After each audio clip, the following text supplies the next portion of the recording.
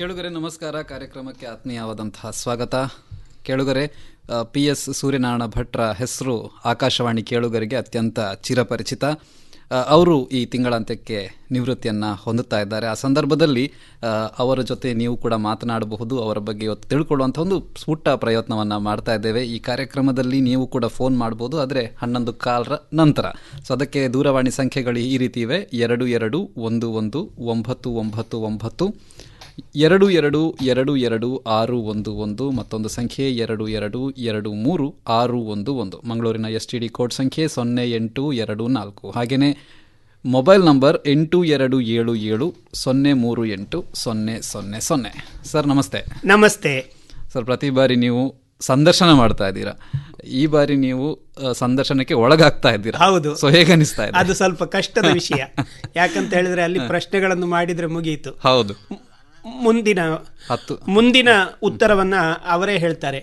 ಈಗ ಪ್ರಶ್ನೆಗಳನ್ನ ನೀವು ಮಾಡ್ತೀರಾ, ಉತ್ತರ ನಾನು ಹೇಳಬೇಕಾಗಿದೆ. ಹೌದು, ಅದರ ಜೊತೆಗೆ ಕೇಳುಗರು ಕೂಡ ತಮ್ಮ ಪ್ರಶ್ನೆಗಳನ್ನ 10 ನಂತರ ಕೇಳಲಿಕ್ಕಿದ್ದಾರೆ. ಇನ್ನೊಂದು 10:15 ನಂತರ ಕೇಳಲಿಕ್ಕಿದ್ದಾರೆ. ಇನ್ನೊಂದು 1/4 ಗಂಟೆಯಲ್ಲಿ ಅವರ ಪ್ರಶ್ನೆಗಳು ಕೂಡ ಬರಲಿಕ್ಕೆ ಶುರುವಾಗುತ್ತೆ. ಅವರು ಕೂಡ ನಿಮ್ಮನ್ನ ಸಂದರ್ಶನ ಮಾಡ್ತಾರೆ. ಹಾಗಾಗಿ ನೀವು ಅದಕ್ಕೂ ಕೂಡ ತಯಾರಾಗಿರ್ಬೇಕು. ಹೌದು, ಈಗ ನಮ್ಗೆ ಪರೀಕ್ಷೆಗೆ ಕೂತ ವಿದ್ಯಾರ್ಥಿಯ ಒಂದು ಪರಿಸ್ಥಿತಿ ಇದೆ. ಸರ್, ಈಗ ಇಷ್ಟು ವರ್ಷ ನೀವು ಸರ್ವಿಸ್ ಮಾಡಿದ್ದೀರಾ. ನೀವು ಜಾಯಿನ್ ಆಗಿದ್ದು 1991ರಲ್ಲಿ. ಹೌದು. ನಿಮಗೆ ಈ ಆಕಾಶವಾಣಿಗೆ ಬರಬೇಕು ಅಂತ ಒಂದು ಉದ್ದೇಶ ಇಟ್ಟುಕೊಂಡು ಬಂದ್ರು, ಅಥವಾ ಒಂದು ನೌಕರಿ ಅಂತ ಬಂದ್ರು, ಹೇಗೆ?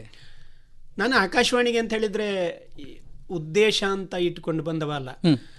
ಸಾಮಾನ್ಯವಾಗಿ ನಮ್ಮ ಕಾಲದಲ್ಲಿ ಅಂತ ಹೇಳಿದ್ರೆ 80ರ ದಶಕದಲ್ಲಿ ಅಂತ ಹೇಳ್ಬೋದು, ಅಥವಾ ಅದರ ಮೊದಲು ಮತ್ತೆ ಸ್ವಲ್ಪ ನಂತರ ಯಾರಾದ್ರೂ ಕೂಡ ಒಂದು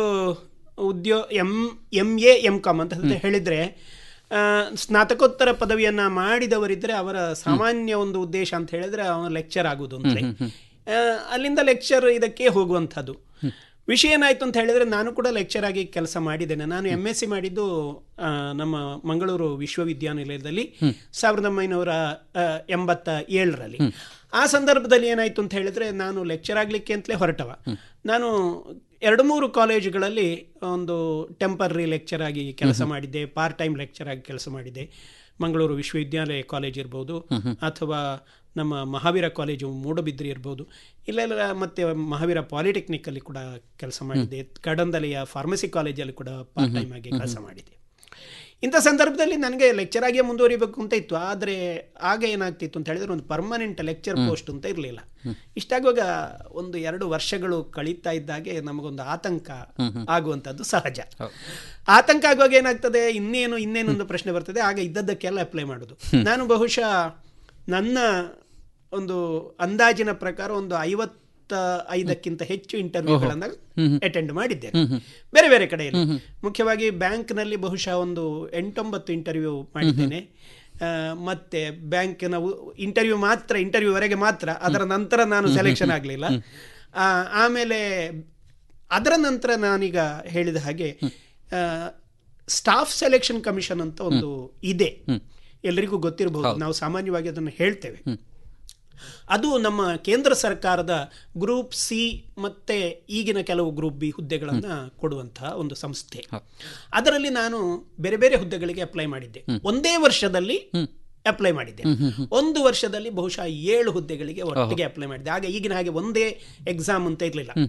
ಒಂದು ಪ್ರಿಲಿಮಿನರಿ ಮತ್ತೆ ಫೈನಲ್ ಅಂತ ಬೇರೆ ಬೇರೆ ಹುದ್ದೆಗಳನ್ನು ಕೊಡುವ ಕ್ರಮ ಇರಲಿಲ್ಲ. ಇನ್ಕಮ್ ಟ್ಯಾಕ್ಸ್ ಇನ್ಸ್ಪೆಕ್ಟರ್ ಬೇರೆ, ಮೆಟ್ರಾಲಜಿಕಲ್ ಡಿಪಾರ್ಟ್ಮೆಂಟ್ ಅಲ್ಲಿ ಬೇರೆ, ಸೆಕ್ರೆಟರಿಯೇಟ್ ಇರಲಿ ಬೇರೆ, ಆಕಾಶವಾಣಿಯಲ್ಲಿ ಬೇರೆ ಬೇರೆ ಬೇರೆ ಎಕ್ಸಾಮ್ಗಳು. ಹಾಗೆ ನಾನು ಒಂದು 7 ಎಕ್ಸಾಮ್ಗಳಲ್ಲಿ ಕೂತೆ.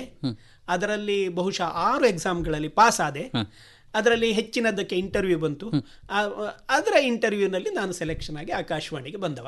ಅಂತ ಹೇಳಿದ್ರೆ ಆಕಾಶವಾಣಿಗೆ ಬರಲೇಬೇಕು ಅಂತಲ್ಲ, ಆಕಾಶವಾಣಿಯ ಪರಿಚಯ ನನಗೆ ಮೊದಲಿಂದಲೂ ಇತ್ತು. ಇಲ್ಲಿ ಕಾರ್ಯಕ್ರಮ ಕೊಡ್ತಾ ಇದ್ದೆ. ಅದಕ್ಕಿಂತ ಮುಂಚೆ ಕೂಡ ತಾವು ಕೆಲಸ ಮಾಡ್ತಾ ಇದ್ರಿ? ಹೌದು. ಅಂತ ಹೇಳಿದ್ರೆ ಆಕಾಶವಾಣಿಯಲ್ಲಿ ನಾನು ಮೊದಲು ಕಾರ್ಯಕ್ರಮಗಳನ್ನು ಕೊಟ್ಟಿದ್ದೇನೆ.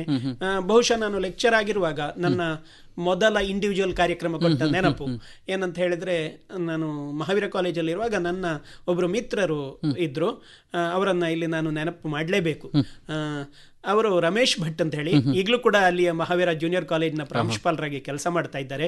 ಅವರು ನನ್ನ ಒಬ್ಬರು ಆತ್ಮೀಯ ಕಲೀಗ್. ಅವರಿಂದಾಗಿ ಆಕಾಶವಾಣಿ ಸೇರಿದೆ ಅಂತ ಹೇಳಿದ್ರೆ ತಪ್ಪಾಗ್ಲಿಕ್ಕಿಲ್ಲ. ಯಾಕಂತ ಹೇಳಿದ್ರೆ ಅವರ ಗ್ರೂಪ್ ಪ್ರೋಗ್ರಾಮ್ ಒಂದಿತ್ತು, ಅವರು ಆಸ್ಟ್ರಾನಮಿಕಲ್ ಕ್ಲಬ್ ಅಂತ ಹೇಳಿ ಒಂದು ನಡೆಸ್ತಾ ಇದ್ರು ಆಗ್ಲೂ ಕೂಡ. ಈ ಆಸ್ಟ್ರಾನಮಿಯ ಕ್ಲಬ್ ಅಲ್ಲಿ ಒಂದು ಪ್ರೋಗ್ರಾಮ್ ಕೊಡುವಂತ ಕ್ರಮ ಇತ್ತು ಆಕಾಶವಾಣಿಯಲ್ಲಿ ಪ್ರತಿ ವರ್ಷ. ಅಂತಹ ಒಂದು ಪ್ರೋಗ್ರಾಮಿಗೆ ಇಲ್ಲಿಗೆ ಬಂದಾಗ, ಇಲ್ಲಿ ಆಗ ಅಬ್ದುಲ್ ರೆಹಮಾನ್ ಪಾಷಾ ಅವರಿದ್ರು. ಅಬ್ದುಲ್ ರೆಹಮಾನ್ ಪಾಷಾ ಅವರು ನನಗೆ ಒಂದು ಸ್ಕ್ರಿಪ್ಟ್ ಬರೀತೀರಾ ಅಂತ ಕೇಳಿದ್ರು. ಸೈನ್ಸ್ ಸ್ಕ್ರಿಪ್ಟ್ ಬರೆಯೋರು ಕಡಿಮೆ ಇದ್ದಾರೆ, ಬರೀತೀರಾ? ಬರೀತೇನೆ ಅಂತ ಹೇಳಿದೆ. ಅದರಲ್ಲಿ ನಾನು ಕೇಳುವುದು ಹೇಗೆ ಅನ್ನುವಂಥದ್ದು, ನಮ್ಮ ಕಿವಿಯಿಂದ ಕೇಳುವುದು ಹೇಗೆ ಅನ್ನೋದರ ಬಗ್ಗೆ ಒಂದು 10 ನಿಮಿಷದ ಒಂದು ಭಾಷಣವನ್ನು ಸಿದ್ಧ ಮಾಡಿ ಬರಲಿಕ್ಕೆ ಹೇಳಿದರು. ನಾನು ಮಾಡ್ಕೊಂಡು ಬಂದೆ. ಅಲ್ಲಿಂದ ನನಗೆ ಆಕಾಶವಾಣಿಯಿಂದ ಬಹುಶಃ ಒಂದು 3 ತಿಂಗಳು 4 ತಿಂಗಳು 6 ತಿಂಗಳು ಹೀಗೆ ಕರೆಗಳು ಬರ್ತಾ ಇದ್ವು. ಒಂದು 7-8 ಪ್ರೋಗ್ರಾಮ್ ನಾನು ಆಕಾಶವಾಣಿ ಸೇರುವ ಮೊದಲೇ ಈ ಮಂಗಳೂರು ಆಕಾಶವಾಣಿಯಿಂದ ಕೊಟ್ಟಿದ್ದೇನೆ. ಈಗ ಬಹಳಷ್ಟು ಮಂದಿ ಕೇಳುಗರಿಗೆ ಒಂದು ಕುತೂಹಲ ಇರ್ತದೆ, ಈ ಸೂರ್ಯನಾರಾಯಣ ಭಟ್ರು ಮೂಲತಃ ಎಲ್ಲಿ ಅವರು ಅಂತ ಹೇಳಿ ಕೆಲವರಿಗೆ ಗೊತ್ತಿರಬಹುದು, ಮತ್ತು ಸುಮಾರು ಮಂದಿಗೆ ಒಂದು ಅನುಮಾನ ಎಲ್ಲಿ ಅವರು ಇವರು ಅಂತ ಹೇಳಿ. ಹಾಗಾದ್ರೆ ನಿಮ್ಮ ಒಂದು ಮೂಲದ ಬಗ್ಗೆ ಹೇಳಿ ಸರ್, ನಿಮ್ಮ ಬಾಲ್ಯ, ಹುಟ್ಟಿದ ದಿನಗಳು, ಎಲ್ಲಿ ಊರು, ಅದರ ಬಗ್ಗೆ ಒಂದು ಸ್ವಲ್ಪ ತಿಳಿಸಿ. ಈಗಾಗಲೇ ಕೆಲವು ಸಲ ನಾವು ತುಳು ಕಾರ್ಯಕ್ರಮದಲ್ಲಿ ಭಾಗವಹಿಸುವಾಗ ಕೇಳುಗರು ಹೇಳ್ತಾರೆ, ಆರು ತಲಪಾಡಿದ ಅಂಚಿತಾರು ಅಂತ, ಅಂದ್ರೆ ಹಿರಿಯನ ಭಾಷೆ ತಲಪಾಡಿದ ಅಂಚಿತ ಅಂತ. ನಾವು ನಿಜವಾಗಿ ಹೌದು, ತಲಪಾಡಿಯಿಂದ ಆ ಕಡೆ. ನಮ್ಮ ಮನೆ ಅಂತ ಹೇಳಿದ್ರೆ ಕಾಸರಗೋಡು ಸಮೀಪದ ಮುಳ್ಳೇರಿ ಅಂತ ಒಂದು ಜಾಗ ಉಂಟು. ಅಲ್ಲಿಂದ ಹತ್ತಿರದಲ್ಲಿ ಪಾತನಡ್ಕ ಅಂತ ಒಂದು ಊರು, ಅಲ್ಲಿಯ ಹುಟ್ಟಿದ್ದು ನಾನು, ಹುಟ್ಟಿ ಬೆಳೆದದ್ದು ನಾನು ಅಲ್ಲೇ. ಮುಖ್ಯವಾಗಿ ಏನಾಗ್ತದೆ ಅಂತ ಹೇಳಿದ್ರೆ, ಅದು ತುಂಬ ಹಳ್ಳಿ ಪ್ರದೇಶ. ಹಳ್ಳಿ ಪ್ರದೇಶದಲ್ಲಿ ಬಹುಶಃ 60ರ ದಶಕದಲ್ಲಿ ಹುಟ್ಟಿದವ ನಾನು. ಆ ಸಂದರ್ಭದಲ್ಲಿ ನಮ್ಮದು ಎಲ್ಲರ ಹಾಗೆ ಹಳ್ಳಿಯ ಬದುಕು. ನಾವು ಭಯಂಕರ ಬಡವರು ಅಂತ ಹೇಳುವುದಿಲ್ಲ ನಾನು, ಆದರೆ ಆಗಿನ ಕಾಲದಲ್ಲಿ ಏನಿದ್ರು ಕೂಡ ಅದು ಬಡತನ ಅನ್ನುವಂಥದ್ದು ಇದು. ಊಟಕ್ಕೆ ಗತಿ ಇಲ್ಲ ಅಂತ ಹೇಳುವುದಿಲ್ಲ, ಊಟ ಒಂದು ಸಿಗ್ತಾ ಇತ್ತು ಬಿಟ್ಟರೆ ಬೇರೆ ಎಲ್ಲ ವ್ಯವಸ್ಥೆಗಳನ್ನು ನಾವು ಮಾಡಬೇಕಾಗಿತ್ತು. ನಮಗೊಂದು ಸ್ವಲ್ಪ ಗದ್ದೆ ಇದೆಲ್ಲ ಇತ್ತು, ಅದನ್ನು ಕೆಲವು ಗೇಣಿಗೆ ಕೊಟ್ಟಿದ್ರು. ನಾನು ಆ್ಯಕ್ಚುಲಿ ನನಗೆ ನನ್ನ ತಂದೆಯವರು ನಾನು ಚಿಕ್ಕದಿರುವಾಗಲೇ ತೀರಿ ಹೋದರು, ನನಗೆ ನೆನಪು ಕೂಡ ಇಲ್ಲ. ನನ್ನನ್ನು ಸಾಕಿದ್ದು ನನ್ನ ಅಮ್ಮ ಮತ್ತು ನನ್ನ ಮಾವ ಇತ್ತೀಚೆಗೆ ತಾನೇ ತೀರಿ ಹೋದರು. ಮಾವ ಮತ್ತು ಅಮ್ಮ ಸಾಕಿದ್ರು. ಏನು ಮಾಡಬೇಕು ಅನ್ನೋದು ಯಾರಿಗೂ ಆಗ ಗೊತ್ತಿರುವುದಿಲ್ಲ. ನಮ್ಮದು ಹಳ್ಳಿಯ ವಾತಾವರಣ. ಅಲ್ಲಿಂದ ಒಂದು ಚೆನ್ನಂಗೋಡು ಅಂತ ಒಂದು ALP ಶಾಲೆ ಇದೆ, ಲೋವರ್ ಪ್ರೈಮರಿ ಶಾಲೆ, ಏಡೆಡ್ ಲೋವರ್ ಪ್ರೈಮರಿ ಶಾಲೆ. ಅಲ್ಲಿಗೆ ಸುಮಾರು 1.25ರಿಂದ 1 ಕಿಲೋಮೀಟರ್ ಆಗ್ತಿತ್ತು. ಒಂದು ಗುಡ್ಡೆ ಹತ್ತಿ ಹೋಗಿ ಬರೋದು. ನನ್ನ ಮಿತ್ರರೆಲ್ಲ ಇದ್ದರು, 3-4 ಜನ. ಅವರ ಜೊತೆ ಆಗಿನ ಕಾಲದ ಒಂದು ಇದೇ ಹಾಗೆ 3/4 ಕಿಲೋಮೀಟರ್ ಮೇಲೆ ಹೋಗಿ ಸಂಜೆಗೆ ಬರುವಂಥದ್ದು. ನನ್ನ ಅಕ್ಕ ಒಬ್ಬರು ಇದ್ದರು ಮೊದಲಿಗೆ, ಪಕ್ಕದ ಮನೆಯವರು. ಅವರ ಜೊತೆಗೆ ನಮ್ಮನ್ನು ಕಳಿಸ್ತಾ ಇದ್ರು, ಗೌರಿ ಅಂತ ಅವರ ಹೆಸರು. ಆಮೇಲೆ ಅದಾದ ಮೇಲೆ ನಾನು 4ನೇ ಕ್ಲಾಸ್ನವರೆಗೆ ಅಲ್ಲಿ ಕಲಿತು 5ನೇ ಕ್ಲಾಸ್ನಿಂದ ನಾನು ಮುಳ್ಳೇರಿಯಾ ಅಂತ ಅಲ್ಲಿಂದ ಒಂದು 4 ಕಿಲೋಮೀಟರ್ ದೂರದಲ್ಲಿ ಹೋಗ್ತಾ ಇದ್ದೆ. ಆಗ ಸ್ವಲ್ಪ ಮಟ್ಟಿಗೆ ಬಸ್ ಇದಿತ್ತು, ನಾವು ನಡೆದೇ ಹೋಗಬೇಕಾದ ಅಗತ್ಯ ಇರಲಿಲ್ಲ. 3/4 ಕಿಲೋಮೀಟರ್ ನಡಿಬೇಕಿತ್ತು, ನಂತರ ಬಸ್ಸು, ನಂತರ ಒಂದು 1/2 ಕಿಲೋಮೀಟರ್ ನಡೆಯೋದು. ಹೀಗೆ ನಡೀತಾ ವ್ಯವಸ್ಥೆ ಇತ್ತು. 5ನೇ ಕ್ಲಾಸ್ನಿಂದ ಬಹುಶಃ 10ನೇ ಕ್ಲಾಸ್ನವರೆಗೆ ನಾನು ಅಲ್ಲೇ ಕಲ್ತಿದ್ದೆ. ಮುಳ್ಳೇರಿಯಾದಲ್ಲಿ ಒಂದು ಅಪ್ಪರ್ ಪ್ರೈಮರಿ ಸ್ಕೂಲ್ ಅಂತ, AUP ಸ್ಕೂಲ್ ಮುಳ್ಳೇರಿಯಾ ಅಂತ. ಅದರ ನಂತರ ಅಲ್ಲೇ ಇದ್ದ ಗೌರ್ಮೆಂಟ್ ಹೈಸ್ಕೂಲಲ್ಲಿ ನನ್ನ ವಿದ್ಯಾಭ್ಯಾಸ ಆಯಿತು. SSLCವರೆಗೆ ಅಲ್ಲಿಯೇ ಮಾಡಿದೆ. ನನಗೆ ಕಲ್ಚರಲ್ ಆ್ಯಕ್ಟಿವಿಟೀಸ್ನಲ್ಲಿ ಆಗ್ಲಿಂದಲೂ ಕೂಡ ತುಂಬ ಆಸಕ್ತಿ ಇತ್ತು. ನಾಟಕ ಮತ್ತು ಡಿಬೇಟು ಇದರಲ್ಲೆಲ್ಲ ಭಾಗವಹಿಸ್ತಾ ಇದ್ದೆ. ಇದರಿಂದ ಸ್ವಲ್ಪ ಅಲ್ಲಿ ಈ ಕೇರಳದಲ್ಲಿ ಒಂದು ಇದಿದೆ, ಏನಂತ ಹೇಳಿದ್ರೆ ಸ್ವಲ್ಪ ಹೈಸ್ಕೂಲಿಗೆ ಹೋಗುವಾಗಲೇ ಪೊಲಿಟಿಕಲ್ ಪಾರ್ಟಿಗಳ ಜೊತೆ ಒಂದು ಕನೆಕ್ಷನ್ ಇದ್ದು, ಕೊನೆಗೆ ಅಲ್ಲಿಯ ನಾಯಕನ ಒಂದು ಇದು ಏನು ಆಯ್ಕೆ. ನಾನು ಹೈಸ್ಕೂಲಲ್ಲಿ SLCಯಲ್ಲಿರುವಾಗ ವಿದ್ಯಾರ್ಥಿ ನಾಯಕನಾಗಿ ಸೆಲೆಕ್ಷನ್ ಆಗಿದ್ದೆ. ಸೊ ಈ ಥರ ಒಂದು ಹಳ್ಳಿಯಿಂದ ಬಂದವರಿಗೆ ಈ SSC ಇದ್ರ ಬಗ್ಗೆ ಎಲ್ಲ ಹೇಗೆ ಗೊತ್ತಾಯ್ತು ನಿಮಗೆ, ಈ ಥರ ಪರೀಕ್ಷೆಗಳಿವೆ ಹೇಗೆ ಅಂತ ಹೇಳಿ? ನನಗೆ ನಿಜವಾಗಿಯೂ ಕೂಡ ಅಂಥ ಒಂದು ವಿಶೇಷವಾದ ಕಲ್ಪನೆಗಳಿರಲಿಲ್ಲ. ನಾನು SLC ಆದ ನಂತರ PUCಯನ್ನು ಅಳಿಕೆಯ ಸತ್ಯಸಾಯಿ ವಿಹಾರದಲ್ಲಿ ಮಾಡಿದ್ದೆ. ಆವಾಗ ನನಗೆ PUCಯಲ್ಲಿ PCMBಯಲ್ಲಿ ಹಾಸ್ಟೆಲಲ್ಲೇ ಇದ್ದು ನಾನು ಅಲ್ಲಿ ಓದಿದ್ದು. ನನ್ನ ಮಾವ ಕೂಡ ಇದ್ದರು. ಕಷ್ಟಪಟ್ಟು ಹೇಗೋ ಮನೆಯಿಂದ ದುಡ್ಡನ್ನು ಅರೇಂಜ್ ಮಾಡಿ ಕೊಡ್ತಾ ಇದ್ರು. ಭಾಳ ಕಷ್ಟ ಇತ್ತು, ಅದು ಗೊತ್ತಿದ್ದ ವಿಷಯ ನನಗೆ. ಆಮೇಲೆ ಏನು ಮಾಡೋದು ಅಂತ ಹೇಳುವಾಗ PCM ನನಗೆ ಒಳ್ಳೆಯ ಮಾರ್ಕ್ ಇತ್ತು. ಆವಾಗ ಮಾರ್ಕಿನ ಮೇಲೆ ಇಂಜಿನಿಯರಿಂಗ್ ಮೆಡಿಕಲ್ ಸೀಟು. ನನಗೆ ಬಯಾಲಜಿ ಮೇಲೆ ಇಂಟ್ರೆಸ್ಟ್ ಇರಲಿಲ್ಲ, ಆದರೆ PCM ಅಲ್ಲಿ ನನಗೆ ಒಳ್ಳೆ ಸ್ಕೋರಿಂಗ್ ಇತ್ತು. 90 ಮೇಲೆ, ಆಗ 90 ಮೇಲೆ ಅಂತ ಹೇಳಿದ್ರೆ ಒಳ್ಳೆ ಸ್ಕೋರ್. ನನಗೆ ಸೀಟ್ ಇಂಜಿನಿಯರಿಂಗ್ ಇದು ಸಿಗ್ಲಿಕ್ಕೆ ಕಷ್ಟ ಆಯ್ತು ಯಾಕಂತ ಹೇಳಿದ್ರೆ ನನಗೆ ಡೊಮಿಸಿಲ್ ಸರ್ಟಿಫಿಕೇಟ್ ಇರಲಿಲ್ಲ. ನಾನು 2 ವರ್ಷವನ್ನು ಕರ್ನಾಟಕದಲ್ಲಿ ಕಲ್ತದ್ದು, 5 ವರ್ಷ ಮಿನಿಮಮ್ ಇರಬೇಕಿತ್ತು. ಆದರೆ ನನಗಾಗ ಕಾಸರಗೋಡುಗೆ ಒಂದು ಗಡಿನಾಡ ಕೋಟ ಇತ್ತು. ಆವಾಗ ಅದಕ್ಕೆ ಒಂದು ವ್ಯವಸ್ಥಿತವಾದಂಥ ದಾರಿ ಇರಲಿಲ್ಲ. ಅದು ನನಗೆ ದಾರಿ ಗೊತ್ತೂ ಇರಲಿಲ್ಲ. ನನ್ನ ಅಮ್ಮ ಮತ್ತು ಮಾವನಿಗೆ ಅದರ ವ್ಯವಸ್ಥೆಯ ಬಗ್ಗೆಯೂ ಗೊತ್ತಿರಲಿಲ್ಲ. ಅವರು ಹೋಗಬೇಕು ಮುಂದೆ ಅಂತ ಗೊತ್ತಿದ್ದೆ ಹೊರತು ಅವರು ಕೂಡ ಹೆಚ್ಚು ಓದಿದವರಲ್ಲ. ಏನಾಯಿತು, ಮತ್ತೆ ನನ್ನ ಇನ್ನೊಬ್ಬರು ಮಾವ ಇದ್ದರು, ಅವರು ಮಂಗಳೂರಲ್ಲೇ ಓದ್ತಾ ಇದ್ರು. ಅವರು ನನ್ನನ್ನು ಇಲ್ಲಿಗೆ ಬಂದು ಕೆನರಾ ಕಾಲೇಜಲ್ಲಿ BSc ಸೇರಿಸಿದ್ರು. BSc ಮಾಡಿದೆ, ಮತ್ತು ಮಾಮೂಲಿಯಾಗಿ BSc ಕೆನರಾ ಕಾಲೇಜಿಂದ MSc ಮಾಡಿದೆ. ಮಾರ್ಕ್ ಸಿಕ್ಕಿದ್ದರಿಂದ MSc ಯೂನಿವರ್ಸಿಟಿಯಲ್ಲಿ 2 ವರ್ಷ ಫಿಸಿಕ್ಸ್ MSc ಮಾಡಿದೆ. ಅದರ ನಂತರ ಈಗ ಈ ಕೆಲಸಕ್ಕೆ ಸೇರಿದ ಮೇಲೆ ನನಗೆ ಈ SSC ಇದ್ದಾಗಲಿ ಅಥವಾ ಬೇರೆ ಯಾವುದೇ ಕಾಂಪಿಟೇಟಿವ್ ಎಕ್ಸಾಮ್ನಾಗಲಿ ಹೆಚ್ಚು ಕಲ್ಪನೆ ಇರಲಿಲ್ಲ. ಆದರೆ ಜೊತೆಗೆ ನನ್ನ 2-3 ಮಿತ್ರರು ಇದ್ದರು. ಅವರು ಒಂದು ನಮಗೆ ಗೊತ್ತಿತ್ತು, ಮುಖ್ಯವಾಗಿ ಹೆಚ್ಚಿನವರಿಗೆ ಗೊತ್ತಿದ್ದದ್ದು, ಈ ಕಾಲೇಜ್ ಕೆಲಸ ಬಿಟ್ಟರೆ BSRB ಅಂತ ಹೇಳುವಂಥ ಒಂದು ಇದಿದೆ, ಬ್ಯಾಂಕಿಂಗ್ ಸರ್ವಿಸ್ ರಿಕ್ರೂಟ್ಮೆಂಟ್ ಬೋರ್ಡ್, ಅದರ ಎಕ್ಸಾಮ್ ಬರೆಯುವಂಥ ಒಂದು ವಿದ್ಯೆ ಗೊತ್ತಿತ್ತು. ಅದನ್ನ ಬರಿತಾ ಇದ್ದೆ. ಅದಕ್ಕೆ ನಾನು ಹೇಳಿದೆ 9 ಪರೀಕ್ಷೆಯಲ್ಲಿ ಪಾಸ್ ಆಗಿದ್ದೇನೆ ಅಂತ. ಅದು ಮೊದಲಿಂದಲೂ ಮಾಡ್ತಾ ಇದ್ದೆ, ಬಿಟ್ಟು ಬೇರೆ ಗೊತ್ತಿರಲಿಲ್ಲ. ಯಾರೋ ನನ್ನ ಮಿತ್ರರೊಬ್ಬರು ಹೇಳಿದ್ರು, ಮುಖ್ಯವಾಗಿ ನನಗೆ ನನ್ನ ನೆನಪು, ನನ್ನ ಜೊತೆ ಒಬ್ಬರು ಕೆಲಸ ಮಾಡ್ತಾ ಇದ್ರು ನನ್ನ ಮಿತ್ರರು, ಇಂಗ್ಲಿಷ್ ಡಿಪಾರ್ಟ್ಮೆಂಟ್ ಅವರು, ನಮ್ಮ ಆತ್ಮೀಯರು. ಹೌದು, ದತ್ತಾತ್ರೇಯ ಮಾರ್ಪಳ್ಳಿ ಅಂತ. ಅವರು ಸೂರ್ಯ ನೀನು ಯಾಕೆ ಇದು ಬರಿಬಾರ್ದು ಅಂತ ಏನೋ ಹೇಳಿದ ನೆನಪು. ಹಾಗೆ ಹೋಗಿ ಎಂಪ್ಲಾಯ್ಮೆಂಟ್ ನ್ಯೂಸ್ ಅಂತ ಒಂದು ಪತ್ರಿಕೆ ಬರ್ತಾ ಇತ್ತು, ಅದರಲ್ಲಿ ಇದರ ಅಡ್ವರ್ಟೈಸ್ಮೆಂಟ್ ಇರ್ತಿತ್ತು. ಒಂದು ಹಾಕಿದ ಮೇಲೆ ನಮಗೆ ಅದು ಅದರ ಹಿಡಿತ ಸಿಗ್ತದೆ, ಮತ್ತೆ ಹಾಕ್ತಾ ಹೋದೆ. ಹಾಗೆ ನನಗೆ ಬಹುಶಃ ನಾನು ಸ್ಟಾಫ್ ಸೆಲೆಕ್ಷನ್ ಕಮಿಷನ್ನಲ್ಲಿ 7 ಎಕ್ಸಾಮ್ ಬರೆದಿದ್ದೆ ಅಂತ ಹೇಳಿದ್ರೆ ಅದರಲ್ಲಿ 6ರಲ್ಲಿ 7 ಪಾಸ್ ಆಗಿದ್ದೇನೆ, 6ರಲ್ಲಿ ಕೆಲಸ ಸಿಕ್ಕಿದೆ. 6 ಕೆಲಸಗಳನ್ನು ಸಿಕ್ಕಿದೆ ನನಗೆ. ಅದರಲ್ಲಿ ನೀವು ಫೈನಲಿ ಆರಿಸಿದ್ದು ಆಕಾಶವಾಣಿಯನ್ನ? ಫೈನಲಿ ಆರಿಸಿದ್ದು ಅಂತ ಹೇಳಿದ್ರೆ ಕೆಲವು ಅನಿವಾರ್ಯವಾಗಿ ಹೋಯಿತು ಅಂತ ಹೇಳ್ಬೋದು. ಮೊದಲಿಗೆ ನಾನು ಮೀಟ್ರಾಲಜಿಕಲ್ ಡಿಪಾರ್ಟ್ಮೆಂಟ್ ಆಫ್ ಇಂಡಿಯಾದಕ್ಕೆ ಸೇರಿದೆ, ಫಸ್ಟ್ ಅಪಾಯಿಂಟ್ಮೆಂಟ್. ಅದರ ಮೊದಲು ರೈಲ್ವೆ ರಿಕ್ರೂಟ್ಮೆಂಟ್ ಬೋರ್ಡ್ ಅಲ್ಲಿ ಸೆಲೆಕ್ಷನ್ ಆಯಿತು, ಅಸಿಸ್ಟೆಂಟ್ ಸ್ಟೇಷನ್ ಮಾಸ್ಟರ್ ಅಂತ. ಮತ್ತೆ ಮೀಟ್ರಾಲಜಿ ಡಿಪಾರ್ಟ್ಮೆಂಟ್ ಆಫ್ ಇಂಡಿಯಾದಲ್ಲಿ ಸೇರಿದೆ, 2 ಒಟ್ಟೊಟ್ಟಿಗೆ. ಯಾವುದು ಆಯ್ಕೆ ಮಾಡೋದು ಒಂದು ಭಯಂಕರ ಗೊಂದಲವಿತ್ತು. ನನ್ನ ಒಬ್ಬ ಮಿತ್ರ ಹೇಳಿದ, ರೈಲ್ವೆಗೆ ಬೇಡ, ನಿನಗೆ ಆಗ್ಲಿಕ್ಕಿಲ್ಲ, ಎಲ್ಲ ಸ್ವಲ್ಪ ರಿಮೋಟ್ ಪ್ಲೇಸ್ ಅಲ್ಲಿ ಇರ್ತದೆ ಅಂತ.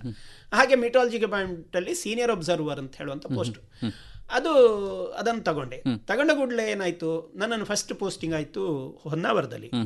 ನಾವು ಸೀನಿಯರ್ ಅಬ್ಸರ್ವರ್ ಅಂತ ನಮಗೆ ಪೋಸ್ಟಿಂಗ್ ಬರುವಾಗ ನಮ್ಗೆ ಏನು ಕಲ್ಪನೆಗಳಿರುವುದಿಲ್ಲ ಏನದು ಅಂತ. ಸೀನಿಯರ್ ಅಬ್ಸರ್ವರ್ ಅಂದ್ರೆ ನಾನೊಬ್ಬ ಸೀನಿಯರ್ ಇರ್ತೇನೆ, ನನ್ನ ಕೆಳಗೆ ತುಂಬಾ ಜೂನಿಯರ್ ಇರ್ತಾರೆ ಅಂತ ಹೋಗಿ ಅಲ್ಲಿ ಹೋದ್ರೆ ಪೇಟೆ, ಹೊನ್ನಾವರ ಪೇಟೆ ಚಿಕ್ಕದು, ಆದ್ರೆ ಔಟ್ಸ್ಕರ್ಟ್ಸ್ ಅಂತ ಹೇಳ್ತೇವೆ, ಊರ ಹೊರಗೆ ಅಲ್ಲಿ ಒಂದು ಚಿಕ್ಕ ಒಂದು ಬಿಲ್ಡಿಂಗ್. ಆ ಬಿಲ್ಡಿಂಗ್ ಅಲ್ಲಿ ಆಗ ಹಂಚಿನ ಬಿಲ್ಡಿಂಗ್ ಅದು, ಅಲ್ಲಿ ಒಂದು ಮೀಟರಾಲಜಿಕಲ್ ಡಿಪಾರ್ಟ್ಮೆಂಟ್ ಅಂತ. ಅಲ್ಲಿ ಹೋಗಿ ಸೇರಿದ್ರೆ ಒಬ್ಬ ಅಲ್ಲಿ ಆಫೀಸರ್ ಇದ್ದ. ಅವ್ರು ಹೇಳಿದ್ರು, ಬಂದ್ರ ಬನ್ನಿ ಕಾಯ್ತಾ ಇದ್ದೆ ಅಂತ. ಮತ್ತೆ ನೋಡುವಾಗ ಸೀನಿಯರ್ ಜೂನಿಯರ್ ಎಲ್ಲ ಸೇರಿ ನಾನೊಬ್ಬನೇ ಅಬ್ಸರ್ವರ್. ಅಲ್ಲಿ ಸುಮಾರು 1 ವರ್ಷ ಕೆಲಸ ಮಾಡಿದ್ರಲ್ಲಿ ಒಂದು 6-7 ತಿಂಗಳು ಮಾತ್ರ ಅಲ್ಲಿ ಕೆಲಸ ಮಾಡಿದ್ದೆ. ಆಮೇಲೆ ನನಗೆ ಅಲ್ಲಿ ಚೆನ್ನೈಯಲ್ಲಿ ಅದಕ್ಕೆ ಡೆಪ್ಯುಟೇಷನ್ ಟ್ರೈನಿಂಗ್ ಆಯಿತು 4 ತಿಂಗಳ ಕಾಲ. ಇಲ್ಲಿ ಭಯಂಕರ ಕಷ್ಟದ ಪರಿಸ್ಥಿತಿ. ಕಷ್ಟ ಅಂದ್ರೆ ಕೆಲಸ ಕಷ್ಟ ಇಲ್ಲ, ದಿನ ಹೇಗೆ ದೂಡುವುದು ಅಂತಲೇ ಕಷ್ಟ. ಯಾಕಂತ ಹೇಳಿದ್ರೆ ನಮ್ಗೆ ಸುಮಾರು 6 ಗಂಟೆ ವರ್ಕ್, ಅದರಲ್ಲಿ ವರ್ಕ್ ಇರುವುದು 2 ಗಂಟೆ, 1:30 ಇಂದ 2 ಗಂಟೆ, ಉಳಿದ 4 ಗಂಟೆ ಊರ ಹೊರಗೆ. ಒಂದು ಪೇಪರ್ ಬುಡದಿಂದ ತುದಿಯವರೆಗೆ ಅಥವಾ ತುದಿಯಿಂದ ಬುಡದವರೆಗೆ ಓದಿ ಆಗುವಾಗ ಅರ್ಧ ಗಂಟೆಯಲ್ಲಿ ಮುಗಿತದೆ. ಮತ್ತೇನು ಮಾಡೋದು ಅಂತ ಚೆನ್ನೈಯಲ್ಲಿ ಟ್ರೈನಿಂಗ್ ಅಲ್ಲಿ ನಮ್ಗೆ ಒಳ್ಳೆ ಇದಾಯಿತು. ಆಗ ನನಗೆ ಆಕಾಶವಾಣಿಯ ಅಪಾಯಿಂಟ್ಮೆಂಟ್ ಬಂತು. ಆಗ ತಕ್ಷಣ ನಿರ್ಧಾರ ತಗೊಂಡ್ರೆ ಆಕಾಶವಾಣಿಗೆ ಹೋಗ್ಬೇಕು ಅಂತ? ಹೌದು, ಇಲ್ಲಿಂದ ಬಿಡುಗಡೆ ಆಗ್ಬೇಕು ಅಂತ ಒಂದು ಭಯಂಕರ ಇತ್ತು. ಅದು ಒಂಥರ ಹೇಗಾಗಿತ್ತು ಅಂತ ಹೇಳಿದ್ರಾಗ ನನಗೆ ಅದು ಆ ಮಾತನ್ನು ನಾನು ಹೇಳಬಾರ್ದು, ಆದ್ರೂ ಕೂಡ ಒಂದು ಪೇಯ್ಡ್ ಒಂದು ಜೈಲ್ನಲ್ಲಿ ಇಟ್ಟ ಹಾಗೆ ದುಡ್ಡು ಕೊಟ್ಟು. ನನಗೆ ಕೆಲಸ ಇಲ್ಲ, ನನಗೆ ಏನು ಮಾಡಬೇಕು ಅಂತ ತೋರ್ತದೆ, ಏನು ಮಾಡ್ಲಿಕ್ಕಿಲ್ಲ ಅಲ್ಲಿ. ನಾನು ಮತ್ತೆ ಹೊಸಬ, ಬೇರೆ ಏನು ಗೊತ್ತಿರಲಿಲ್ಲ. ಸೊ ಇಲ್ಲಿಂದ ಒಂದು ಬಿಡುಗಡೆ ಆಗಬೇಕು ಅಂತ ಇತ್ತು. ಆಗ ನನಗೆ 3 ಕೆಲಸಗಳು ಸಿಕ್ಕಿದ್ವು ಒಟ್ಟಿಗೆ. ಒಂದು ಆಕಾಶವಾಣಿಯಲ್ಲಿ ಟ್ರಾನ್ಸ್ಮಿಷನ್ ಎಕ್ಸಿಕ್ಯೂಟಿವ್ ಅಂತ ಹೇಳಿ, ಆಮೇಲೆ ಒಂದು income tax and central exercise ಅಲ್ಲಿ ಇನ್ಸ್ಪೆಕ್ಟ್ರು, ಮತ್ತೆ ನಮ್ಮ ಗ್ರೂಪ್ X&Y ಅಸಿಸ್ಟೆಂಟ್ಸ್ ಅಂತ ಹೇಳಿ ಡೆಲ್ಲಿಯಲ್ಲಿದೆ. ಅದು 3 ಕೆಲಸಗಳು ಸಿಕ್ಕಿದ್ವು ಒಟ್ಟಿಗೆ, ಸುಮಾರು ಹತ್ರ. ಅದರಲ್ಲಿ ಗ್ರೂಪ್ X&Y ಅಲ್ಲಿ ನನಗೆ ಡೆಲ್ಲಿಯಲ್ಲಿ ಇದ್ದದ್ರಿಂದ ಅದಕ್ಕೆ ಹೋಗ್ಲು ಬೇಡ, ನನಗೆ ಡೆಲ್ಲಿ ಎಲ್ಲಿದೆ ಅಂತ ಅನ್ನುವ ಕಲ್ಪನೆ ಇರಲಿಲ್ಲ. ಹಾಗೆ ನಮ್ಮ ಮನೆಯಲ್ಲಿ ಆಚೆ ಈಚೆ ಕೇಳುವಾಗ ಡೆಲ್ಲಿಯಲ್ಲೆಲ್ಲ ಹೋಗಿ ನೀನು ಬದುಕುದಿಲ್ಲ, ಬೇಡ ಅಂತಾಯ್ತು. ಇನ್ಸ್ಪೆಕ್ಟರ್ ಆಫ್ ಸೆಂಟ್ರಲ್ ಎಕ್ಸೈಸ್ ಅಲ್ಲಿ ಏನಾಯ್ತು ಅಂತ ಹೇಳಿದ್ರೆ, ನಾನು ಹೋಗಿದ್ದೆ, ಅಲ್ಲಿ ಒಂದು ಪ್ರಾಬ್ಲಮ್ ಆಯಿತು, ಫಿಸಿಕಲ್ ಟೆಸ್ಟಲ್ಲಿ ಸ್ವಲ್ಪ ಕಷ್ಟ ಅಂತ ತೋರಿತು, ಅದಕ್ಕೆ ಸ್ವಲ್ಪ ಗಟ್ಟಿ ಇರಬೇಕಿತ್ತು. ಅದು ಬಿಟ್ಟೆ ಕೊನೆಗೆ ಆಕಾಶವಾಣಿಗೆ ಸೇರಿದೆ. ಈಗ ಆಕಾಶವಾಣಿಗೆ ಸೇರಿದಾಗ ನೀವು ಸೇರಿದ ಮೊದಲ ದಿನಗಳು, ಆ ದಿನಗಳು ಹೇಗಿದ್ವು ಆ ಕಾಲದಲ್ಲಿ? ಅದು ಒಂದು ರೀತಿಯಲ್ಲಿ ಬಹಳ ಚಂದದ ಅಂತ ಹೇಳುವ ದಿನಗಳು, ಖುಷಿಯ ದಿನಗಳು. ನಾವೆಲ್ಲ ಬ್ಯಾಚುಲರ್ಸ್. ಆಕಾಶವಾಣಿ ಚಿತ್ರದುರ್ಗದಲ್ಲಿ ನನಗೆ ಅಪಾಯಿಂಟ್ಮೆಂಟ್. ಸಾಮಾನ್ಯವಾಗಿ ಕೆಲಸಕ್ಕೆ ಸೇರುವಾಗ ನಾನು ಯಾರಾದ್ರೂ ಇಂಟರ್ವ್ಯೂ ಮಾಡುವಾಗ ಕೇಳಿಕೊಂಡು, ನಿಮಗೆ ಮೊದಲಿಗೆ ಹೋದಾಗ ಹೇಗೆ ಅನಿಸ್ತು, ಓಡಿ ಹೋಗುವಾಗಂತ ಕಾಣಲಿಲ್ವ ಅಂತ. ಹಾಗೆ ಕಾಣ್ತದೆ. ಒಂದು ಸ್ವಲ್ಪ ದಿವಸ, ಒಂದು 10-15 ದಿವಸ ನನಗೆ ಭಾರಿ ಕಷ್ಟ ಆಯಿತು. ಇದು ಏನು ಅಂತಲೇ ಗೊತ್ತಿಲ್ಲ. ನಾನು, ನೀವು ಕೇಳಿದ್ರಲ್ಲ ಪ್ರಶ್ನೆ, ಆಕಾಶವಾಣಿಯಲ್ಲಿ ಬೇಕಂತ ಅಂದರೆ ಕೆಲಸ ಇದೇ ಆಕಾಶವಾಣಿಗೆ ಸೇರಲೇಬೇಕು ಅಂತ ಒಂದು ತುಡಿತ ಇತ್ತ ಅಂತ. ಹಾಗೆ ಇಲ್ಲದೆ ಸೇರಿದವಾದ್ರಿಂದ ನನಗೆ ಇಲ್ಲಿಯ ಕೆಲಸ ಗೊತ್ತಿಲ್ಲ. ನಾನು ಟ್ರಾನ್ಸ್ಮಿಷನ್ ಎಕ್ಸಿಕ್ಯೂಟಿವ್ನ ಕೆಲಸ ಏನು ಅಂತಲೇ ಗೊತ್ತಿಲ್ಲದೆ ಸೇರಿದವ. ಇಷ್ಟಾಗುವಾಗ ಅಲ್ಲಿ ಕಷ್ಟ ಆಯಿತು. ಒಂದು ಮತ್ತೆ ಚಿತ್ರದುರ್ಗ ಅನ್ನುವಂಥದ್ದು ನಮಗೆ ಬೇರೆ ಊರು, ಹಾಗಾಗಿ ನಮಗೆ ಸ್ವಲ್ಪ ಕಷ್ಟ ಆಯಿತು. ಆಮೇಲೆ ಅಡ್ಜಸ್ಟ್ ಆಯಿತು. ಈಗೊಂದು ಕರೆ ಇದೆ ಅನ್ಸುತ್ತೆ, ಬಹುಶಃ ಕಟ್ ಆಗಿದೆ. ಹಾಗೆ ಚಿತ್ರದುರ್ಗದ ನಂತರ ನಿಮಗೆ ಬಹುಶಃ ಮತ್ತೆ ವರ್ಗ ಆದಾಗ ಆವಾಗ ಏನು ಅನ್ನಿಸ್ತು? ವರ್ಗ ಆದಾಗ ನನ್ನ ಊರಿಗೆ ವರ್ಗ ಆಯಿತು. ಅದು ಅಚಾನಕ್ಕಾಗಿ ಸಿಕ್ಕಿದ್ದು. ನಾನು ಹೇಗೆ ಇದು ನಮ್ಮ ಮಂಗಳೂರಿಗೆ ಹೋಗಬೇಕು, ಮಂಗಳೂರಿಗೋ ಎಲ್ಲಾದ್ರೂ ಹತ್ರ ಹೋಗಬೇಕು, ಭದ್ರಾವತಿಯೋ ಎಲ್ಲಾದ್ರೂ ಹತ್ರ ಆಗಬೇಕು ಅಂತ ಯೋಚನೆ ಮಾಡ್ತಾ ಇದ್ದಾಗ ಅಕಸ್ಮಾತ್ ಆಗಿ ನನಗೆ ಟ್ರಾನ್ಸ್ಫರ್ ಆಯಿತು. ಅದೇನಾಯ್ತಂದ್ರೆ ಅಲ್ಲಿಯ ಕೆಲವು ಪೋಸ್ಟ್ಗಳನ್ನು, ಇಡೀ ಆಲ್ ಓವರ್ ಇಂಡಿಯಾ ಕೆಲವು ಪೋಸ್ಟ್ಗಳನ್ನು ಕಟ್ ಮಾಡಿದ್ರು. ಅದರಲ್ಲಿ ಇಲ್ಲಿಯ ಪೋಸ್ಟು 2 ಪೋಸ್ಟ್ ಕಟ್ ಮಾಡಿದ್ರು, ಅದರಲ್ಲಿ ನಾನು ಒಬ್ಬ. ಹಾಗಾಗಿ ನನಗೆ ಮಂಗಳೂರಿಗೆ ವರ್ಗ ಆಯಿತು. ಈಗ ಒಂದು ಕರೆ ಇದೆ ಅನ್ಸುತ್ತೆ. ಹಲೋ ಹಲೋ ಸರ್, ನಮಸ್ತೆ. ಲತೀಶ್ ಪಾಲ್ದನಿ ಸರ್. ನಮಸ್ತೆ. ನಮಸ್ತೆ ಭಟ್ರೆ. ನಮಸ್ತೆ. ತಮ್ಮ ಹೆಸರು? ನಾನು ವರಂಗ ರಾಮಣ್ಣ ಅಂತ. ನೀವು ಆಕಾಶವಾಣಿ ಇರುವಾಗಲೇ ನಿಮ್ಮ ಪರಿಚಿತ. ಸರಿ. ಹೌದು, ನಾನು ರೇಡಿಯೋ ಕೇಳ್ತಾನೆ ಇದ್ದೇನೆ. ನೀವು 91ಕ್ಕೆ ಮಂಗಳೂರಿಗೆ ಆಕಾಶವಾಣಿಗೆ ಇದಾಗಿದ್ದಾರೆ. ಹೌದು, ಇದಾಗಿದ್ದೀರಿ. ಹೌದು, ಅಲ್ಲಿಂದ ಇಲ್ಲಿವರೆಗೆ ಕೇಳ್ತಾ ಇದ್ದೆ. ಬರ್ತಾ ಇತ್ತು ಸರ್. ಕಾರ್ಯಕ್ರಮ ಒಳ್ಳೇದು ಬರ್ತಾ ಇತ್ತಣ್ಣ. ಹೌದು, ಮಾತುಕತೆಯಲ್ಲಿ ನೀವು ಸುರೇಶ್ ಅಂತ ಮಾಡಿದ್ದೀರಿ. ಹೌದು ಹೌದಾಗ ಹೌದೌದು, ಒಳ್ಳೇದು ಕಾರ್ಯಕ್ರಮ ಅದು. ಮತ್ತೆ ಈಗ ಚಂದ್ರಣ್ಣನ ಪಾರ್ಟಿ ಎಲ್ಲ ಒಳ್ಳೇದು. ಈಗ ನೀವು ನಿವೃತ್ತಿ ಆಗುತ್ತೀರಿ ಅಂತ ನಮಗೆ ಬೇಜಾರು ಸರ್. ಅದು ಕ್ರಮ ಅಲ್ಲಣ್ಣ, ನಿವೃತ್ತಿ ಅನ್ನೋದು ಸಹಜ. ಅದು ಆಗ್ಲೇಬೇಕಲ್ಲ ಸರ್, ವಯಸ್ಸಾಗುವಾಗ ಮತ್ತು ಹೌದು ಸೇರಿದ ನಂತರ ಟೈಮ್ ಆಗುವಾಗ ಆಗ್ಲೇಬೇಕು, ನಿವೃತ್ತಿ ಆಗ್ಲೇಬೇಕು. ಹೌದು ರಾಮಣ್ಣ. ಅಂದ್ರೆ ಯಾವಾಗ ನಿವೃತ್ತಿ ಆಗ್ಲಿಕ್ಕೆ ಸರ್? ನಾಳ್ದು 31ಕ್ಕೆ. ಮೇ 31. ಹೌದೌದು. ಯಾಕಂದ್ರೆ ಆದ್ರೆ ನಿಮ್ಮ ಕಾರ್ಯಕ್ರಮಗಳು ಒಳ್ಳೇದೊಳ್ಳೇದು ಬರ್ತಾ ಇತ್ತು ಸರ್. ಆಗ್ಲಿ ಮಾಡುದು, ಹೋಗ್ಲೇಬೇಕಲ್ಲ. ಮುಂದೆಯೂ ಕಾರ್ಯಕ್ರಮಗಳು ಒಳ್ಳೆ ಬರ್ತದೆ. ಅದರ ಬಗ್ಗೆ ನೀವು ಯಾವುದೇ ಇದಿಟ್ಕೊಳ್ಬೇಕು ಅಂತಿಲ್ಲ. ಯಾಕಂತ ಹೇಳಿದ್ರೆ ಒಳ್ಳೇದು ಬರ್ಲೇಬೇಕು ಸರ್. ಹೌದು. ಆದ್ರೆ ನಿಮ್ಮ ಪಾತ್ರ 91ರಿಂದ ನಮ್ಮ ಆಕಾಶವಾಣಿಯಲ್ಲೇ ಇದ್ದೀರಲ್ಲ. ಹೌದು, ಸುಮಾರು ಮಟ್ಟಿಗೆ ಇದ್ದೇನೆ. ಮಧ್ಯೆ ಒಂದ್ಸಲ ಬಿಟ್ಟು ಹೋದ್ದು ಬಿಟ್ರೆ ಒಂದು 5 ವರ್ಷ ಕಾಲ ಕಾರವಾರದಲ್ಲಿದ್ದೆ, 4 ಹಾಗಾಗಿ 4 ಮತ್ತೆ ಪುನಃ ಮಂಗಳೂರಲ್ಲೇ ಪುನಃ ಹಾಗೆ ಮಂಗಳೂರಲ್ಲಿ. ಹೌದು ಹೌದು. ಆಗ್ಲಿ ಸರ್, ನಿಮ್ಗೆ ದೇವರು ಒಳ್ಳೇದು ಮಾಡ್ಲಿ. ನೀವು ಒಳ್ಳೆಯ ಇದು ಕೊಟ್ಟಿದ್ದೀರಿ ನಮ್ಗೆ ಕಾರ್ಯಕ್ರಮಗಳನ್ನು. ಇನ್ನಷ್ಟು ಕಾರ್ಯಕ್ರಮಗಳು ಒಳ್ಳೇದು ಬರ್ಲಿ. ಹಾರೈಸುವುದು, ನಾನು ಹಾರೈಸುವುದು. ಖಂಡಿತ, ಧನ್ಯವಾದಗಳು. ನಿಮ್ಗೆ ದೇವರು. ಈಗ ನಿಮ್ಮ ಸ್ನೇಹಿತೆ, ನಿಮ್ಮ ಕೊಲೀಗ್ ಕನ್ಸೆಪ್ಟಾ ಫೆರ್ನಾಂಡಿಸ್ ಅವರು ನಿಮ್ಮ ಬಗ್ಗೆ ಸ್ವಲ್ಪ ಮಾತಾಡಿದ್ದಾರೆ, ಮತ್ತೆ ಸ್ವಲ್ಪ ಅವರು ಕಂಪ್ಲೇಂಟ್ ಕೂಡ ಮಾಡಿದ್ದಾರೆ, ಕೇಳುವ. ನಮಸ್ಕಾರ, ನಾನು ಕನ್ಸೆಪ್ಟಾ ಫೆರ್ನಾಂಡಿಸ್ ಮಾತಾಡ್ತಾ ಇರೋದು. ಬೆಂಗಳೂರು ಆಕಾಶವಾಣಿ ಕೇಂದ್ರದಿಂದ ಸಹಾಯಕ ನಿರ್ದೇಶಕರ ಹುದ್ದೆಯಿಂದ ಇತ್ತೀಚೆಗೆ ನಿವೃತ್ತಲಾಗಿದ್ದೇನೆ. ಈ 35 ವರ್ಷಗಳಲ್ಲಿ ಮುಕ್ಕಾಲು ಭಾಗ, ಸುಮಾರು 27 ವರ್ಷದ ಕಾಲ ನಾನು ಮಂಗಳೂರು ಆಕಾಶವಾಣಿಯಲ್ಲೇ ಕೆಲಸ ಮಾಡಿದ್ದೇನೆ. ಈ ಅವಧಿಯಲ್ಲಿ ಅತಿ ದೀರ್ಘಕಾಲದಲ್ಲಿ ನನ್ನ ಜೊತೆ ನನ್ನ ಸಹೋದ್ಯೋಗಿಯಾಗಿದ್ದವರು ಸೂರ್ಯನಾರಾಯಣ ಭಟ್. ನಾನು 1989 ನವೆಂಬರ್ನಲ್ಲಿ ಆಕಾಶವಾಣಿ ಸೇರಿದ್ದೆ, ಟ್ರಾನ್ಸ್ಮಿಷನ್ ಎಕ್ಸಿಕ್ಯೂಟಿವ್, ಪ್ರಸಾರ ನಿರ್ವಾಹಕರ ಹುದ್ದೆ. ನಾನು ಸೇರುವಾಗ ಇಲ್ಲಿ ಕೆ ವೆಂಕಟೇಶ್, ಶಾರದಾ, ಸುರೇಂದ್ರನಾಥ್ ಸಾತ್ವಿಕ್, ಅಬ್ದುಲ್ ರಶೀದ್, ರವಿಶಂಕರ್ ಪ್ರಸಾರ ನಿರ್ವಾಹಕರಿದ್ರು. ನನ್ನ ನಂತರ ಹನುಮಂತರಾಯಪ್ಪ, ಎಲ್ ಅನಂತ ಪದ್ಮನಾಭ, ಶರಭೇಂದ್ರ ಸ್ವಾಮಿ, ದೇವರಾಜ್ ಕಲ್ಕೂರ್, ಫ್ಲೋರಿನ್ ರೋಷ್, ಹೀಗೆ ಒಬ್ಬೊಬ್ಬರಾಗಿ ಬಂದರು. ನಾನಿಲ್ಲಿ ಬಂದು ಸೇರಿದ ಸ್ವಲ್ಪ ಸಮಯದಲ್ಲೇ ಸೂರ್ಯನಾರಾಯಣ ಭಟ್ರು ಚಿತ್ರದುರ್ಗ ಆಕಾಶವಾಣಿ ಕೇಂದ್ರದಿಂದ ವರ್ಗಾವಣೆಯಾಗಿ ಮಂಗಳೂರಿಗೆ ಬಂದಿದ್ರು. ಹೊಸದಾಗಿ ಸೇರಿದ ಎಲ್ರಿಗೂ ಕೂಡ ಸುಮಾರಾಗಿ ಸಮವಯಸ್ಸು, 1 ವರ್ಷ ಅಥವಾ ಕೆಲವು ತಿಂಗಳುಗಳ ವ್ಯತ್ಯಾಸ. ಹಾಗಾಗಿ ನಮಗೆಲ್ಲ ಪರಸ್ಪರ ಒಡನಾಟ ತುಂಬ ಚೆನ್ನಾಗಿತ್ತು. ನಾವೊಂದು 4 ಜನ, ನಾನು, ಸ್ವಾಮಿ, ಸೂರ್ಯ, ಫ್ಲೋರಿನ್ ಇಷ್ಟು ಜನರದ್ದು ಒಂದು ತಂಡ ಅಂತ ಬೇರೆಯವರು ನಮ್ಮನ್ನು ಗುರುತಿಸ್ತಾ ಇದ್ರು. ಪರಸ್ಪರ ಏಕವಚನದಲ್ಲಿ ಮಾತಾಡುವಷ್ಟು ನಮ್ಗೆ ಸಲಿಗೆ ಸ್ನೇಹ ಇತ್ತು. ಪ್ರೋಗ್ರಾಮ್ ಸ್ಟಾಫ್ ಅಸೋಸಿಯೇಷನ್ ಅಂತ ಇದೆ, ಅದರ ಮಂಗಳೂರಿನ ಘಟಕದಲ್ಲಿ ನಾವೆಲ್ಲ ಸಕ್ರಿಯ ಸದಸ್ಯರಾಗಿದ್ದೆವು. ಸೂರ್ಯ ನನ್ನ ಮೇಲೆ ಒಂದು ದೊಡ್ಡ ಆರೋಪ ಹೊರಿಸಿದ್ದಾರೆ. ನಾನು 90ರ ದಶಕದಲ್ಲಿ ಸುಮಾರು ವರ್ಷ ನಾಟಕ ವಿಭಾಗದಲ್ಲಿ ಕೆಲಸ ಮಾಡ್ತಾ ಇದ್ದೆ. ಆಗ ನಾನು ನಾಟಕ ನಿರ್ಮಾಣ ಕಾಲದಲ್ಲಿ ಅವರಿಗೆ ಸಣ್ಣ ಪುಟ್ಟ ಪಾತ್ರಗಳನ್ನು ಕೊಟ್ಟಿದ್ದೇನೆ ಅಂತ ಅವರ ಆರೋಪ. ಪೊಲೀಸು, ಜವಾನ, ಪೇದೆ, ಕಳ್ಳ, ವ್ಯಕ್ತಿ, ಹೀಗೆ ಹೆಸರಿಲ್ಲದ ರೀತಿಯ ಸಂಭಾಷಣೆಗಳೇ ಇಲ್ಲದ ಸಣ್ಣ ಪುಟ್ಟ ಪಾತ್ರ ಕೊಟ್ಟಿದ್ದೇನಂತ. ಬರೇ ಬಾಯಲ್ಲಿ ಹೇಳಿದ್ದು ಸಾಲದು ಅಂತ ಹೇಳಿ ಆಕಾಶವಾಣಿಯ ರಜತ ಮಹೋತ್ಸವದ ಸಂದರ್ಭದಲ್ಲಿ ಮಂಗಳ ಧ್ವನಿ ಅಂತ ಒಂದು ಸ್ಮರಣ ಸಂಚಿಕೆ ಪ್ರಕಟ ಆಗಿದೆ, ಅದರಲ್ಲಿ ಕೂಡ ಬರ್ಕೊಂಡಿದ್ದಾರೆ. ಬಹುಶಃ ನಾನು ದೊಡ್ಡ ಪಾತ್ರ ಕೊಟ್ಟಿಲ್ಲ ಅನ್ನೋ ಮುನಿಸನ್ನು ಸೂರ್ಯ ಈ ರೀತಿ ತೀರಿಸ್ಕೊಂಡಿರ್ಬೋದು ಅಂತ ನಾನು ಭಾವಿಸ್ತೇನೆ. ನನಗೂ ಕೂಡ ಅವರು ತೊಂದರೆ ಕೊಟ್ಟಿದ್ದಾರೆ ಸ್ವಲ್ಪ. ನನ್ನ ಹ್ಯಾಂಡ್ ರೈಟಿಂಗ್ ಚೆನ್ನಾಗಿದೆ ಅಂತ ರಾಜ್ಯ ಮಟ್ಟದ ಕ್ವಿಜ್ ಮಾಡುವಾಗ ಅಷ್ಟು ಅಭ್ಯರ್ಥಿಗಳ ತಂಡಗಳ ಸ್ಕೋರ್ ಶೀಟ್ಸ್ ಅನ್ನು ಬರೆಯೋದು, ಆಮೇಲೆ ಭಾಗವಹಿಸಿದವರಿಗೆ ಸರ್ಟಿಫಿಕೇಟ್, ವಿಜೇತರಿಗೆ ಸರ್ಟಿಫಿಕೇಟ್, ಇದನ್ನೆಲ್ಲ ನನ್ನ ಕೈಯಲ್ಲಿ ಬರೆಸಿದ್ದಾರೆ. ಬಹುಶಃ ಅವ್ರಿಗೆ ನೆನ್ಪುಂಟೋ ಇಲ್ವೋ ಗೊತ್ತಿಲ್ಲ. ಆಮೇಲೆ 2011ರಲ್ಲಿ ನಮ್ಗೆ ಇಬ್ಬರಿಗೂ ಏಕಕಾಲಕ್ಕೆ ವರ್ಗಾವಣೆ ಆಯಿತು. ನಾನು ಮಡಿಕೇರಿಗೆ ಹೋದೆ, ಅವರು ಕಾರವಾರಕ್ಕೆ ಹೋದ್ರು.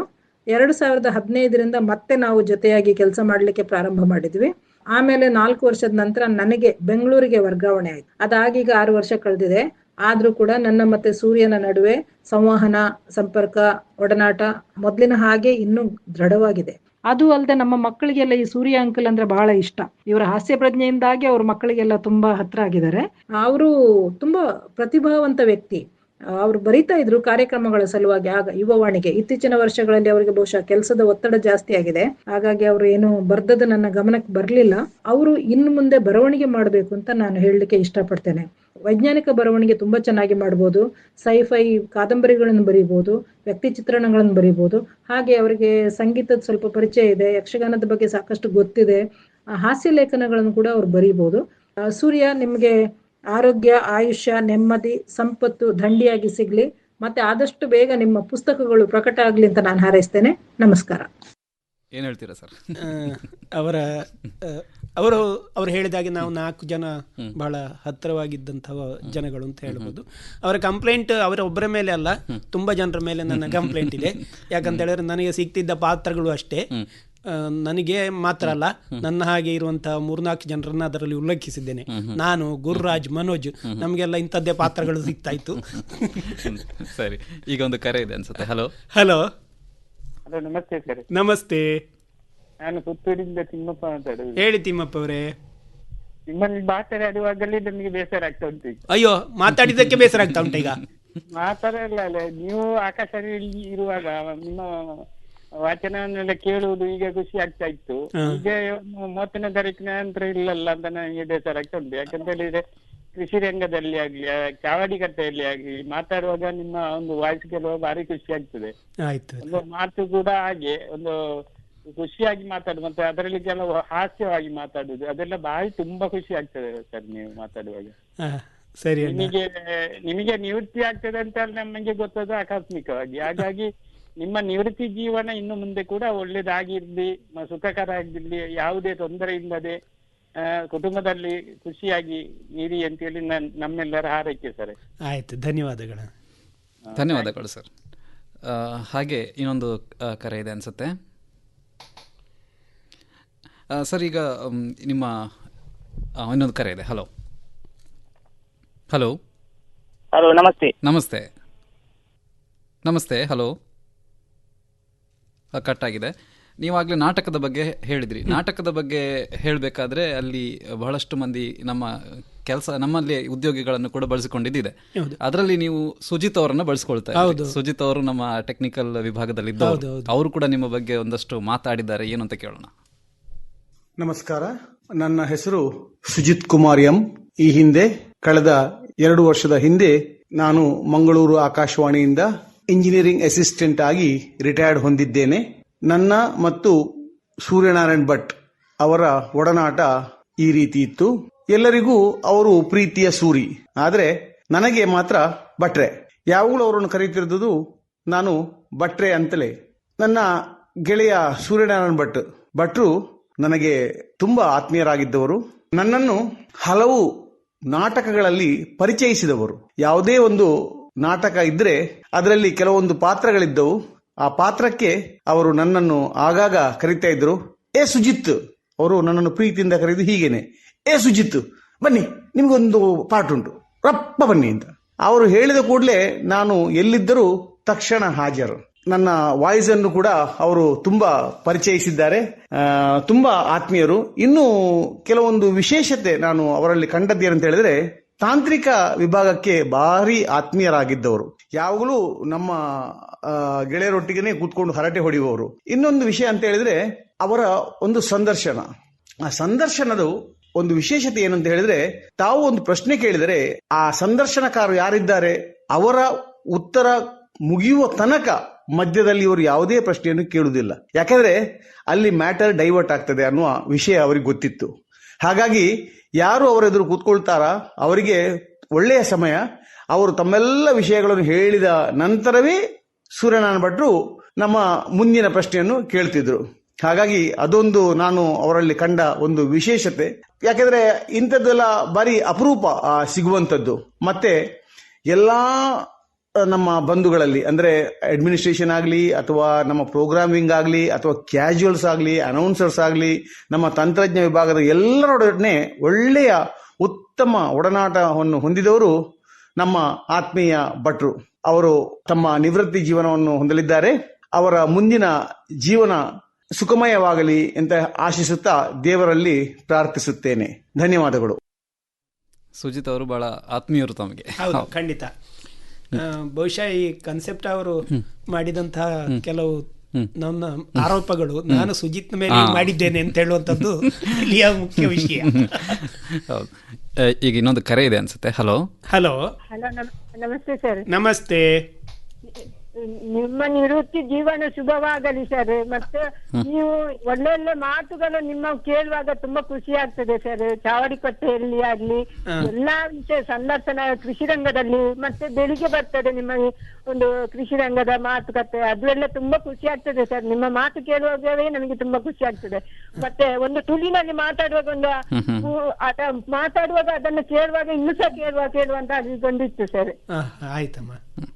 ಮತ್ತೆ ಒಂದು ಸರ್, ನಿಮ್ಮ ಜೀವನ ದೀರ್ಘ ಆಯುಷ ಆರೋಗ್ಯ ಭಾಗ್ಯವನ್ನು ದೇವರು ಕರುಣಿಸಲಿ ಅಂತ ನನ್ನ ಆರೈಕೆ ಸರ್. ಆಯ್ತಮ್ಮ, ನಿಮ್ಗೆ ನನ್ನ ಕಡೆಯಿಂದ ಧನ್ಯವಾದಗಳು. Thank you sir, thank you. ಧನ್ಯವಾದಗಳು ಮೇಡಮ್ ಕರೆ ಮಾಡಿದ್ದಕ್ಕೆ. ಈಗ ಇನ್ನೊಂದು ಕರೆ ಇದೆ. ಹಲೋ ನಮಸ್ಕಾರ ಸರ್. ನಮಸ್ತೆ. ಶಾಸನ ಭಾಗ್ಯಲಕ್ಷ್ಮಿ ಜಲಚಂದ್ರ ರವೀಂದ್ರ ಪೈ. ರವೀಂದ್ರ ಪೈ, ಹಾ ಹೇಳಿ. ಶಾಸನ ಭಾಗ್ಯಲಕ್ಷ್ಮಿ ಜಲಚಂದಿದ್ದಾರೆ. ಹೇಳಿ ಹೇಳಿ ಹೇಳಿ. ಸೂರ್ಯನಾರಾಯಣ ಭಟ್ರು ಗಂಡಸರು ಅಂತ ಇದುವರೆಗೂ ನನಗೆ ಗೊತ್ತೇ ಇಲ್ಲ. ನಾವು ಲೇಡೀಸ್ ಪಾತ್ರ ಮಾತಾಡ್ತಾರಲ್ಲ ಆ ತರ ಮಾತಾಡ್ತಾರೆ. ಇದುವರೆಗೂ ಗಂಡಸರು ಅಂತ ಯಾರಿಗೂ ಗೊತ್ತಿಲ್ಲ. ಇವರು ಪ್ರತಿಭಾವಂತರಂದ್ರೆ ಆಕಾಶವಾಣಿ ಇಂಥವ್ರು ರಿಟೈರ್ಮೆಂಟ್ ಆಗ್ತಾರೆ, ತುಂಬಾ ಬೇಜಾರಾಗುತ್ತೆ. ಯಾಕಂದ್ರೆ ಒಂದು ಸ್ಥಾನ ಸಿಗೋದು ತುಂಬಾ ಕಷ್ಟ. ಅಂತದ್ರಲ್ಲಿ ಇವ್ರಿಗೆ ಅಂತ ಸ್ಥಾನ ಸಿಕ್ಕಿದೆ. ಭಾರತದಲ್ಲಿ ಮನಮೋಹನ್ ಸಿಂಗ್ ಆಗ್ಲಿ, ಇಂದಿರಾ ಗಾಂಧಿ ಆಗಲಿ ಸಿಗ್ತಾ ಇಲ್ಲ, ಮೋದಿಯು ಸಿಗ್ತಾರೆ. ಆತರ ಇವರು ಒಂದು ಆಕಾಶವಾಣಿಗೆ ಮುಂದೆ ಎಂತ ಬರ್ತಾರೆ ನಂಗೆ ಗೊತ್ತಿಲ್ಲ. ತುಂಬಾ ಒಳ್ಳೆ ಅಭಿರುಚಿ ಇದೆ, ತುಂಬಾ ಒಳ್ಳೆ ಸ್ಥಾನ ಇದೆ, ತುಂಬಾ ಗಟ್ಟಿ ಮಾಡ್ಕೊಂಡಿದ್ದಾರೆ. ಇಂಥ ರಿಟೈರ್ಮೆಂಟ್ ಆಗಬಾರ್ದು. ಯಾಕಂದ್ರೆ ಒಂದು ಸ್ಥಾನ ಸಿಗುದು ಅಷ್ಟು ಸುಲಭ ಇಲ್ಲ. ಮಾತುಗಾರಿಕೆ ಒಳ್ಳೇದಿದೆ, ತುಂಬಾ ಚೆನ್ನಾಗಿ ಮಾತಾಡ್ತಾರೆ. ಇಂಥವ್ರು ಬೇಕು, ಇಂಥ ರಿಟೈರ್ಮೆಂಟ್ ಆಗ್ತಾರೆ ಅಂತ ತುಂಬಾ ಬೇಜಾರಾಗುತ್ತೆ. ಯಾರೋ ಬರ್ತಾರೆ, ಯಾರೋ ಹೋಗ್ತಾರೆ. ಆದ್ರೆ ನೋಡಿ, ನಮ್ಮ ಡಾಕ್ಟರ್ ರಾಜ್ಕುಮಾರ್ ಅಂತ ಸಿಕ್ಕಲ್ಲ. ಅದೇ ತರ ಇವರು ಸೂರ್ಯನ ಭಟ್ ಸಿಕ್ಕಲ್ಲ. ಹೌದು, ಖಂಡಿತ. ಅದ್ರ ತುಂಬಾ ಬೇಜಾರು. ನಿಜ ನಿಜ. ಮಾತುಗಾರಿಕೆಯಲ್ಲಿ ಅವ್ರ ಮುಂದೆ ಯಾರೂ ಇಲ್ಲ. ಖಂಡಿತ, ಹೌದು. ಮುಂಚೆ ರವಿ ಅಂತ ಇದ್ರು, ಮುಂಚೆ ಸುಮಾರು ವರ್ಷ ಕೆಳಗೆ. ನೋಡಿ, ಇವತ್ತು ನಾನು ನೆನ್ಪಾಡ್ತೀನಿ. ಕರ್ನಾಟಕ ಅವ್ರು ನೋಡಿ ತುಂಬಾ ಒಳ್ಳೆ. ಅವ್ರು ಬೆಂಗಳೂರು ಇದ್ರಂತೆ, ಆದ್ರೆ ಮಂಗಳೂರು ಅಂದ್ರೆ ನಮ್ದು ಆಕಾಶವಾಣಿ ಮಂಗಳೂರು. ಇಂಥ ಸಿಗ್ತಾರ, ಸಿಗಲ್ಲ. ತುಂಬಾ ನನಗೆ ತುಂಬಾ ಬೇಜಾರಾಗುತ್ತೆ. ಖಂಡಿತ ಸರ್, ಕರೆ ಮಾಡಿದ್ದಕ್ಕೆ ಧನ್ಯವಾದಗಳು. ಖಂಡಿತ ಖಂಡಿತ. ಈಗ ಇನ್ನೊಂದು ಕರೆ ಇದೆ. ಹಲೋ ನಮಸ್ತೆ. ನಮಸ್ತೆ ಸರ್, ಪೂಜಾರಿ ಮುಲ್ಲಕಾಡ್ ಅಂತ. ಹೇಳಿ ಸರ್. ಮುಲ್ಲಕಾಡಿನ ಸಮಸ್ತ ರೇಡಿಯೋ ಕೇಳುಗರ ನಮಸ್ಕಾರ. ಸೂರ್ಯನಾರಾಯಣ ಭಟ್ ಅವರಿಗೆ ನಮಸ್ಕಾರ. ನಮಸ್ಕಾರ ಸರ್. ನಮಸ್ಕಾರ, ಹೇಳಿ. ನಾನು KRI ಇರುವ ಟೈಮ್ನಿಂದ ಆಕಾಶವಾಣಿ ಕೇಳ್ತಾ ಇದ್ದೇನೆ ಸರ್. ಬೆಳಿಗ್ಗೆ ಆಗುದಿಲ್ಲ, ಮಧ್ಯಾಹ್ನ ಮತ್ತೆ ಸಂಜೆ ಈಗ ಸಿಟಿ ಸೆಂಟರ್ ಅಲ್ಲಿ ವರ್ಕ್ ಮಾಡ್ತಾ ಇದ್ದೇನೆ ಒಂದು ಶೋರೂಮ್ ಅಲ್ಲಿ. FM ಬೆಳಿಗ್ಗೆ FM, ಮಧ್ಯಾಹ್ನ 12:30 ಡಾಕ್ಟರ್ಗಳು ಎಲ್ಲ ಮಾತಾಡ್ತಾರಲ್ಲ, ಅದು ಕೇಳ್ತೀನಿ ಆರೋಗ್ಯದ ಬಗ್ಗೆ. ಮತ್ತೆ ನಿಮ್ಮ ಎಲ್ಲ ಪ್ರೋಗ್ರಾಮ್ ಕೇಳ್ತಾ ಇರ್ತೇನೆ ನಾನು ರಜೆ ದಿನ. ನಿಮಗೆ ನಿಮ್ಮ ಎಲ್ಲ ಮೂಲಕ ಕೇಳಿದರ ಪರವಾಗಿ ಅನಂತ ಧನ್ಯವಾದ. ಸರಿ ಸರ್, ಧನ್ಯವಾದಗಳು ಸರ್. ಧನ್ಯವಾದಗಳು ಸರ್. ಹಾಗೆ ನಮ್ಮ ಯಕ್ಷಗಾನದ ಭಾಸ್ಕರ್ ರೈ ಕುಕ್ಕೋಳ್ಳಿ ಅವರು ಕೂಡ ನಿಮ್ಮ ಬಗ್ಗೆ ಒಂದು ಸ್ವಲ್ಪ ಮಾತನಾಡಿದ್ದಾರೆ, ಅದನ್ನು ಕೂಡ ಕೇಳೋಣ. ನಮಸ್ಕಾರ, ನಾನು ಭಾಸ್ಕರ್ ರೈ ಕುಕ್ಕೋಳ್ಳಿ ಮಾತಾಡೋದು. ನಮ್ಮ ಸೂರ್ಯ ಭಟ್ರು ಯಕ್ಷಗಾನದ ತವರಿಂದಲೇ ಬಂದವರು ನೋಡಿ, ಹಾಗಾಗಿ ಯಕ್ಷಗಾನಕ್ಕೆ ಲಾಭ ಆಗಿದೆ. ಸೂರ್ಯನಾರಾಯಣ ಭಟ್ರು ಭಾಗವತ ಸರಣಿ, ಆಮೇಲೆ ರಾಮಾಯಣ ಸರಣಿ, ಮಹಾಭಾರತದ ಸರಣಿ, ಬಲಿಪಾ ಭಾಗವತರ ಸರಣಿ, ಹೀಗೆ ಬೇರೆ ಬೇರೆ ಸರಣಿಗಳನ್ನು ಮಾಡಿದ್ರು. ಆ ಎಲ್ಲ ಸರಣಿಗಳಲ್ಲಿಯೂ ಒಂದೋ ಎರಡೋ ತಾಳಮದ್ದಳೆಗೆ ನಮಗೂ ಅವಕಾಶ ಬರ್ತಾ ಇತ್ತು. ಪದ್ಯಾಣ ಗಣಪತಿ ಭಟ್ರ ಒಂದು ಭಾಗವತಿಕೆಯಲ್ಲಿ ಒಳ್ಳೆಯ ಒಂದು ತಂಡ ಇತ್ತು, ನಮ್ಮ ಕರ್ನಾಟಕ ಯಕ್ಷಭಾರತೀಯ ತಂಡ. ಈಗ ಮೊನ್ನೆ ಕೂಡ ಅಪರೂಪಕ್ಕೆ ಒಂದು ತುಳು ಯಕ್ಷಗಾನ ಆಗಬೇಕು ಅಂತ ಹೇಳಿದ್ರು. ಈಗ ಸದ್ಯಕ್ಕೆ ತುಳು ಯಕ್ಷಗಾನ ಬರ್ತಾ ಇಲ್ಲ. ಅಂಥದ್ರಲ್ಲಿ ನಾವು ಕೋಟಿ ಚೆನ್ನಯ ಮಾಡಿ ಬಂದಿದ್ದೇವೆ ನೋಡಿ. ಮಧ್ಯೆ ಒಂದೆರಡು ಬಾರಿ ತಾತ್ಕಾಲಿಕ ವರ್ಗಾವಣೆಗೆ ಅವರು ಹೋದ್ರು ಕೂಡ ಮಂಗಳೂರು ಆಕಾಶವಾಣಿಯಲ್ಲಿ ಅವರದ್ದು ಬಿಟ್ಟರೂ ಬಿಡಲಾಗದಂತಹ ಒಂದು ಸಂಬಂಧ. ಇದೆಲ್ಲ ನನಗೆ ಆಕಾಶವಾಣಿಯಲ್ಲಿ ಕಾರ್ಯಕ್ರಮ ಕೊಡೋದಂದ್ರೆ ತುಂಬಾ ಉತ್ಸಾಹ ಇತ್ತು. ಕ್ರಮೇಣ ಕಾರ್ಯದ ಒತ್ತಡದಿಂದಲೋ ಏನೋ ಆ ಕಡೆ ಹೆಚ್ಚು ಗಮನ ಕೊಡಲಿಕ್ಕೆ ಸಾಧ್ಯ ಆಗಲಿಲ್ಲ. ಇಂಥ ಸಂದರ್ಭದಲ್ಲಿ ನನ್ನನ್ನು ಬಡಿದೆಚ್ಚರಿಸಿ ಪದೇ ಪದೇ ಬಾನುಲಿಗೆ ಬರುವಂತೆ ಮಾಡಿದವರು ಸೂರ್ಯನಾರಾಯಣ ಭಟ್ರು. 3 ತಿಂಗಳಿಗೊಮ್ಮೆ ಚಿಂತನ, ವರ್ಷದಲ್ಲಿ 2 ಯಕ್ಷಗಾನ, ಅವರದೇ ಪರಿಕಲ್ಪನೆಯ ಯಕ್ಷಾಂತರಂಗಕ್ಕೆ ಬರಹ ಇತ್ಯಾದಿಗಳಿಗೆ ಹಕ್ಕೊತ್ತಾಯದ ರೀತಿಯಲ್ಲಿ ಅವರು ಅವಕಾಶ ಕೊಟ್ಟರು. ವಿಶೇಷ ಸಂದರ್ಭಗಳಲ್ಲಿ ಸ್ವಾತಂತ್ರ್ಯ ವಿಜಯ, ಘೋರಮಾರಕ, ರಾಣಿ ಹಬ್ಬಕ್ಕ, ಸಾವಯವ ವಿಜಯ ಮೊದಲಾದ ಈ ಜನಜಾಗೃತಿಯ ಪ್ರಸಂಗಗಳನ್ನು ಬರೆಯಿಸಿ ಶೇಣಿ, ಕುಂಬಳೆ, ಸಿದ್ದಕಟ್ಟೆ ಅವರಂತಹ ಹಿರಿಯ ಕಲಾವಿದರು ಅವರನ್ನೆಲ್ಲ ಬಳಸಿಕೊಂಡು ಯಕ್ಷಗಾನ ತಾಳಮದ್ದಲೆ ಕೊಡುವ ಹಾಗೆ ಭಟ್ರು ನಮಗೆ ಮಾಡಿದ್ದಾರೆ. ಅದರಲ್ಲಿ ಕೆಲವು ಕರ್ನಾಟಕದ ಎಲ್ಲ ಆಕಾಶವಾಣಿ ಕೇಂದ್ರಗಳಿಂದ ಕೂಡ ಪ್ರಸಾರ ಆಗಿದೆ. ಹಿಂದೆಲ್ಲ ಸಾಮಾನ್ಯವಾಗಿ ಆಕಾಶವಾಣಿ ಕೇಂದ್ರದಿಂದ ಬರುವ ಕರಾರು ಪತ್ರದಲ್ಲಿ ಯಾವ ದಿನ ನಮೂದಿಸ್ತಾರೋ ಅದೇ ದಿನ ಧ್ವನಿ ಮುದ್ರಣಕ್ಕೆ ಬರಬೇಕಾದಂತಹ ಒತ್ತಡ ಇತ್ತು, ಅಷ್ಟು ಸ್ಟ್ರಿಕ್ಟ್ ಕೂಡ ಇತ್ತು. ಆದರೆ ಈ ಸೂರ್ಯ ಭಟ್ರು ವ್ಯವಸ್ಥೆಯಲ್ಲಿ ಸ್ವಲ್ಪ ಕಷ್ಟ ಆದರೂ ಕೂಡ ನಮಗೆ ಅನುಕೂಲವಾದ ದಿನ ಮತ್ತು ಸಮಯಕ್ಕೆ ಹೊಂದಿಕೊಂಡು ಧ್ವನಿ ಮುದ್ರಣ ಮಾಡಿಕೊಳ್ತಾ ಇದ್ರು. ನಾಡಿನ ಕಲಾವಿದರೊಂದಿಗೆ, ವಿದ್ವಾಂಸರೊಂದಿಗೆ, ಸಾಮಾನ್ಯ ಶ್ರೋತೃಗಳೊಂದಿಗೆ ಕೂಡ ಅವರು ಹೊಂದಿರುವಂತಹ ಸಂಪರ್ಕ, ಅವರ ಸಂವಹನದ ರೀತಿ ಬಹಳ ಅಪ್ಯಾಯಮಾನ. ಇದು ಎಳೆಯರಿಗೆ ಒಂದು ರೀತಿಯ ಮಾದರಿ ಅಂತ ಹೇಳ್ಬೋದು. ನಿವೃತ್ತಿ ಹೊಂದಿದ್ರೂ ಬಾನುಲಿ ಅವರ ಬದುಕು ಉಳಿದವರಿಗೆ ಒಂದು ಮಾದರಿಯಾಗುವಂತಹ ವಿಷಯ. ಕರಾವಳಿ ಭಾಗದ ಕಲೆ, ಸಂಸ್ಕೃತಿ, ಸಾಹಿತ್ಯಗಳಿಗೆ ವಿಶಾಲವಾದಂತಹ ಹರವು ನೀಡಿದ ಅವರ ಕಾರ್ಯವೈಖರಿಯನ್ನು ಮುಂದಿನವರು ಕೂಡ ಅನುಸರಿಸಬೇಕು ಅಂತ ನಾನು ಹೇಳುವುದು. ಸೂರ್ಯನಾರಾಯಣ ಭಟ್ರ ವಿಶ್ರಾಂತ ಜೀವನ ಸುಖ ಶಾಂತಿಯನ್ನು ಹೊತ್ತು ತರಬೇಕು. ವೃತ್ತಿ ಜೀವನ ಮುಗಿದು ಹೋದರೂ ಕೂಡ ಸಮಾಜದಲ್ಲಿ ಮತ್ತೆ ಪ್ರವೃತ್ತರಾಗುವಂತಹ ಕೃತುಶಕ್ತಿ ಅವರಿಗುಂಟು. ಆಕಾಶದ ಸೂರ್ಯ ಜಗತ್ತಿನ ಒಂದು ಭಾಗದಲ್ಲಿ ಅಸ್ತಂಗತನಾದರೂ ಕೂಡ ಮತ್ತೊಂದು ಭೂಖಂಡವನ್ನು ಬೆಳಗುತ್ತಲೇ ಇರ್ತಾನಂತೆ. ಹಾಗೆಯೇ ಆಕಾಶವಾಣಿಯ ಸೂರ್ಯನಿಗೆ ಅವಕಾಶಗಳು ತನ್ನಿಂದ ತಾನೇ ತೆರೆದುಕೊಳ್ಳುತ್ತದೆ ಅಂತ ನನ್ನ ಭಾವನೆ. ಈ ಸೂರ್ಯಪ್ರಭೆ ನಿತ್ಯ ನಿರಂತರ ನಮ್ಮ ನಡುವೆ ಬೆಳಗುತ್ತಾ ಇರಬೇಕು ಎನ್ನುವುದು ಅವರ ಹಿತೈಷಿಯಾಗಿ ನನ್ನ ಮನದಾಳದ ಆಶಯ. ಈಗ ಇದ್ರ ಬಗ್ಗೆ ಏನು ಹೇಳ್ತಾರೆ? ಅದರಲ್ಲಿ ಮುಖ್ಯವಾಗಿ ಈಗ ಯಕ್ಷಾಂತರಂಗ ಅಂತ ಒಂದು ಸರಣಿ ಶುರುವಾಯಿತು. ಸೊ ಇದರ ಒಂದು ಕಲ್ಪನೆ ಹೇಗೆ ಬಂತು, ಇದರ ಬಗ್ಗೆ ಒಂದು ಸ್ವಲ್ಪ ತಿಳಿಸಿ. ನಿಜವಾಗಿ ಅದು ಕಲ್ಪನೆ ನಾನು ಮತ್ತು ಶರ್ಬೇಂದ್ರ ಸ್ವಾಮಿಯವರು ನಾವು ಯೋಚನೆ ಮಾಡಿದ್ದು. ಶರ್ಬೇಂದ್ರ ಸ್ವಾಮಿಯವರು ಬಹುಶಃ ಅವರು ರಾಯಚೂರಿನವರಾದರೂ ಕೂಡ ನಮ್ಮ ಮಂಗಳೂರಿಗೆ 1993ರಲ್ಲಿ ಸೇರಿತು. ಬಹುಶಃ 93ರಿಂದ ಇಲ್ಲಿವರೆಗೆ ನನ್ನ ಮತ್ತು ಅವರ ಒಡನಾಟ ಬಹಳ ಆತ್ಮೀಯವಾಗಿತ್ತು. ಆದ್ದರಿಂದ ತುಂಬ ಕಾರ್ಯಕ್ರಮಗಳನ್ನು ನಾನು ಅವರ ಜೊತೆ ಮಾಡಿದ್ದೇನೆ. ಯಕ್ಷಗಾನದ ಬಗ್ಗೆ ಒಂದು ಪ್ರೋಗ್ರಾಮ್ ಮಾಡುವ ಅಂತ ಅವರು ಶುರು ಮಾಡಿದರು, ಯೋಚನೆ ಮಾಡಿದ್ದು. ಯಕ್ಷಗಾನದ ಬಗ್ಗೆ ಏನು ಮಾಡೋದು ಅಂತ ನಾವು ಡಿಸ್ಕಸ್ ಮಾಡಿದಾಗುವಾಗ ಒಂದು ಈ ಥರ ಒಂದು ಮಾಡುವ ಯಕ್ಷಗಾನದ ಒಂದು ಸಮಗ್ರ ಒಂದು ಪರಿಚಯ ಮಾಡುವ ಹಾಗೆ ಒಂದು 52 ಒಂದು ವರ್ಷ ಬರುವ ಹಾಗೆ ಸರಣಿ ಮಾಡುವ ಅಂತ ಮಾಡಿ ಯೋಚನೆ ಮಾಡಿ ಎಲ್ಲ ಪ್ಲ್ಯಾನ್ ಮಾಡಿ ಅದಕ್ಕೆ ಶ್ರೀಧರ್ DS ಇರ್ಬೋದು, ಪ್ರಭಾಕರ್ ಜೋಶಿ ಅವರು ಇರ್ಬೋದು, ಇವರೆಲ್ಲ ನಮಗೆ ಸಹಕಾರ ಕೊಟ್ಟಿದ್ದಾರೆ. ಅವರ ಒಂದು ಸಲಹೆ ಸೂಚನೆಗಳನ್ನು ಅನುಸರಿಸಿ ನಾವು ಮಾಡಿದ್ವಿ. ಮಾಡಿದ ಮೇಲೆ ಏನಾಯಿತು ಅಂತ ಹೇಳಿದರೆ ಅವರು ಒಂದು 10 ಎಪಿಸೋಡ್ ಆದಾಗ ಅವರು ಟ್ರಾನ್ಸ್ಫರ್ ಆದರು. ಅವರಿಗೆ ರಾಯಚೂರಿಗೆ ವರ್ಗಾದ್ರಿಂದ ನಾನೇ ಅದನ್ನು ಅನಿವಾರ್ಯವಾಗಿ ನನ್ನ ಇದರಲ್ಲಿ ತಗೊಳ್ಬೇಕಾದ ಅಗತ್ಯವಿತ್ತು. ಕೊನೆಗೆ ನಾವು ಅದು 52 ಇದ್ದದ್ದು 104, 105ರವರೆಗೆ ಹೋಯ್ತು. ಈಗ ಮತ್ತೊಂದು ಕರೆ ಇದೆ. ಹಲೋ. ಹಲೋ, ನಮಸ್ಕಾರ ಸರ್. ನಮಸ್ಕಾರ. ಸೂರ್ಯನಾರಾಯಣ ಭಟ್ರವರೇ ನಮಸ್ಕಾರಗಳು. ನಮಸ್ಕಾರ ಸರ್. ತಮ್ಮ ಹೆಸರು? ವಿಶ್ರಾಂತ ಜೀವನ ಕೊಡ್ತಾ ಇದ್ದೀರಾ?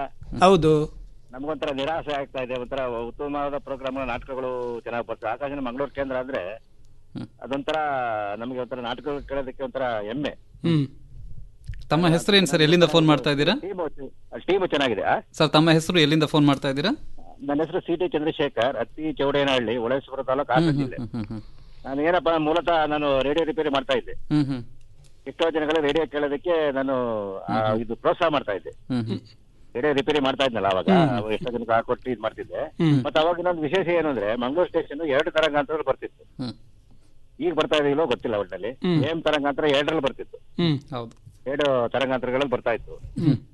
ಈಗಲೂ ಬರ್ತಾ ಇದೆ ಸರ್ ಅದು 2 ತರಂಗಾಂತರದಲ್ಲಿ ಬರ್ತಾ ಇದೆ. ಬರ್ತಾ ಇದೆಯಾ? ಅದು ಈಗ FM 3 ತರಂಗಾಂತರ, ಒಟ್ಟು ಟೋಟಲ್ 3 ಆಯ್ತು. ಅವಾಗ 2 AM ಇತ್ತು, FM ಇರಲಿಲ್ಲ ನಾವು ರಿಪೇರಿ ಮಾಡೋ ಕಾಲದಲ್ಲಿ. ಅಂದ್ರೆ ಮಂಗಳೂರು ಕೇಂದ್ರ ಆಕಾಶವಾಣಿ ನಾಟಕಗಳು ಇವೆಲ್ಲ ಚೆನ್ನಾಗಿ, ಈಗ ಹೇಳ್ದಂಗೆ ಈಗ ಶರ್ಮೇಂದ್ರ ಸ್ವಾಮಿ ಅವರೆಲ್ಲ ಇದಾರಲ್ಲ, ಅವರೆಲ್ಲ ನಾಟಕಗಳು ರಾಜ್ಯವ್ಯಾಪಿ ಪ್ರಸಾರವಾಗೋದು. ಹಂಗಾಗಿ ತುಂಬಾ ಚೆನ್ನಾಗಿ ನಾಟಕಗಳು ಬರುತ್ತೆ. ಮತ್ತೆ ಇವರು ಚೆನ್ನಾಗಿ ಕಾರ್ಯ ಮಾಡಿ, ಸೂರ್ಯನಾರಾಯಣ ಭಟ್ರವರು ತುಂಬಾ ಚೆನ್ನಾಗಿ ಕೆಲಸ ಮಾಡಿದ್ದಾರೆ. ನಮ್ಮ ಈಗ ರಿಟೈರ್ಡ್ ಆದ್ರೂ ನಮ್ಮ ಆಕಾಶವಾಣಿ ಕಡೆಗೆ ಸಂಪರ್ಕ ಇರಲಿ, ನಮ್ಮ ಶ್ರೋತೃಗಳನ್ನ ಮರಿಬಾರದು, ಉತ್ತಮ ಕಾರ್ಯಕ್ರಮಗಳನ್ನು ಬರುವಂತ ಮುಂದೆ ಬರುವಂತವರಿಗೆ ಸಲಹೆ ಕೊಡು, ಉತ್ತಮ ಮಾರ್ಗದರ್ಶನ ನೀಡಬೇಕು ಅಂತ ನನ್ನ ಮನದಾಳದ ಮಾತು. ಆಯ್ತು ಸರ್, ಧನ್ಯವಾದಗಳು ಸರ್. ಧನ್ಯವಾದಗಳು. ಇನ್ನೊಂದು ಕರೆ ಇದೆ. ಹಲೋ, ನಮಸ್ತೆ ಸರ್. ಉಡುಪಿಯಿಂದ ನವ್ಯ ಅಂತ ಹೇಳಿ ಮೇಡಮ್. ಸರ್, ಸೂರ್ಯನಾರಾಯಣ್ ಭಟ್ ಅವರನ್ನ ಈಚೆ ಬದಿ ಕುತ್ಕೊಳ್ಳೋದನ್ನ ಇಮ್ಯಾಜಿನ್ ಮಾಡ್ಕೊಳ್ಳಿಕ್ಕೆ ಆಗ್ತಾ ಇಲ್ಲ. ಅವರೇ ಇಂಟರ್ವ್ಯೂ ಮಾಡ್ತಿದಾರಂತಾನೆ ಅನ್ನಿಸ್ತಿದೆ. ಮತ್ತೆ ಸರ್, ನೀವು ಆಕಾಶವಾಣಿ ಮಂಗಳೂರು ಕೇಂದ್ರ ಅಲ್ಲೇ ಇರೋದಲ್ವಾ ನಿಮ್ಮ ಆಫೀಸ್ ಎಲ್ಲ? ಹೌದೌದು. ಆವಾಗ ಒಂದ್ಸಲ ಬಂದಿದ್ದೆ ಸರ್. ಬಟ್ ಏನಂದ್ರೆ ನಿಮ್ಮನ್ನ ಹೀಗೆ ನೋಡೋಣ ಅಂತ ಬಂದಿದ್ದು ಬೇರೆ ಕಾರಣಕ್ಕೆ, ಬಟ್ ನೋಡೋದ್ ಬೇಡ ಅಂತ ಒಂಥರ ಬೆಳದಿಂಗಳ ಬಾಲೆ ಇದೆ ಅದೇ ರೀತಿ ನಿಮ್ದು ಒಂದು ಮನ್ಸಲ್ಲಿ ಒಂದು ಪಿಕ್ಚರ್ ಇದೆ ಸರ್, ಹಾಗೆ ಇರ್ಲಿ ಅದು ಅಂತ ನೋಡ್ಲಿಕ್ಕೆ ಹೋಗ್ಲಿಲ್ಲ. ಇವಾಗ ಸೂರ್ಯನಾರಾಯಣ್ ಭಟ್ ಅಂದ್ರೆ ಹೀಗಿದ್ದಾರೆ ಅಂತ ಏನೋ ಒಂದು ಇಮ್ಯಾಜಿನೇಷನ್. ಸರಿ, ಹಾಗೆ ಸರ್. ಓಕೆ ಸರ್, ನಿಮ್ಮ ನಿವೃತ್ತ ಜೀವನ ನೆಮ್ಮದಿಯಿಂದ ಆಗಲಿ ಸರ್. ಆಯ್ತು ಮೇಡಮ್, ಧನ್ಯವಾದಗಳು. ಹಾಗೆ ಸರ್, ತಾವು ಕೆಲಸ ಮಾಡಬೇಕಾದ್ರೆ ಬಹಳಷ್ಟು ಮಂದಿ ಸಾಂದರ್ಭಿಕ ಉದ್ಘೋಷಕರ ಜೊತೆ ಕೂಡ ನೀವು ಕೆಲಸ ಮಾಡಿದಿರಿ. ಅವರೇ ಒಬ್ಬರು ನಮ್ಮ ಜೊತೆ ಅವರ ಅನುಭವವನ್ನು ಹಂಚಿಕೊಂಡಿದ್ದಾರೆ. ಈಗ ಕೃಷ್ಣಮೋಹನ ತಳಂಗಳ ಇವರು ಏನು ಹೇಳಿದ್ದಾರೆ ನೋಡುವ. ನಾನು ಕೃಷ್ಣಮೋಹನ, ಕನ್ನಡಪ್ರಭ ಪತ್ರಿಕೆ ಮಂಗಳೂರು ಕಚೇರಿಯಲ್ಲಿ ಉಪಸುದ್ದಿ ಸಂಪಾದಕನಾಗಿದ್ದೇನೆ. ರೇಡಿಯೋ ಕೇಳುಗನ ನೆಲೆಯಲ್ಲಿ ಸೂರ್ಯ ಸರ್ ಧ್ವನಿ ಪರಿಚಯ ಶಾಲಾ ದಿನಗಳಿಂದಲೇ ಇತ್ತು. 2001ರಲ್ಲಿ ಆಕಾಶವಾಣಿ ಯುವವಾಣಿ ವಿಭಾಗದಲ್ಲಿ ತಾತ್ಕಾಲಿಕ ನಿರೂಪಕನಾಗಿ ಕಾರ್ಯಕ್ರಮ ಕೊಡಲಿಕ್ಕೆ ಅವಕಾಶ ಸಿಕ್ಕಿತ್ತು. ನಂತರ ಅವರ ನೇರ ಪರಿಚಯ ಆಗಿ ಈವರೆಗೆ ಸುಮಾರು 24 ವರ್ಷಗಳ ಒಡನಾಟ. ಅದಕ್ಕೂ ಮೊದಲು ಕೆಂಚನ ಕುರ್ಲರಿ ಮತ್ತು ಮಾತುಕತೆ, ಕೌಟುಂಬಿಕ ಸಂಭಾಷಣೆ ಎಲ್ಲರ ಹಾಗೆ ನನಗೂ ಕೂಡ ಇಷ್ಟ. ನಂತರ ಆಕಾಶವಾಣಿಯಲ್ಲಿ ಯುವವಾಣಿಯಲ್ಲಿ ಅವರ ವಿಭಾಗದಲ್ಲೇ ಸಹಾಯಕ ನಿರೂಪಕನಾಗಿ ಕೆಲಸ ಮಾಡಲಿಕ್ಕೆ ಅವಕಾಶ ಸಿಕ್ಕಿತು. ಸೂರ್ಯ ಸರ್ ಚಿತ್ರಣ ಮೂಡುವುದು ಅವರ ಸರಳತೆ, ಸಹನೆ ಮತ್ತು ಒಳ್ಳೆಯ ಮನಸ್ಸಿನಿಂದ. ಅವರ ಕನ್ನಡ ತುಂಬಾ ಚಂದ. ವಿಜ್ಞಾನದ ಬಗ್ಗೆ ಅಪಾರ ಅನುಭವಿ, ಕ್ವಿಜ್ ಮಾಸ್ಟರ್ ಕೂಡ ಹೌದು. ಯಕ್ಷಗಾನದ ಬಗ್ಗೆ ತುಂಬಾ ಒಲವು.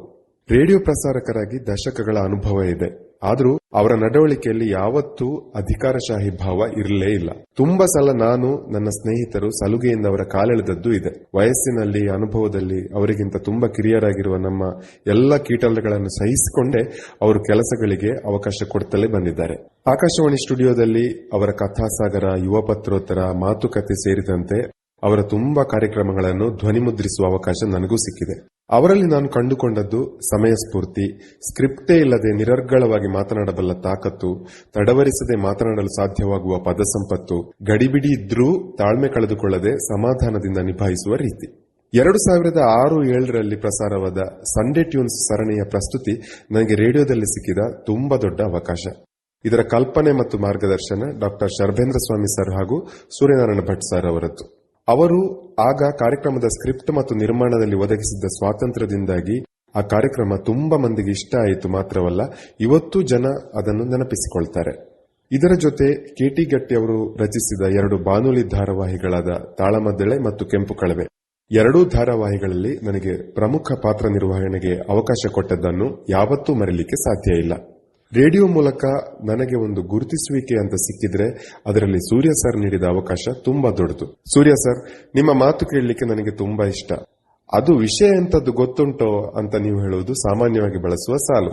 ನಾನದನ್ನು ಅನುಕರಣೆ ಮಾಡ್ತಾ ಇರ್ತೇನೆ. KR ರೈಗಳು ನಮ್ಮನ್ನು ಅಗಲಿದಾಗ ಸುದ್ದಿ ಕೊಡ್ಲಿಕ್ಕೆ ಅಂತ ನೀವು ಕರೆ ಮಾಡಿ ರೈಗಳು ಹೋದ್ರು ಅಂತ ಹೇಳಿದ ಸನ್ನಿವೇಶ ಈಗಲೂ ಕಿವಿಯಲ್ಲಿ ಕೇಳಿದ ಹಾಗಾಗ್ತದೆ.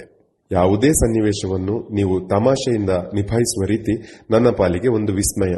ನಿಮ್ಮ ಜೊತೆ ಯಾವತ್ತೂ ಅಧಿಕಾರಿ ಅನ್ನುವ ಆತಂಕ ಇಲ್ಲದೆ ಕೆಲಸ ಮಾಡಿದ್ದೇನೆ. ಓರ್ವ ಹಿರಿಯ ಸ್ನೇಹಿತರ ತರ ನೀವು ಪ್ರೋತ್ಸಾಹ ಕೊಟ್ಟಿದ್ದೀರಿ. ನಿಮ್ಮ ನಿವೃತ್ತಿಯೊಂದಿಗೆ ಆಕಾಶವಾಣಿಯ ಕೇಳುಗರು ಓರ್ವ ಸಹೃದಯ ಪ್ರಸಾರಕ ಅಚ್ಚುಕಟ್ಟಾಗಿ ಭಾಷೆಯನ್ನು ಪ್ರಸ್ತುತಪಡಿಸ್ತಾ ಇದ್ದ ಒಂದು ತಲೆಮಾರಿನ ನಂಟನ್ನು ಕಳೆದುಕೊಳ್ತಾ ಇದ್ದಾರೆ. ನಿವೃತ್ತಿ ನಿರಾಕರಿಸಲಾಗದ ಸತ್ಯ. ಮುಂದಿನ ಬದುಕಿಗೆ ಉತ್ತಮ ಆರೋಗ್ಯ, ಇನ್ನಷ್ಟು ಅವಕಾಶ ಮತ್ತು ನಿರುಮ್ಮಳ ದಿನಗಳನ್ನು ಹಾರೈಸುತ್ತೇನೆ.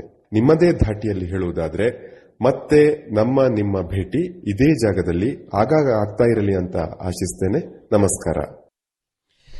ಕೃಷ್ಣಮೋಹನ ತಲೆಂಗಳ ಬಹುಶಃ ನನ್ನ ಯುವವಾಣಿಯ ದಿನಗಳ ಒಬ್ರು ಕ್ಯಾಶುವಲ್ ಅನೌನ್ಸರ್, ಕ್ಯಾಶುವಲ್ ಕಾಂಪಿಯರ್ ಆಗಿ ಇಲ್ಲಿ ಬರ್ತಾ ಇದ್ದವರು. ಅವರ ಜೊತೆ ತುಂಬ ಜನ ಇದ್ರು. ಅವರು ಹೆಚ್ಚಿನವರು ಅದರಲ್ಲಿ ಬಹುಶಃ ಪೇಪರ್ ಅಥವಾ ಇದು ಪತ್ರಿಕೆಗಳಲ್ಲಿ ಕೆಲಸ ಮಾಡ್ತಾ ಇದ್ದಾರೆ. ಅವರಿರ್ಬೋದು, ವೇಣು ವಿನೋದ ಇರ್ಬೋದು, ಸುಶೀಲೇಂದ್ರ ಇರ್ಬೋದು, ಶರತ್ ಇರ್ಬೋದು, ಹೀಗೆ ತುಂಬ ಜನ ಕೆಲಸ ಮಾಡ್ತಾ ಇದ್ದಾರೆ. ಟಿವಿಯಲ್ಲಿ ಕೂಡ ಕೆಲಸ ಮಾಡ್ತಾ ಇದ್ದಾರೆ. ವಿಜಯಲಕ್ಷ್ಮಿ ಶಿಬ್ರವ್ರು ಇರ್ಬೋದು, ನವಿತಾ ಜೈನ್ ಇರ್ಬೋದು, ಇವರೆಲ್ಲ ಬೇರೆ ಬೇರೆ ಕಡೆ ಹೋಗಿದ್ದಾರೆ. ಆದರೆ ಅವರೆಲ್ಲರದ್ದು ಒಂದು ಈಗಲೂ ಕೂಡ ನೆನಪು ನನಗೆ ಬರ್ತಾ ಇದೆ. ಈಗ ಒಂದು ಕರೆ ಇದೆ. ಹಲೋ ಹಲೋ, ನಮಸ್ಕಾರ. ನಮಸ್ತೆ. ನಾನು ಈಶ್ವರ ಭಟ್ ಅಂತ ಹೇಳಿ ಸಾಲೆತ್ತೂರಿಂದ ಮಾತಾಡೋದು. ಹೇಳಿ ಸರ್. ನನಗೆ ಭಾರಿ ಇಷ್ಟ ಸೂರ್ಯನಾರಾಯಣ ಭಟ್ರು. ಮತ್ತೆ ನನ್ನ ತಾಯಿಗೂ ಅಷ್ಟೇ ಭಾರಿ ಅಭಿಮಾನಿ. ತಾಯಿ ಅಂದ್ರೆ ಭಾರಿ ಇಷ್ಟ ಸೂರ್ಯನಾರಾಯಣ ಭಟ್ರು ಅಂತ ಹೇಳ್ಕೊಂಡು. ಅವರಿಗೆ ಸಂದರ್ಶನ ಅಂತ ಹೇಳಿ ಭಾರಿ ಖುಷಿ. ಅವರಿಗೆ ಸಂದರ್ಶನ ಮಾಡಿದ್ರೆ ಸೂರ್ಯ ಭಟ್ರ ಸಂದರ್ಶನ ಅಷ್ಟು ಬೇರೆ ಯಾರು ಇಲ್ಲ ಹಾಗೆ ಮಾಡೋರು. ಅಷ್ಟು ಖುಷಿ ನನ್ನ ತಾಯಿಯವರಿಗೆ. ಹಾಗೆ ಅವರು ಎಲ್ಲ ಅವ್ರು ಹೇಳ್ತಾರೆ, ನಾನೇ ಸುಮ್ಮನೆ ಅವರನ್ನು ರೇಗಿಸುದು, ಸುಮ್ಮನೆ ಅವರನ್ನು ಇದು ಎಂತ ಪ್ರಶ್ನೆ ಕೇಳುದು, ಇದು ಸುಮ್ಮನೆ ಹಾಗೆಲ್ಲ ಕೇಳಬಾರ್ದು ಅಂತ ಹೇಳುದು. ಆಗ ಅವರೇ ಹೇಳ್ತಾ ಇದ್ರು, ಹಾಗೆಲ್ಲ ಕೇಳಬೇಕದು, ಕೇಳದಿದ್ದೆ ಅವ್ರಿಗೆ ಜನರಿಗೆ ಅರ್ಥ ಆಗುದಿಲ್ಲ, ಹಾಗೆಲ್ಲ ಕೇಳಿದ್ರೆ ಜನರಿಗೆ ಅರ್ಥ ಆಗುದು. ಅಂದ್ರೆ ಅವರ ಸಂದರ್ಶನ ಅಂದ್ರೆ ಅಷ್ಟು ಒಳ್ಳೇದು ಅವರ ಸಂದರ್ಶನ ಅಂದ್ರೆ. ಮತ್ತೆ ಇದ್ರಲ್ಲೂ ಅಷ್ಟೇ, ಚಾವಟಿ ಕಟ್ಟೆಯಲ್ಲೂ ಅಷ್ಟೇ ಅವರ ಮಾತು, ಅವರ ಅಂಗಡಿಯ ಒಂದು ಇದು ಭಾರಿ ಒಂದು ಒಳ್ಳೆ ಖುಷಿಯಲ್ಲಿ ಮಾತಾಡ್ತಾ ಇದ್ರು ಅವರು ಅಂದ್ರೆ ಭಾರಿ ಇಷ್ಟ. ನನ್ನ ಅಮ್ಮನಿಗಂತೂ ಅವರ ಅಭಿಮಾನಿ ಅವರು. ಹಾಗೆ ಅವರು ಹೋಗುವಂತ ರಿಟೈರ್ಡ್ ಅಂತಂದ್ರೆ ಭಾರಿ ಬೇಜಾರಾಗ್ತದೆ. ಏನು ಮಾಡುದು, ಆಗದೆ ಉಪಾಯ ಇಲ್ಲ. ಪ್ರಾಯ ಆಗ್ಲೇಬೇಕು ಗವರ್ಮೆಂಟ್ ರೂಲ್ಸ್ ಪ್ರಕಾರ.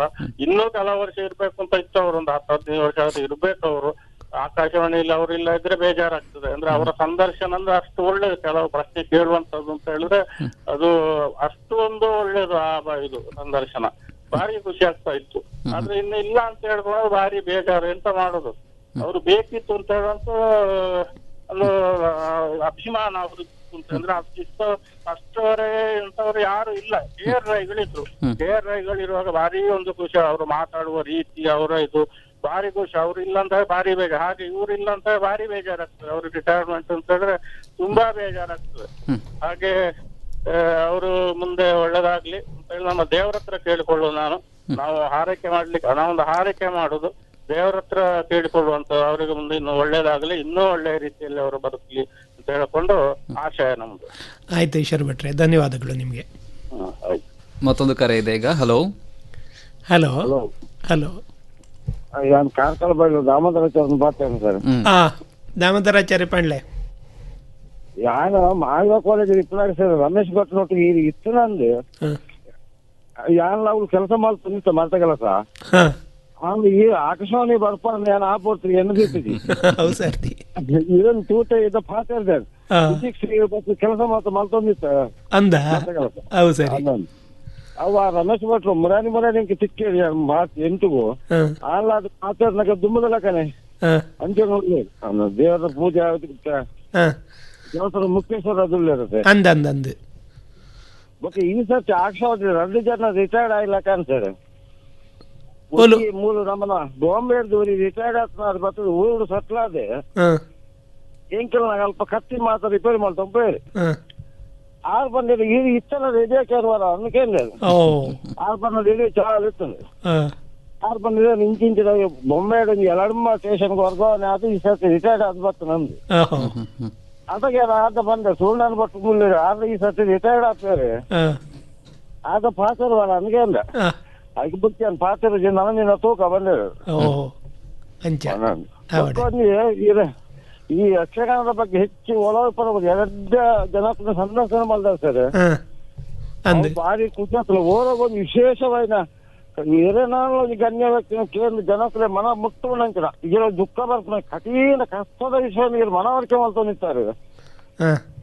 ಭಾರಿ ಸಂತೋಷದ ವಿಷಯ. ನನಗೆ ಆಗಲ ಮಸ್ತ್ ತಿರುಳಿಪ್ಪು ವಿಷಯಗಳು ಮಾತ್ರ ಮಸ್ತ್ ಇತ್ತು. ಅವಿನ ಕೇಂದ್ರ ಅನುವಾದ ಮಾಡ್ಬೋದು. ಬೊಕ್ಕ ಬಂದಾಗ ಯಾನ ಒಲ್ಪಲ ಕೃಷಿ ಮೇಲೆ ಬಂದ ಇಂದ ಅಚರ್ಲ ಭೋಜನ ಈಗ ನಾಡೋಂ ಬರ್ತದ ಸ್ಟಾಲ್ ಮಾತ್ರ ಅಲ್ಪ ಬತ್ತ ಪಾತ್ರನಾಗ ಇಲ್ಲಿ ಬಂದಾಗ ಏನು ಬಲಾಗ ಪೂರ ಆಕಾಶನಾಗ ಬೋದ್ನಾಗ ಪೂರ ಏನ ಸ್ಟಾಲ್ ಬತ್ತು ಪಾತ್ರ ಒಂದು ಮಾಡ್ತಾ ಹೋಗ್ತಾರೆ. ಅವು ಭಾರಿ ಖುಷಿ. ಕೃಷಿ ಮೇಲೆ ಇರುತ್ತಲ್ಲ ಅಂದ್ ಖಂಡಿತ ಅವು ಅದಕ್ಕೆ ಕಾರಣನೇ ನಿಗಲ್ಲ ಮಂಗಳೂರು ಆಕಾಶದಿಂದ ಕೃಷಿರಂಗ ಕಾರ್ಯಕ್ರಮ ಸರ್.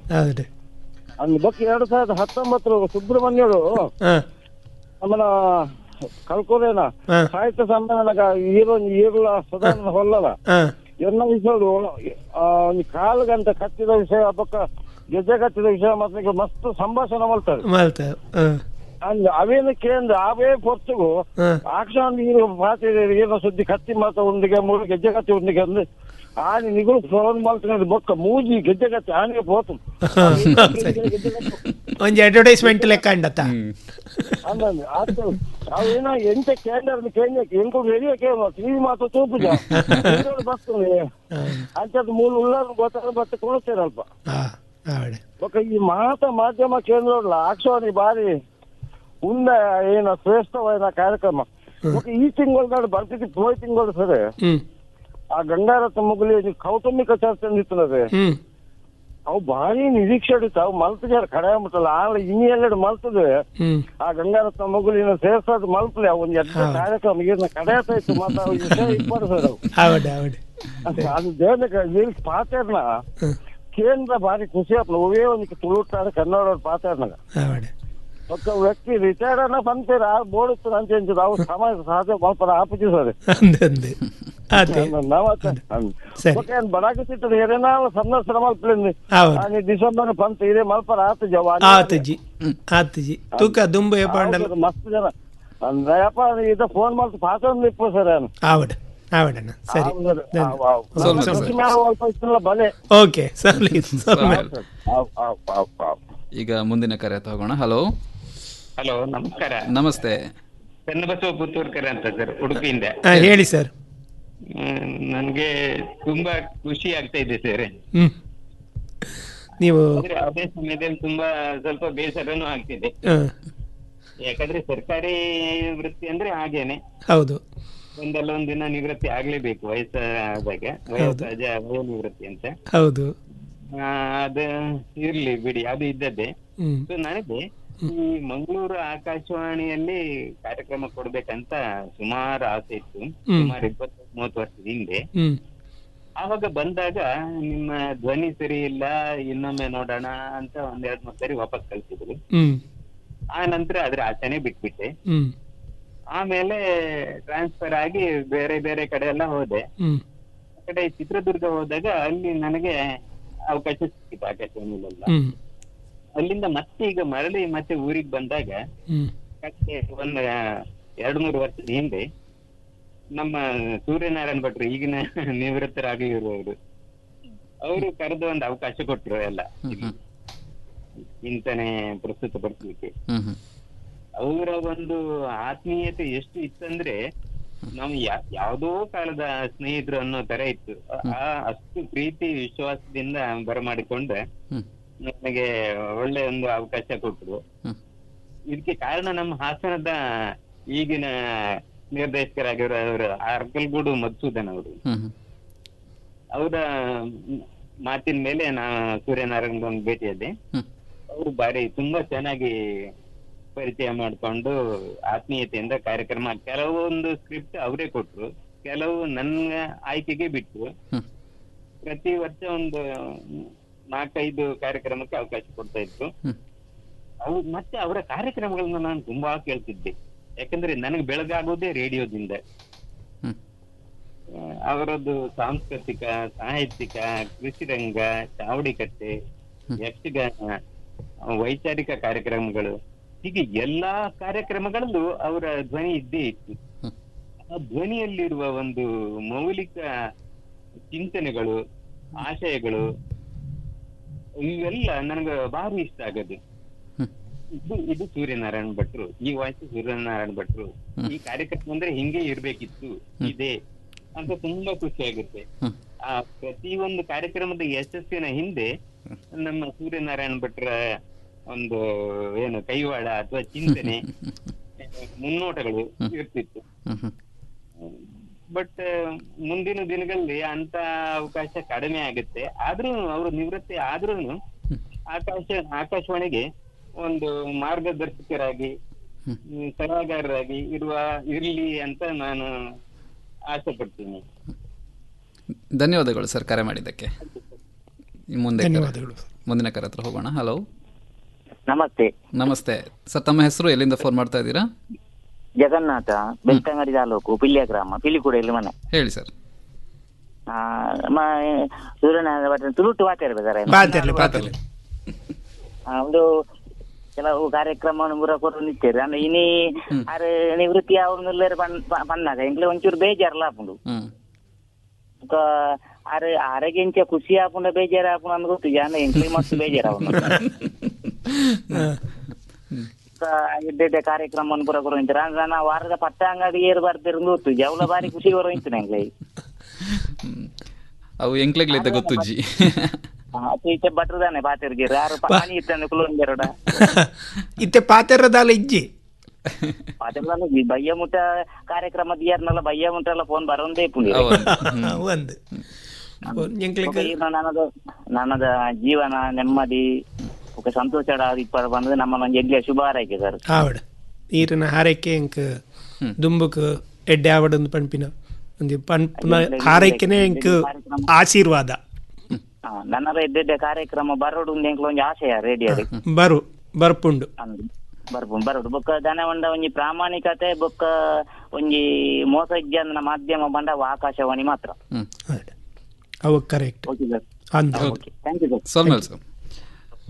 ಈಗ ಮಧುರ್ ಮೋಹನ ಕಲ್ಲೂರಾಯರು ನಿಮ್ಮ ಬಗ್ಗೆ ಒಂದು ಸ್ವಲ್ಪ ಮಾತಾಡಿದ್ದಾರೆ, ಕೇಳುವ. ನಾನು ಪ್ರೊಫೆಸರ್ ಮಧುರ್ ಮೋಹನ ಕಲ್ಲೂರಾಯ. ಇದು ಒಂದು ರೀತಿಯಲ್ಲಿ ಕೃತಜ್ಞತೆಯನ್ನು ಸಲ್ಲಿಸುವಂತಹ ಸಂದರ್ಭ. ಶ್ರೀ ಪಿ ಎಸ್ ಸೂರ್ಯನಾರಾಯಣ ಭಟ್ ಅವರು ಆಕಾಶವಾಣಿಯಲ್ಲಿ ದುಡಿದಷ್ಟು ಕಾಲ ಪ್ರೀತಿ ಮತ್ತು ಭರವಸೆಗಳನ್ನು ಕೇಳುಗರಿಗೂ ಆಕಾಶವಾಣಿಗೆ ಬಂದಂತಹ ಕಲಾವಿದರಿಗೂ ನೀಡಿದ್ದಾರೆ ಎಂಬುದರಲ್ಲಿ ಎರಡು ಮಾತಿಲ್ಲ. ಪಾದರಸದ ವ್ಯಕ್ತಿತ್ವ, ಚುರುಕಿನ ಮಾತು, ವಾಗ್ಜರಿಯೂ ಹಾಗೆಯೇ ಎಲ್ಲಿಯೂ ಕೂಡ ಆ ಹ್ಞೂ ಏ ಅಂತ ಹೇಳದೆ ನೇರವಾಗಿ ಹೋಗುವಂತಹ ಮಾತಿನ ವರಸೆ ಪ್ರಾಯ ಎಲ್ಲರಿಗೂ ಸಂತೋಷ ಕೊಡುವಂಥದ್ದು. ಆಕಾಶವಾಣಿಯಲ್ಲಿ ಒಂದು ಅಧಿಕಾರದಲ್ಲಿ ಇದ್ದಾಗ ಎಲ್ಲರಲ್ಲಿಯೂ ಎಲ್ಲ ಕಡೆಯಲ್ಲಿಯೂ ಮಾತಾಡಬೇಕಾಗ್ತದೆ. ಅಂಥದ್ದರಲ್ಲಿ ಕೃಷಿಗೆ ಸಂಬಂಧಪಟ್ಟ ಹಾಗೆ, ವ್ಯವಹಾರಕ್ಕೆ ಸಂಬಂಧಪಟ್ಟ ಹಾಗೆ, ಸಂಸ್ಕೃತಿಗೆ ಸಂಬಂಧಪಟ್ಟ ಹಾಗೆಯೇ ಸಾಹಿತ್ಯ, ಬದುಕಿನ ಬೇರೆ ಬೇರೆ ಮಜಲುಗಳಲ್ಲಿ ಅವರು ಆಕಾಶವಾಣಿಗೆ ಬಂದಂತಹ ಅಥವಾ ಸರಕಾರ ಮಾಡಬೇಕಾದಂತಹ ಕೆಲಸಗಳಲ್ಲಿ ತಮ್ಮನ್ನು ತೊಡಗಿಸಿಕೊಂಡು ಆಕಾಶವಾಣಿಯ ಅಧಿಕಾರಿಯಾಗಿ ಏನನ್ನು ಮಾಡಬಹುದೋ ಅದನ್ನು ಮಾಡಿದ್ದಾರೆ. ಹಿಂದಿನ ಆಕಾಶವಾಣಿಯ ಪರಂಪರೆಯನ್ನು ಬಿಡದೆ ಆ ಪರಂಪರೆಯಲ್ಲಿ ಹೊಸತನವನ್ನು, ಇನ್ನೂ ಕೂಡ ಹೆಚ್ಚಿನ ಜಾಣ್ಮೆಯನ್ನು, ಒಳ್ಳೆಯದನ್ನು, ವೈವಿಧ್ಯತೆಯನ್ನು ಜನರಿಗೆ ನೀಡುವಲ್ಲಿ ತಮ್ಮ ವೈಯಕ್ತಿಕವಾದಂತಹ ಶ್ರಮವನ್ನು ಪಿ ಎಸ್ ಸೂರ್ಯನಾರಾಯಣ ಭಟ್ ಅವರು ನೀಡಿದ್ದಾರೆ ಎಂಬುದನ್ನು ಗಮನಿಸಲೇಬೇಕು. ನಾನು ಒಬ್ಬ ಗಮಕ ಕಲಾವಿದನಾಗಿ, ಯಕ್ಷಗಾನ ಕಲಾವಿದನಾಗಿ ಗಮನಿಸುವುದಾದರೆ ಕಾವ್ಯಯಾನ, ಹಾಗೆಯೇ ಯಕ್ಷಾಂತರಂಗ, ಇನ್ನು ಬೇರೆ ಬೇರೆ ವಿಮರ್ಶೆ, ಚಿಂತನ, ಇಂಥದ್ದರಲ್ಲೆಲ್ಲ ಅವರು ನಮಗೆ ನೀಡಿದಂತಹ ಸಹಕಾರವನ್ನು ಮರೆಯುವ ಹಾಗಿಲ್ಲ. ಅವರ ಈ ಸೇವೆ ಖಂಡಿತವಾಗಿಯೂ ಕೂಡ ಸಾರ್ಥಕ ಸೇವೆ. ಅವರಿಗೆ ಮುಂದಿನ ನಿವೃತ್ತಿಯ ಜೀವನ ಒಳ್ಳೆಯದಾಗಲಿ, ಭಗವಂತನ ಅನುಗ್ರಹ ಇರಲಿ. ಆ ಕರ್ತವ್ಯದಲ್ಲಿ ಮುಂದುವರಿದಂತಹ ಸಾರ್ಥಕತೆಯ ಭಾವದ ತೃಪ್ತಿ ಅವರ ಮುಂದಿನ ಬದುಕಿನಲ್ಲಿ ಅವರಿಗೆ ಆಶೀರ್ವಾದ ರೂಪವಾಗಿ ಇರಲಿ. ಅವರ ಕುಟುಂಬಕ್ಕೆ ಇನ್ನೂ ಒಳ್ಳೆಯದಾಗಲಿ, ಶುಭವಾಗಲಿ. ಅವರಿಂದ ಇನ್ನೂ ಕೂಡ ಸಮಾಜ ಸೇವೆಯ ರೀತಿಯಲ್ಲಿ ಇಂತಹ ವಿಶೇಷವಾದಂತಹ ಅರ್ಥಾತ್ ಒಳ್ಳೆಯ ಕಾರ್ಯಕ್ರಮಕ್ಕೆ ಸಹಕಾರ ನೀಡುವ ರೀತಿಯಲ್ಲಿ ಭಗವಂತ ಅನುಗ್ರಹಿಸಲಿ ಎಂಬುದಾಗಿ ಪ್ರಾರ್ಥಿಸ್ತೇನೆ. ನಮಸ್ಕಾರ. ಈಗ ಮತ್ತೊಂದು ಕರೆ ಇದೆ ಅನ್ಸುತ್ತೆ. ಹಲೋ ಹಲೋ, ನಮಸ್ಕಾರ ಸರ್. ನಮಸ್ತೆ. ನಾನು ಸತೀಶ್ ಕುಮಾರ್ ಅಂತ ಸರ್. ಹೇಳಿ, ಎಲ್ಲಿಂದ ಮಾತಾಡ್ತಿದ್ದೀರಾ? ಸಾಲಿಗ್ರಾಮದಿಂದ. ಸಾಲಿಗ್ರಾಮದಿಂದ. ಸೂರ್ಯನಾರಾಯಣ ಭಟ್ರಿಗೆ ಮೊದಲಾಗಿ ವಿಶೇಷವಾದ ಅಭಿನಂದನೆಗಳು. ಧನ್ಯವಾದಗಳು. ಹಾಗೆ ಮತ್ತೆ ಲತೀಶ್ ಪಾಲ್ದಣಿ ಅವರಿಗೂ ಸಹ ನಮಸ್ತೆ ಸರ್. ಯಾಕಂದ್ರೆ ನಮ್ಮ ಸೂರ್ಯನಾರಾಯಣ ಭಟ್ರದ್ದು ನಾವೆಲ್ಲ ಅವಾಗ ಹೈಸ್ಕೂಲಿಗೆ ಹೋಗ್ತಾ ಇತ್ತ. ಆ ಕಾಲದಲ್ಲಿ ಒಂದು ಮಾತುಕತೆ ಅಂತ ಬರ್ತಾ ಇತ್ತು. ಆವಾಗ ಇವರು ಸುರೇಶ್ ಅಣ್ಣ ಆಗಿ ಬರ್ತಾ ಇದ್ರು, ಸ್ಟೂಡೆಂಟ್ ಆಗಿ. ಮಾತುಕತೆಯಲ್ಲಿ ಎಲ್ಲ ಕರಾವಳಿ ಜನರ ಮನೆ ಮಾತಾಗಿದ್ದ ನಮ್ಮ ಸೂರ್ಯನಾರಾಯಣ ಭಟ್ರು ಇನ್ನೂ ನೆನಪಿದೆ ನಮ್ಗೆ. ಕಲ್ಕಾಡಿ ರಮಾನಂದರಯ್ಯ ಅವರು ಮತ್ತೆ ನಮ್ಮ ಮಾಲತಿ ಮೇಡಮ್ ಅವರು ಶಾಂತಕ್ಕಾಗಿ ಬರ್ತಾ ಇದ್ರು. ಆವಾಗ ನಾವು ಹೈಸ್ಕೂಲಿಗೆ ಹೋಗ್ತಾ ಇತ್ತು. ಆ ಕಾರ್ಯಕ್ರಮ ಎಂದೂ ತಪ್ಪದೆ ಕೇಳುವಂತ ಕಾರ್ಯಕ್ರಮ, ಬಹಳ ಚೆನ್ನಾಗಿ ಅದು ನಮ್ಮ ಮನಸ್ಸಲ್ಲಿ ಹಚ್ಚೆಯಾಗಿ ಉಳಿದಿದೆ ಸರ್. ಹಾಗೆ ಮತ್ತೆ ನೀವು ನಿಮ್ಮ ನಾಟಕ ನಿರ್ದೇಶನಗಳು ಮತ್ತೆ ಯಕ್ಷಗಾನ ನಿರ್ದೇಶನ ಬಹಳ ಅದ್ಭುತವಾಗಿ ಮೂಡಿ ಬರ್ತಾ ಇದೆ. ಅಮೋಘ ಕೊಡುಗೆ ಕೊಟ್ಟಿದ್ದೀರಿ. ಮತ್ತೊಂದು ಸ್ಪೆಷಲ್ ಸೀಕ್ರೆಟ್ ಅಂದ್ರೆ ಅವರು ಆಗ ಸುರೇಶ್ ಅಣ್ಣ ಆಗಿ ಬರ್ತಾ ಇದ್ರಲ್ಲ, ಆಗ ಬರುವ ಅದೇ ಎನರ್ಜೆಟಿಕ್ ವಾಯ್ಸ್, ಅದೇ ಒಂದು ಅವರ ಸ್ಪೆಷಾಲಿಟಿ ಸರ್. 25 ವರ್ಷದ ಯಂಗ್ಸ್ಟರ್ ವಾಯ್ಸ್ ಇವಾಗಲೂ ಇದೆ, ಅದೇ ಒಂದು ಸೀಕ್ರೆಟ್. ಹಾಗೆ ಮತ್ತೆ ನಿಮ್ಮ ಬಗ್ಗೆ ಅವರು ಕನ್ಸೆಪ್ಟ್ ಅವರು, ನಮ್ಮ ಕೃಷ್ಣ ಮೋಹನ್ ಅವರು, ಮತ್ತೆ ಈಗಷ್ಟೇ ನಮ್ಮ ಪ್ರೊಫೆಸರ್ ಮಧುರು ಎಲ್ಲ ತಿಳಿಸಿದ್ರು. ಒಂದು ಕೇಳಿಸ್ಕೊಂಡೆ, ಬಹಳ ಖುಷಿ ಆಯ್ತು. ಇನ್ನು ಮುಂದಿನ ಜೀವನ ಕೂಡ, ನಿವೃತ್ತ ಜೀವನ ನಿಮಗೆ ಸುಖ ಸಮೃದ್ಧಿ ತರಲಿ ಅಂತ ಭಗವಂತನಲ್ಲಿ ಕೋರಿಕೊಳ್ತಾ ಇದ್ದೇವೆ ಸರ್. ಆಯ್ತು ಸರ್, ಧನ್ಯವಾದಗಳು ಸರ್. ಮತ್ತೊಮ್ಮೆ ನಿಮಗೆ ಧನ್ಯವಾದ, ವಂದನೆ. ಹಾಗೆ ಆಕಾಶವಾಣಿ ಎಲ್ಲ ಕೇಳುಗರಿಗೂ. ಆಯ್ತು ಸರ್. ಸರ್, ಈಗ ಮತ್ತೊಂದು ಕರೆ ಇದೆ. ಹಲೋ ಹಲೋ ಹಲೋ ಹಲೋ ಬಹುಶಃ ಲೈನಲ್ಲಿ ಸಮಸ್ಯೆ ಇದೆ ಅನಿಸುತ್ತೆ. ಹಲೋ, ಕಟ್ಟಾಗಿದೆ. ಸೊ ಹಾಗೇನೆ ಈಗ ರವಿ ಅಲೆವೂರಾಯವ್ ಇವರು ನಿಮ್ಮ ಬಗ್ಗೆ ಒಂದು ಸ್ವಲ್ಪ ಮಾತಾಡಿದ್ದಾರೆ, ಅದನ್ನು ಕೂಡ ಕೇಳುವ. ಆದರಣೀಯ ಸೂರ್ಯನಾರಾಯಣ ಭಟ್ರು ಆಕಾಶವಾಣಿಯಲ್ಲಿ ತನ್ನ ಸುದೀರ್ಘ ಕಾಲದ ಸೇವೆಯನ್ನು ನೀಡುತ್ತಾ ಆಕಾಶವಾಣಿಯ ಎಲ್ಲ ಬಾನುಲಿಯ ಕೇಳುಗರಿಗೆ ಒಂದು ವಿಶಿಷ್ಟವಾದ ಧ್ವನಿಯನ್ನು ಹೊರಹೊಮ್ಮಿಸಿ ಆಕಾಶವಾಣಿಯನ್ನು ಜನರ ಹತ್ತಿರಕ್ಕೆ ತಂದವರು. ಪ್ರಸಾರ ಭಾರತಿಯ ಮೂಲಕ ಅದು ಈಗ ಪ್ರಸಾರವಾಗುತ್ತಿರುವಂಥ ಎಲ್ಲ ಕಾರ್ಯಕ್ರಮಗಳಲ್ಲಿಯೂ ಕೂಡ ಅವರು ಹಸ್ತಕ್ಷೇಪ ಮಾಡಿದ್ದಾರೆ, ಅಂದರೆ ಅವರ ಚಾಕಚಕ್ಯತೆಯನ್ನು ತೋರಿಸಿದ್ದಾರೆ. ವಿಶೇಷವಾಗಿ ನಮ್ಮ ಯಕ್ಷಗಾನ ತಾಳಮದ್ದಲೆಯ ಸರಣಿ, ಇದನ್ನು ಪ್ರತಿಯೊಂದು ತಂಡಗಳನ್ನು ಗುರುತಿಸಿ ಅವರವರ ಸಮಯಕ್ಕೆ ಅನುಗುಣವಾಗಿ ಕರೆಸಿಕೊಂಡು ಅವರಿಂದ ಕಾರ್ಯಕ್ರಮ ನಡೆಸಿ ಅದು ಪೂರ್ತಿಯಾಗಿ ಧ್ವನಿ ಮುದ್ರಣವಾಗುವಲ್ಲಿ ಮತ್ತು ತಿದ್ದುಪಡಿ ಮಾಡುವಲ್ಲಿ ಎಲ್ಲ ಅವರು ಸ್ವತಃ ಇದ್ದು ಕಾರ್ಯಕ್ರಮವನ್ನು ಒಳ್ಳೆಯ ರೀತಿಯಲ್ಲಿ ಮೂಡಿ ಬರುವ ಹಾಗೆ ಮಾಡಿಕೊಂಡು ಬಂದ ಸೂರ್ಯನಾರಾಯಣ ಭಟ್ರ ಸೇವೆ ಅನನ್ಯವಾದದ್ದು. ಒಂದೊಂದು ವಿಭಾಗ ಅಂತಲ್ಲ, ಬೆಳಗ್ಗೆ ಕರ್ನಾಟಕ ಬ್ಯಾಂಕ್ ಪ್ರಾಯೋಜಿತವಾದಂಥ ಚಿಂತನ ಬರ್ತಿತ್ತು, ಈಗಲೂ ಬರ್ತಾ ಇದೆ. ಅದರಲ್ಲಿ ಕೂಡ ಅವರು ಬಹಳ ಚೆನ್ನಾಗಿ ಪ್ರತಿಯೊಬ್ಬ ನಾಡಿನ ವಯೋವೃದ್ಧರು ಜೊತೆಗೆ ಜ್ಞಾನವೃದ್ಧರು ಅವರನ್ನು ಗುರುತಿಸಿ ಅವರಲ್ಲಿನ ವಿಶೇಷವಾದ ಮೌಲ್ಯವನ್ನು ಹೊರಗೆ ತಂದು ಆಕಾಶವಾಣಿಯ ಮೂಲಕ ಬಹುಜನರಿಗೆ ತಲುಪಿಸುವಂಥ ದೊಡ್ಡ ಕಾರ್ಯವನ್ನು ಮಾಡ್ತಾ ಇದ್ರು.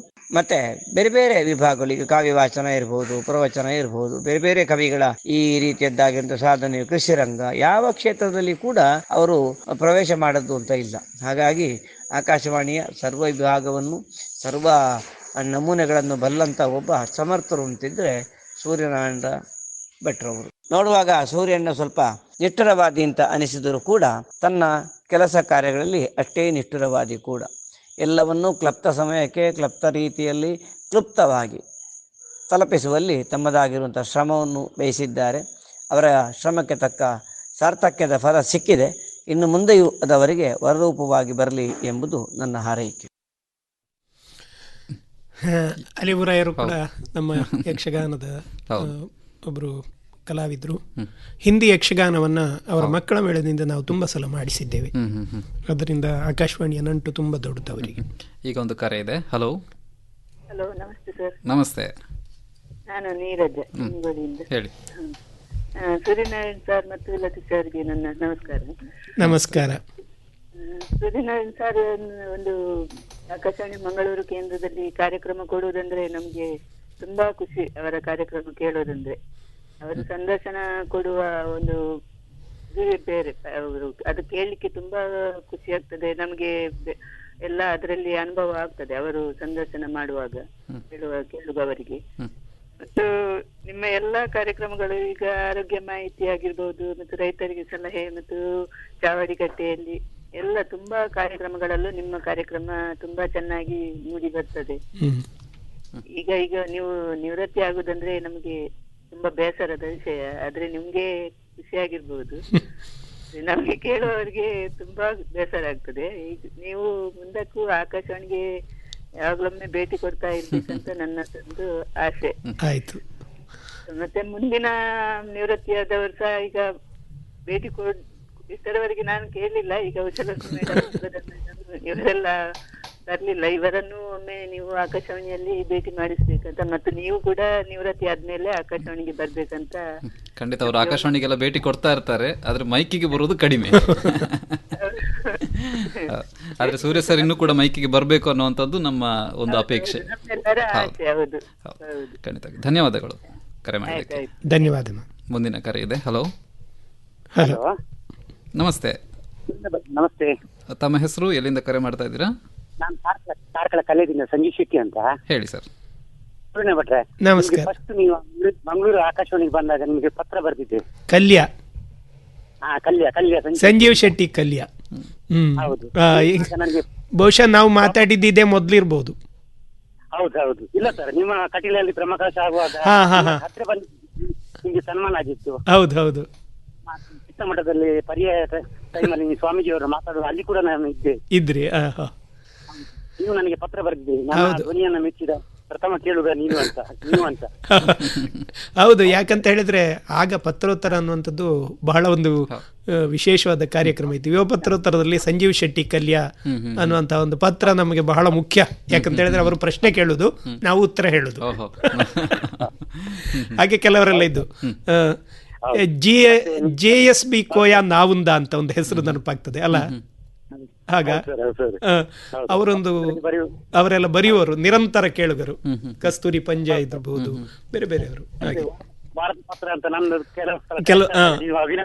ಹೌದು, ಆಯ್ಕೆ ಮಾಡ್ತಾ ಇದ್ದೇವೆ. ಮತ್ತೆ ಮದುವೆ ಆಮಂತ್ರಣ ಪತ್ರ ಕೂಡ ನಾನು ಕಳಿಸಿದ್ದೆ. ಹೌದು. ಮತ್ತೆ ತುಂಬಾ ವರ್ಷದ ನಂತರ ನಾನು ಪ್ರಥಮವಾಗಿ ನಿಮ್ಗೆ ಅಭಿನಂದನೆ ತಿಳಿಸಿದೆ ಸರ್. ಈಗ ನಿವೃತ್ತಿ ಆಗುವಾಗ ಬೇಜಾರಾಗ್ತದೆ. ಅದು ಹಾಗೆ ಅಲ್ಲ, ನಿವೃತ್ತಿ ಆಗ್ಲೇಬೇಕಲ್ಲ, ಮಾಮೂಲಿ ಅಲ್ಲ ಅದು.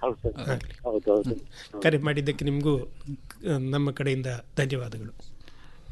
ಸರ್, ಈಗ ತಾವು ಜಾಯ್ನ್ ಆಗಿದ್ದು ಟ್ರಾನ್ಸ್ಮಿಷನ್ ಎಕ್ಸಿಕ್ಯೂಟಿವ್ ಆಗಿ. ಸಾಮಾನ್ಯ ಹೇಳೋದಾದ್ರೆ ಟ್ರಾನ್ಸ್ಮಿಷನ್ ಎಕ್ಸಿಕ್ಯೂಟಿವ್ ಅಂತ ಹೇಳಿದ್ರೆ ಅವರ ಡ್ಯೂಟಿಯಲ್ಲಿ ಅವ್ರ ರೇಡಿಯೋ ಕೇಳುವಂಥದ್ದು, ಮಾನಿಟರ್ ಮಾಡುವಂಥದ್ದು, ಲಾಗಿಂಗ್ ಮಾಡುವಂಥದ್ದೆಲ್ಲ ಇರ್ತದೆ. ಹಾಗೆ ಅವರಿಗೆ ಅವಾಗ ಪ್ರೋಗ್ರಾಮ್ಗಳನ್ನು ಮಾಡಲಿಕ್ಕೆ ಇರ್ತದೆ. ಸೊ ನಿಮಗೆ ಪ್ರಥಮವಾಗಿ ಪ್ರೋಗ್ರಾಮ್ ಮಾಡಲಿಕ್ಕೆ ಸೆಕ್ಷನ್ ಸಿಕ್ಕಿದ್ದು ಯಾವಾಗ, ಮತ್ತೆ ಅದರ ಒಂದು ಪ್ರತಿಕ್ರಿಯೆ ಎಲ್ಲ ಹೇಗಿತ್ತು ಜನರಿಂದ? ನನಗೆ ನಿಜವಾಗಿಯೂ ಆದರೆ ನಾನು ಚಿತ್ರದುರ್ಗ ಆಕಾಶವಾಣಿಯಲ್ಲಿ ಸೇರಿದವ. ಅಲ್ಲಿ ಏನಾಗಿತ್ತು ಅಂತ ಹೇಳಿದ್ರೆ, ಅಲ್ಲಿ ಆ ಕಾಲದಲ್ಲಿ ಪ್ರೋಗ್ರಾಮ್ ಎಕ್ಸಿಕ್ಯೂಟಿವ್ಗಳು 3 ಜನ ಇದ್ದರು.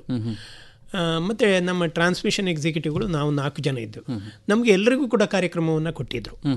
ಹಾಗೆ ನನಗೆ ಒಂದು ಮಕ್ಕಳ ಕಾರ್ಯಕ್ರಮ, ಮೊದಲನೇದಾಗಿ ಮಕ್ಕಳ ಕಾರ್ಯಕ್ರಮ, ಮತ್ತು ಕೆಲವು ಸಾಮಾನ್ಯವಾಗಿ ಎಲ್ಲರಿಗೂ ಇರುವಂಥ ಕೆಲವು ಕಾರ್ಯಕ್ರಮಗಳು, ಪರಿಸರದ ಬಗ್ಗೆ, ಎನ್ವೈರ್ಮೆಂಟ್ ಬಗ್ಗೆ ಒಂದು ಕಾರ್ಯಕ್ರಮ, ಮತ್ತು ಒಂದು ಮಾತುಕತೆಯದ್ದು ಒಂದು ಯಾವುದೋ ಒಂದು ವಿಶೇಷವಾದಂಥ, ಅಂದರೆ ಜನರಿಗೆ ಒಂದು ಅರಿವನ್ನು ಮೂಡಿಸುವಂಥ ಒಂದು ಕಾರ್ಯಕ್ರಮ, ಮತ್ತು ಈ ವಿಶೇಷ ಚೇತನರು ಅಂತ ನಾವೇನು ಕರೀತೇವೆ ಅವರಿಗಾಗಿ ವಿಶೇಷ ಕಾರ್ಯಕ್ರಮ, ಇದನ್ನೆಲ್ಲ ನನಗೆ ಕೊಟ್ಟಿದ್ದರು.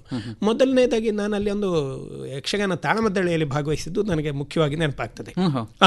ಯಾಕಂತ ಹೇಳಿದ್ರೆ ಮೊದಲು ಯಾವುದೋ ಯಕ್ಷಗಾನದಲ್ಲಿ ಯಾವಾಗಲೋ ಕಾಲೇಜ್ ಡೇಗಳಲ್ಲಿ ಹೀಗೆ ಭಾಗವಹಿಸಿದ್ದು, ಮತ್ತು ಒಂದು ಎಲ್ಲೋ ಸೇರಿದ್ದಲ್ಲದೆ ನಾನು ಆದರೆ ಏನಾಯ್ತು ಅಂತ ಹೇಳಿದ್ರೆ, ನಾನು ಫಸ್ಟಿಗೆ ಸೇರುವಾಗ ನಿಮ್ಗೆ ಏನು ಆಸಕ್ತಿ ವಿಷಯ ಅಂತ ನಮ್ಮ ಆಗಿನ ಡೈರೆಕ್ಟರ್ ಇದ್ರು, ನಿರ್ಮಲಾದೇವಿ ಅಂತೇಳಿ, ಅವ್ರು ಕೇಳಿದ್ರು ನನಗೆ ಯಕ್ಷಗಾನ ಅದು ಅಂತ ಹೇಳಿದ್ರು. ಅಲ್ಲೊಂದು ಯಕ್ಷಗಾನ ತಂಡ ಬಂದಿತ್ತು.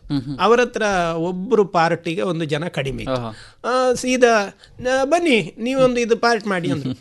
ಅವರು ಅಂದ್ಕೊಂಡ್ರು ಇದು ನಾಟಕದಾಗೆ ಸ್ಕ್ರಿಪ್ಟ್ ಬರೆದು ಮಾಡೋದು. ನನಗೆ ಗೊತ್ತಿದೆ, ಆದರೆ ಅಲ್ಲಿ ಹೋಗಿ ನನಗೆ ನಾನು ಏನು ಅಲ್ಲ ಅಂತ ಹೇಳಲಿಕ್ಕೆ ಒಂದು ನಾಚಿಕೆ.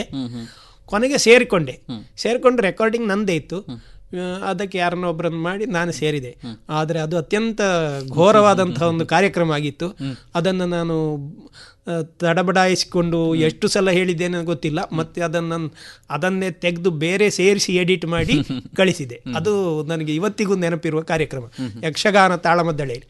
ಅದರ ನಂತರ ನಾನು ಯಕ್ಷಗಾನ ತಾಳಮದ್ದಳೆಯಲ್ಲಿ ಆಕಾಶವಾಣಿಯಲ್ಲಿ ಭಾಗವಹಿಸಲಿಲ್ಲ, ಪಾರ್ಟ್ ಮಾಡಲಿಲ್ಲ. ಓಕೆ, ಈಗ ಇನ್ನೊಂದು ಕರೆ ಇದೆ. ಹಲೋ, ನಮಸ್ತೆ. ನಮಸ್ತೆ.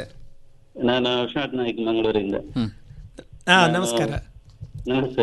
2 ಸರ್ತಿ ಇಲಾಖೆ ವತಿಯಿಂದ ಸಂದರ್ಶನಕ್ಕೆ ತಮ್ಮೊಟ್ಟಿಗೆ ಭಾಗವಹಿಸಿದ್ದೆ. ಹೌದು, ಪ್ರೌಢಿಮೆಯಿಂದ ಸಂದರ್ಶನ ಮಾಡ್ತೀರಿ. ನಮಗೆ ಬಹುಶಃ ಮೊನ್ನೆ ಕಡತೋಕ ಶಂಕರ ಭಟ್ ನಂತರ ಕೆಲವು ಹೆಸರುಗಳಲ್ಲಿ ತಾವು ಒಬ್ರು, ಶ್ರೀಮದ್ ನಾರಾಯಣ ದಾಮೋದರ್ ಇರ್ಬೋದು, ಶಕುಂತಲಾ ಅರ್ಕಿಣಿ, ಪುತ್ತೂರು ಬೇಳೆ, ಹಾಗೇನೆ ಮುಖ್ಯವಾಗಿ ವಿಶಾಲತ ಸರಪಾಡಿ, ಇಂತ ಒಂದು ವಿಶೇಷ ವ್ಯಕ್ತಿಗಳ ಜೊತೆಗೆ ತಾವು ಇದ್ರಿ. ಆದ್ರೆ ಈಗ ನಿವೃತ್ತಿ ಆಗೋದು, ವಯೋನಿವೃತ್ತಿ ಅನಿವಾರ್ಯ.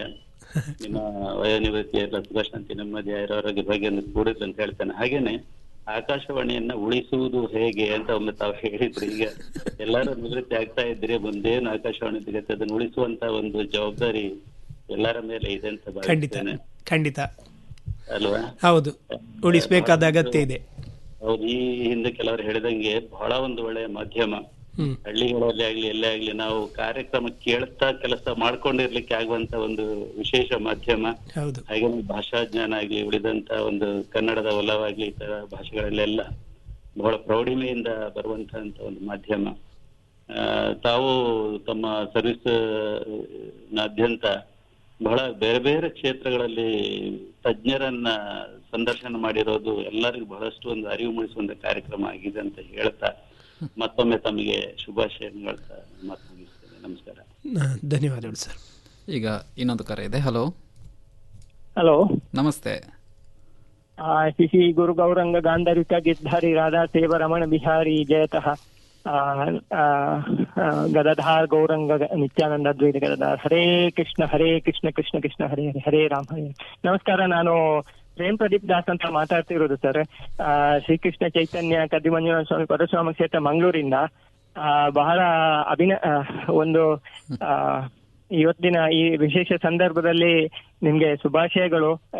ಒಂದು ರೀತಿಯಲ್ಲಿ ಇಷ್ಟು ಸಮಯ ಒಂದು ಬಹಳ ಆಧ್ಯಾತ್ಮಿಕವಾದ ಭಕ್ತಿಪೂರ್ವಕವಾದ ಕಾರ್ಯಕ್ರಮಗಳನ್ನು ನೀಡಿದ್ದೀರಿ. ಅದಕ್ಕೆ ತುಂಬು ಹೃದಯದ ಅಭಿನಂದನೆಗಳು ಸರ್. ಧನ್ಯವಾದಗಳು. ಬಹಳ ಉತ್ತಮವಾದ ನಿಮ್ಮ ಕಾರ್ಯ ಸಮಯದಲ್ಲಿ ಹರಿಕಥೆ ಆಗ್ಲಿ, ಭಜನೆ, ಕೀರ್ತನೆಗಳು, ದಾಸರ ಪದಗಳು, ಅದು ಉತ್ತಮ ಕಾರ್ಯಕ್ರಮ. ಯಕ್ಷಗಾನದ್ದು ಅಂತೂ ಬಹಳ ಶ್ರೇಷ್ಠವಾದ ಕಾರ್ಯಕ್ರಮಗಳನ್ನು ನೀಡಿದ್ದೀರಿ ಸರ್. ಇಡೀ ಸಮಾಜಕ್ಕೆ ಬಹಳ ಒಂದು ದೊಡ್ಡ ಕೊಡುಗೆ, ಭಗವತ್ ಪ್ರಜ್ಞೆಯನ್ನು ಮೂಡಿಸುವುದರಲ್ಲಿ ನಿಮ್ಮ ಒಂದು ಬಹಳ ಕೊಡುಗೆ ಇದೆ ಸರ್. ಇಡೀ ವಾತಾವರಣ ಒಂಥರ ವೃಂದಾವನ ಕರಣ ಅಂತ ಹೇಳ್ತಾರಲ್ಲ, ಆ ತರ ಆಗುವ ರೀತಿಯಲ್ಲಿ ನೀವು ಕೊಡುಗೆ ಕೊಟ್ಟಿದ್ದೀರಿ. ಹಾಗೆ ಮುಂದೆ ಕೂಡ ನಿಮ್ಮ ಮಾರ್ಗದರ್ಶನ ಇರ್ಲಿ ಅಂತ ನಮ್ಮ ಒಂದು ಪ್ರಾರ್ಥನೆ. ಮತ್ತೆ ಅದೇ ಈಗ ಮುಂದಕ್ಕೂ ಕೂಡ ಅದೇ ನಿಮ್ಮ ಒಂದು ಆತ್ಮೀಯತೆ ಇದನ್ನೆಲ್ಲ ನಾವು ತುಂಬಾ ಒಂದು ಕಳ್ಕೊಳ್ಳುವ ಒಂದು ಸಂದರ್ಭ ಬಂದಿದೆ, ಒಂದು ಬೇಸರದ ಸಂದರ್ಭ. ಅದೇ ಮುಂದಕ್ಕೂ ಮಾರ್ಗದರ್ಶನ ಇಂಥದೇ ಕಾರ್ಯಕ್ರಮಗಳು ಮೂಡುವಾಗೆ ನಿಮ್ಮ ಒಂದು ಮಾರ್ಗದರ್ಶನ ಇರ್ಲಿ ಅಂತ. ಹಾಗೆ ನಮ್ಮ ಇಸ್ಕಾನ್ ಇದ್ದು ಕೂಡ ಒಂದು ಭಕ್ತಿ ವಿಕಾಸ್ ರೇಡಿಯೋ ಅಂತ ಬೇರೆ ಬೇರೆ ಇದೆಲ್ಲ ರೇಡಿಯೋ ಇದೆ, ಅದಕ್ಕೂ ನಿಮ್ಮ ಒಂದು ಕೊಡುಗೆ ಮಾರ್ಗದರ್ಶನ ಇದ್ದರೆ ಬಹಳ ಒಂದು ಇದಾಗ್ತದೆ. ಅದೇ ಶುದ್ಧ ಭಕ್ತಿ ಮಾಡ್ಲಿಕ್ಕೆ ಭಗವಂತನಲ್ಲಿ ನಾವು ನಿಮ್ಗೂ ಒಂದು ನಿಮ್ಮ ಆಶೀರ್ವಾದ ಇರ್ಲಿ. ಮತ್ತೆ ನಿಮ್ಗೂ ನಾವು ಪ್ರಾರ್ಥಿಸ್ತೇವೆ, ನಿಮ್ಮ ಒಂದು ಆಶೀರ್ವಾದ ಯಾವತ್ತೂ ಇರ್ಲಿ ಇಂಥದೇ ಕಾರ್ಯಕ್ರಮಗಳು ಮುಂದುವರಿಯುವುದಕ್ಕೆ. ಆಯ್ತು ಸರ್, ಧನ್ಯವಾದ. ರಾಧೆ ರಾಧೆ, ಹರೇ ಕೃಷ್ಣ. ಈಗ ಸದಾನಂದ ಪೆರ್ಲಾ ಅವರು ಒಂದು ಸಂದೇಶ ಕೊಟ್ಟಿದ್ದಾರೆ, ಕೇಳುವ. ಆತ್ಮೀಯ ಕೇಳುಗರಿಗೆಲ್ಲ ನಮಸ್ಕಾರ. ನಾನು ಡಾಕ್ಟರ್ ಸದಾನಂದ ಪೆರ್ಲಾ, ನಿವೃತ್ತ ಕಾರ್ಯಕ್ರಮ ಮುಖ್ಯಸ್ಥರು, ಆಕಾಶವಾಣಿ ಕಲಬುರಗಿ. ಶ್ರೀಯುತ ಸೂರ್ಯನಾರಾಯಣ ಭಟ್ಟರು ನಮಗೆಲ್ಲ ಸೂರ್ಯಣ್ಣ ಎಂಬ ಹೆಸರಿನಿಂದ ಬಹಳ ಆಪ್ತರಾದವರು. ಅದಕ್ಕಿಂತಲೂ ಹೆಚ್ಚಾಗಿ ಸೂರ್ಯನಾರಾಯಣ ಭಟ್ಟರು ಮತ್ತು ನಾನು ಒಂದೇ ಜಿಲ್ಲೆಯವರು, ಕಾಸರಗೋಡು ಜಿಲ್ಲೆಯವರು. ಅವರು ಮುಳ್ಳೇರಿಯಾದವರಾದರೆ ನಾನು ಪೆರ್ಲದವನು. ಆದರೆ ಅವರ ಎಲ್ಲ ಬಂಧು ಬಳಗ ಕೂಡ ಪೆರ್ಲ ಸಮೀಪದ ಸ್ವರ್ಗ, ಪಡ್ರೆ ಮುಂತಾದ ಕಡೆ ಇರುವುದರಿಂದ ನಮ್ಮ ಬಾಂಧವ್ಯ ಬಹಳ ಹತ್ತಿರದ್ದಾಗಿತ್ತು. ವೃತ್ತಿಯಲ್ಲಿ ಕೂಡ ನಾವು ಸಹೋದ್ಯೋಗಿಗಳಾಗಿ ಬಹಳ ಉತ್ತಮ ಕೆಲಸಗಳನ್ನು ಮಾಡಲಿಕ್ಕೆ ಸಾಧ್ಯ ಆಗಿದೆ ಎಂಬ ಹೆಮ್ಮೆ ನನಗಿದೆ. ಅವರು ಬಹಳ ಸರಳ ಸಜ್ಜನಿಕೆಯ ವ್ಯಕ್ತಿತ್ವ ಮತ್ತು ಅವರನ್ನು ನಾವು ಯಾವತ್ತೂ ಕರೆಯುವುದು ಅವರೊಂದು ರೀತಿಯಲ್ಲಿ ಜ್ಞಾನದ ಕೋಶ, ಅದರಲ್ಲೂ ವಿಜ್ಞಾನದ ವಿಷಯದಲ್ಲಿ ತುಂಬ ಅನುಭವವನ್ನು ಹೊಂದಿರತಕ್ಕಂಥವರು. ಆದರೆ ನಮಗೆ ಒಮ್ಮೊಮ್ಮೆ ಜೋಕ್ ಇದೆ, ಅವರನ್ನು ಸಂಪರ್ಕಿಸೋದು ಭಾಳ ಕಷ್ಟ. ಅವರಲ್ಲಿ 3-4 ಮೊಬೈಲ್, ಯಾವ ಮೊಬೈಲ್ಗೆ ಮಾಡಿದರೂ ಅದು ಎತ್ತದೇ ಇರೋದು, ಮತ್ತೊಂದು ಮೊಬೈಲ್ನಲ್ಲಿರೋದು, ಹೀಗೆ. ಆದರೆ ಅವರು ಯಾವತ್ತೂ ಕೂಡ ಒಂದು ಸಹಾಯ ಹಸ್ತವನ್ನು ಚಾಚುವ, ಒಂದು ರೀತಿಯಲ್ಲಿ ಮಾನವೀಯ ಮುಖದಿಂದ ಕೆಲಸ ಮಾಡುವವರು. ನಮ್ಮ 10 ವರ್ಷದ ಅವಧಿಯಲ್ಲಿ ಒಬ್ಬ ಸಹೋದ್ಯೋಗಿಯಾಗಿ ನಾನು ಭಾಳ ಹತ್ತಿರದಿಂದ ಅವರನ್ನು ಬಲ್ಲೆ. ಅನೇಕ ಕಾರ್ಯಕ್ರಮಗಳನ್ನು ಮಾಡಲಿಕ್ಕೆ ನನಗೂ ಕೂಡ ಬೆಂಬಲವನ್ನು ನೀಡಿದ್ದಾರೆ. ಮಂಗಳೂರು ಆಕಾಶವಾಣಿಯ ಬಹುತೇಕ ಎಲ್ಲ ಕಾರ್ಯಕ್ರಮಗಳಿಗೂ ಅವರು ಕೈಯಾಡಿಸಿದವರು. ಆಡು ಮುಟ್ಟದ ಸೊಪ್ಪಿಲ್ಲ ಅನ್ನುವ ಹಾಗೆ ಎಲ್ಲ ಕಾರ್ಯಕ್ರಮಗಳಲ್ಲೂ ಅವರ ಹಸ್ತಕ್ಷೇಪ ಇದೆ. ಅಂದರೆ ಅವರು ಅದರಲ್ಲಿ ಇನ್ವಾಲ್ವ್ ಆಗೋದು, ಅದರಲ್ಲಿ ತಲ್ಲೀನರಾಗುವುದು, ಅದನ್ನು ಯಶಸ್ವಿಗೊಳಿಸುವುದು ಮತ್ತು ಬೇರೆ ಬೇರೆ ಕಾರ್ಯಕ್ರಮಗಳಿಗೆ ನೇತೃತ್ವವನ್ನು ನೀಡುವುದು, ಹೀಗೆಲ್ಲ ಮಾಡಿ ಒಂದು ಮಂಗಳೂರು ಆಕಾಶವಾಣಿಯ ಹೆಸರನ್ನು ಎತ್ತರಕ್ಕೆ ಏರಿಸಿದ್ದಾರೆ. ಅದು ಯಕ್ಷಗಾನ ಆಗಿರ್ಬೋದು, ಕೃಷಿ ರಂಗ ಆಗಿರ್ಬೋದು, ಇನ್ನು ಬೇರೆ ಬೇರೆ ಕಾರ್ಯಕ್ರಮಗಳು. ಅದರಲ್ಲೂ ಮುಖ್ಯವಾಗಿ ನಾವು ಹೊರಗೆ ಹೋಗಿ OB ಕಾರ್ಯಕ್ರಮ ಅಂತ ಹೇಳ್ತೇವೆ, ರೇಡಿಯೋ ಹಬ್ಬ ಅಥವಾ ಲೈವ್ ಪ್ರೋಗ್ರಾಮ್ಗಳು, ಇದಕ್ಕೆಲ್ಲ ಉತ್ತಮವಾದಂಥ ನಾಯಕತ್ವವನ್ನು ನೀಡಿದರು. ನಮ್ಮಲ್ಲಿ ಒಂದು ಒಳ್ಳೆಯ ಪಡೆ ಇತ್ತು. ನಮ್ಮ ಕಾರ್ಯಕ್ರಮದ ಸಿಬ್ಬಂದಿಗಳೆಲ್ಲ ಏಕೋದರ ಸಹೋದರರಂತೆ ಕೆಲಸ ಮಾಡಿದ್ದು ಅನುಭವ ಇದೆ. ಸೂರ್ಯನಾರಾಯಣ ಭಟ್ರು ಮಂಗಳೂರು ಆಕಾಶವಾಣಿಯಿಂದ ನಿವೃತ್ತಿ ಹೊಂದಿದ್ರು, ದಿನ ಅವರ ಬಗ್ಗೆ ಮಾತನಾಡುವ ಹಾಗೆ ಅವರು ದಾಖಲೆಯ ಹೆಜ್ಜೆಯನ್ನು ಮೂಡಿಸಿದ್ದಾರೆ. ಅವರು ಸಾಗಿದ ಪ್ರತಿಯೊಂದು ಹೆಜ್ಜೆ ಕೂಡ ಅದು ದಾಖಲೆಯ ಹೆಜ್ಜೆಯಾಗಿ ಮೂಡಿ ಬರ್ತಾ ಇದೆ. ಅದು ಸ್ಮರಣೀಯವಾಗಿರ್ತದೆ. ಸೂರ್ಯನಾರಾಯಣ ಭಟ್ರಿಗೆ ಮತ್ತೊಮ್ಮೆ ನಾನು ಅಭಿನಂದನೆಗಳನ್ನು ಹೇಳ್ತೇನೆ. ಅವರ ನಿವೃತ್ತಿಯ ಜೀವನ ಸುಖಮಯವಾಗಲಿ. ವೃತ್ತಿಯಿಂದ ಮಾತ್ರ ನಿವೃತ್ತಿಯಾಗಿರೋದು, ಆದರೆ ಅವರ ಪ್ರವೃತ್ತಿಯನ್ನು ಇನ್ನಷ್ಟು ಬೆಳೆಸಿಕೊಳ್ಳಿ, ಆ ಮೂಲಕ ಅವರು ಉತ್ತಮವಾದಂಥ ಜೀವನವನ್ನು ಸಾಗಿಸಲಿ ಅಂತ ನಾನು ಶುಭ ಹಾರೈಸ್ತೇನೆ. ಸದಾನಂದ ಪೆರ್ಲ ಅವರ ನಮ್ಮ ಜೊತೆ ಸುಮಾರು 10 ವರ್ಷ ಕಾಲ ನಾವು ಕೆಲಸ ಮಾಡಿದ್ದೀವಿ. ಮುಖ್ಯವಾಗಿ ಅವರ ಜೊತೆ ಕೆಲಸ ಮಾಡಿದ್ರಲ್ಲಿ ನಾನು ಒಂದು ಮುಖ್ಯ ನೆನಪಿಸಬೇಕಾದ್ದು ಅಂತ ಹೇಳಿದ್ರೆ, ಇಲ್ಲಿ ಒಂದು ದೊಡ್ಡದಾದಂತಹ ವಿಮಾನ ದುರ್ಘಟನೆ ನಡೆಯಿತು. ಅದು ದೇಶದ ಚರಿತ್ರೆಯಲ್ಲೇ ದೊಡ್ಡ ವಿಶೇಷವಾದಂತಹ ಒಂದು ಘಟನೆ. ಆ ಸಂದರ್ಭದಲ್ಲಿ ನಾವು ಕಾರ್ಯಕ್ರಮಗಳನ್ನು ದಿನ ಕೊಡಬೇಕಾಗಿತ್ತು. ನಾನು ಮತ್ತು ಅವರು ಸೇರಿ ಆ ದುರ್ಘಟನೆ ಆದ ದಿವಸವೇ ಅವರು ಆ್ಯಕ್ಚುಲಿ ಬೆಳ್ತಂಗಡಿಯಲ್ಲಿದ್ದರು. ಅಲ್ಲಿಂದ ಬಂದು ನಾವು ಕಾರ್ಯಕ್ರಮ ಮಾಡಿದ್ದು ನನಗೆ ಇವತ್ತಿಗೂ ಕೂಡ ನೆನಪಿದೆ. ಈಗ ಅವರೊಂದು ಮಾತು ಹೇಳಿದ್ರು, ಅಂದರೆ ಎಲ್ಲರೂ ಹೇಳುವಂಥದ್ದು ಸೂರ್ಯನಾರಾಯಣ ಭಟ್ರು ಯಾವುದೇ ಕಾರ್ಯಕ್ರಮ ಇರಲಿ ಮಾಡ್ತಾರೆ ಅಂತ ಹೇಳಿದ್ರು. ಯಕ್ಷಗಾನ ಇರಲಿ, ವಿಜ್ಞಾನದ ಕಾರ್ಯಕ್ರಮಗಳಿರಲಿ, ಚಿಂತನೆ ಇರಲಿ, ಹೀಗೆ ಇಷ್ಟೆಲ್ಲ ಸಾಧ್ಯ ಆಗಿದ್ದು ಹೇಗೆ? ಒಂದು, ಅದು ಯುವವಾಣಿಯಿಂದ. ಯುವವಾಣಿಯಲ್ಲಿ ಎಲ್ಲ ಥರದ ಕಾರ್ಯಕ್ರಮಗಳಿತ್ತು. ನಾನು ತುಂಬ ವರ್ಷಗಳ ಕಾಲ ನಾನು ಅಬ್ದುಲ್ ರಶೀದ್ ಮೊದಲಿಗೆ, ಮತ್ತು ನಾನು ಮತ್ತು ಶರ್ಬೇಂದ್ರ ಸ್ವಾಮಿ ಯುವವಾಣಿಯನ್ನು ನಾವು ಯುವಕರಾಗಿ ಸ್ವಲ್ಪ ಮುದುಕರಾಗುವವರೆಗೂ ಕೂಡ ಮಾಡಿದ್ದೇವೆ ಅಂತ ಹೇಳಿದ್ರೆ ತಪ್ಪಾಗ್ಲಿಕ್ಕಿಲ್ಲ. ಆದ್ದರಿಂದ ಯುವವಾಣಿ ಅನ್ನೋದು ಒಂದು ದೊಡ್ಡ ಒಂದು ವಿಭಾಗ, ಅಲ್ಲಿ ಎಲ್ಲ ಥರದ ಕಾರ್ಯಕ್ರಮಗಳಿದ್ದಾವೆ. ಆದ್ದರಿಂದ ಒಂದು ವೈವಿಧ್ಯ ಇರುವಂತೂ ಯುವವಾಣಿಯಲ್ಲಿ. ಅದನ್ನು ನಡೆಸಿದ್ರಿಂದ ಸ್ವಲ್ಪ ಸಾಧ್ಯ ಆಯಿತು ಅಂತ. ಮತ್ತು ಕೆಲವು ಸಲ ಅನಿವಾರ್ಯವಾಗಿ ಕೂಡ ಮಾಡಬೇಕಾಗಿ ಬಂತು. ಅದಕ್ಕೆ ಎಕ್ಸ್ಪರ್ಟ್ಗಳು ಕೆಲವು ಸಲ ನಮ್ಮಲ್ಲಿ ಇಲ್ಲದಾಗ ನಾವೇ ಸೇರಬೇಕಾದಂತಹ ಪರಿಸ್ಥಿತಿ ಬಂದು ಅದು ಕೂಡ ಅದಕ್ಕೆ ಕಾರಣ. ಈಗ ಮುಂದಿನ ಕರೆ ಹೋಗೋಣ. ಹಲೋ ಹಲೋ, ನಮಸ್ತೆ ಸರ್. ನಮಸ್ತೆ. ನಾನು ಪುತ್ತೂರ್ಕರ್ ಅಂತ ಹೇಳಿ. ಚಿತ್ರದುರ್ಗದಲ್ಲಿದ್ದೆ, ಉಡುಪಿಗೆ ಬಂದು ಬರೀ 1 ವರ್ಷ ಆಯ್ತು. ನನಗೆ ಸುಮಾರು ಒಂದು 20 ವರ್ಷದಿಂದ ಆಕಾಶವಾಣಿ ಅವಿನಾಭಾವ ಸಂಬಂಧ ಇದೆ. ಚಿತ್ರದುರ್ಗದಲ್ಲಿ ಮಧುಸೂದನ್, ಉಷಾರಾಣಿ, ಬೇರೆ ಮಂಜುನಾಥ್. ಇವ್ರ ನಂತರ ಉಡುಪಿಗೆ ಬಂದಾಗ ನಾನು ಸೂರ್ಯನ್ ಭಟ್ ಅವ್ರನ್ನ ಮಂಗಳೂರಿನಲ್ಲಿ ಮೀಟ್ ಮಾಡಿದೆ ಆಕಾಶವಾಣಿಯಲ್ಲಿ. ಬರೀ 2 ಸಾರಿ ಮಾತ್ರ ಅವ್ರನ್ನ ಮೀಟ್ ಮಾಡಿದ್ದು. ಆದ್ರೆ ಅವರ ಆ ಭೇಟಿಯಲ್ಲಿ ಮಾತಾಡಿದ ಮಾತುಗಳು ಜೀವನ ಪರ್ಯಂತ ನನ್ನ ಮನಸ್ಸಲ್ಲಿ ಉಳಿಯಂಗಾದ್ರು. ಅಷ್ಟು ಚೆನ್ನಾಗಿ ಅವರು ಆಕಾಶವಾಣಿಗೆ ಹೋದಾಗ ಅವರ ಟೇಬಲ್ ಮೇಲೆ ಅರಟ್ಕೊಂಡಿದ್ದ ಪುಸ್ತಕಗಳನ್ನು ನೋಡಿ ಅವರ ಜ್ಞಾನ ಭಂಡಾರ ಎಷ್ಟು ಅಂತ ನನಗೆ ಭಾರಿ ಖುಷಿ ಆಯ್ತು. ನಾನು ಮೊದ್ಲೇ ಹೇಳಿದ್ದೆ ಆಕಾಶವಾಣಿ ಅವಿನಾಭಾವ ಸಂಬಂಧ ಅಂತ. ಎಷ್ಟೆಷ್ಟೋ ಎಲ್ಲಾರು ಕೊಟ್ಟ ಕಥೆಗಳು, ಕವನಗಳು ಅವೆಲ್ಲ ಇರ್ತಿತ್ತು ಟೇಬಲ್ ಮೇಲೆ ಬೇರೆ ಆಕಾಶವಾಣಿಗಳಲ್ಲಿ. ಆದ್ರೆ ನಿಮ್ಮ ಮಂಗಳೂರು ಆಕಾಶವಾಣಿ ಅವ್ರ ಟೇಬಲ್ಗೆ ಬಂದಾಗ ಪುಸ್ತಕಗಳಿತ್ತು ಓದುವಂತವು. ನಿಜವಾಗ್ಲೂ ಅಲ್ಲಿಗೆ ಬಂದವ್ರಿಗೆ ಆಕರ್ಷಣೆ ಆಗುತ್ತೆ. ಇವರು ಯಾವ ಪುಸ್ತಕ ಓದ್ತಾರೆ ಅಂದ್ರೆ ಅವರು ಈಗ ಹೇಳ್ದಂಗೆ ಅವರು ಪ್ರತಿಯೊಂದು ಕಾರ್ಯಕ್ರಮ ನಡೆಸ್ಕೊಡ್ತಾರೆ ಅನ್ನೋದಿಕ್ಕೆ ಕಾರಣ ಪುಸ್ತಕಗಳೇ ಕಾರಣ ಅನ್ಸುತ್ತೆ. ಯಾಕಂದ್ರೆ ಅವ್ರಲ್ಲಿ ಅಷ್ಟೊಂದು ಜ್ಞಾನ ಭಂಡಾರ ಇದೆ. ಅದನ್ನ ಅವರು ಹಾಗೆ ಇಟ್ಕೊಳಲ್ಲ. ನಮ್ಮಂತವ್ರು ಬಂದಾಗ ನಮ್ಗೆ ಮಾರ್ಗದರ್ಶನ ಕೊಡ್ತಾರೆ. ನಾನು ಕತೆ ಕೊಡೋದಿಕ್ ಬಂದಿದ್ದೆ, ಪುಟ್ಟ ಕತೆ ಕೊಡಕ್ ಬಂದಿದ್ದೆ. ಆಗ ಕತೆ ಇಸ್ಕೊಂಡು ಇದು ಚೆನ್ನಾಗಿದ್ಯಾ ಇಲ್ವಾ ಅಂತ ನನಗೆ ಗೊತ್ತಿಲ್ಲ, ಈ ವಿಭಾಗ ನಡೆಸ್ಕೊಡೋರ್ ಬೇರೆ, ಅವ್ರ ನಿಮ್ಗೆ ಫೋನ್ ಮಾಡ್ತಾರೆ ಅಂತ ಹೇಳಿ ಆಮೇಲೆ ಪುಸ್ತಕದ ವಿಚಾರ ಬಂದು ಈ ಪುಸ್ತಕ ಓದ್ಬೇಕು, ಇದು ಓದ್ಬೇಕು, ಈ ವಿಚಾರ ತಿಳಿಬೇಕಾದ್ರೆ ಈ ಪುಸ್ತಕ ಓದ್ಬೇಕು.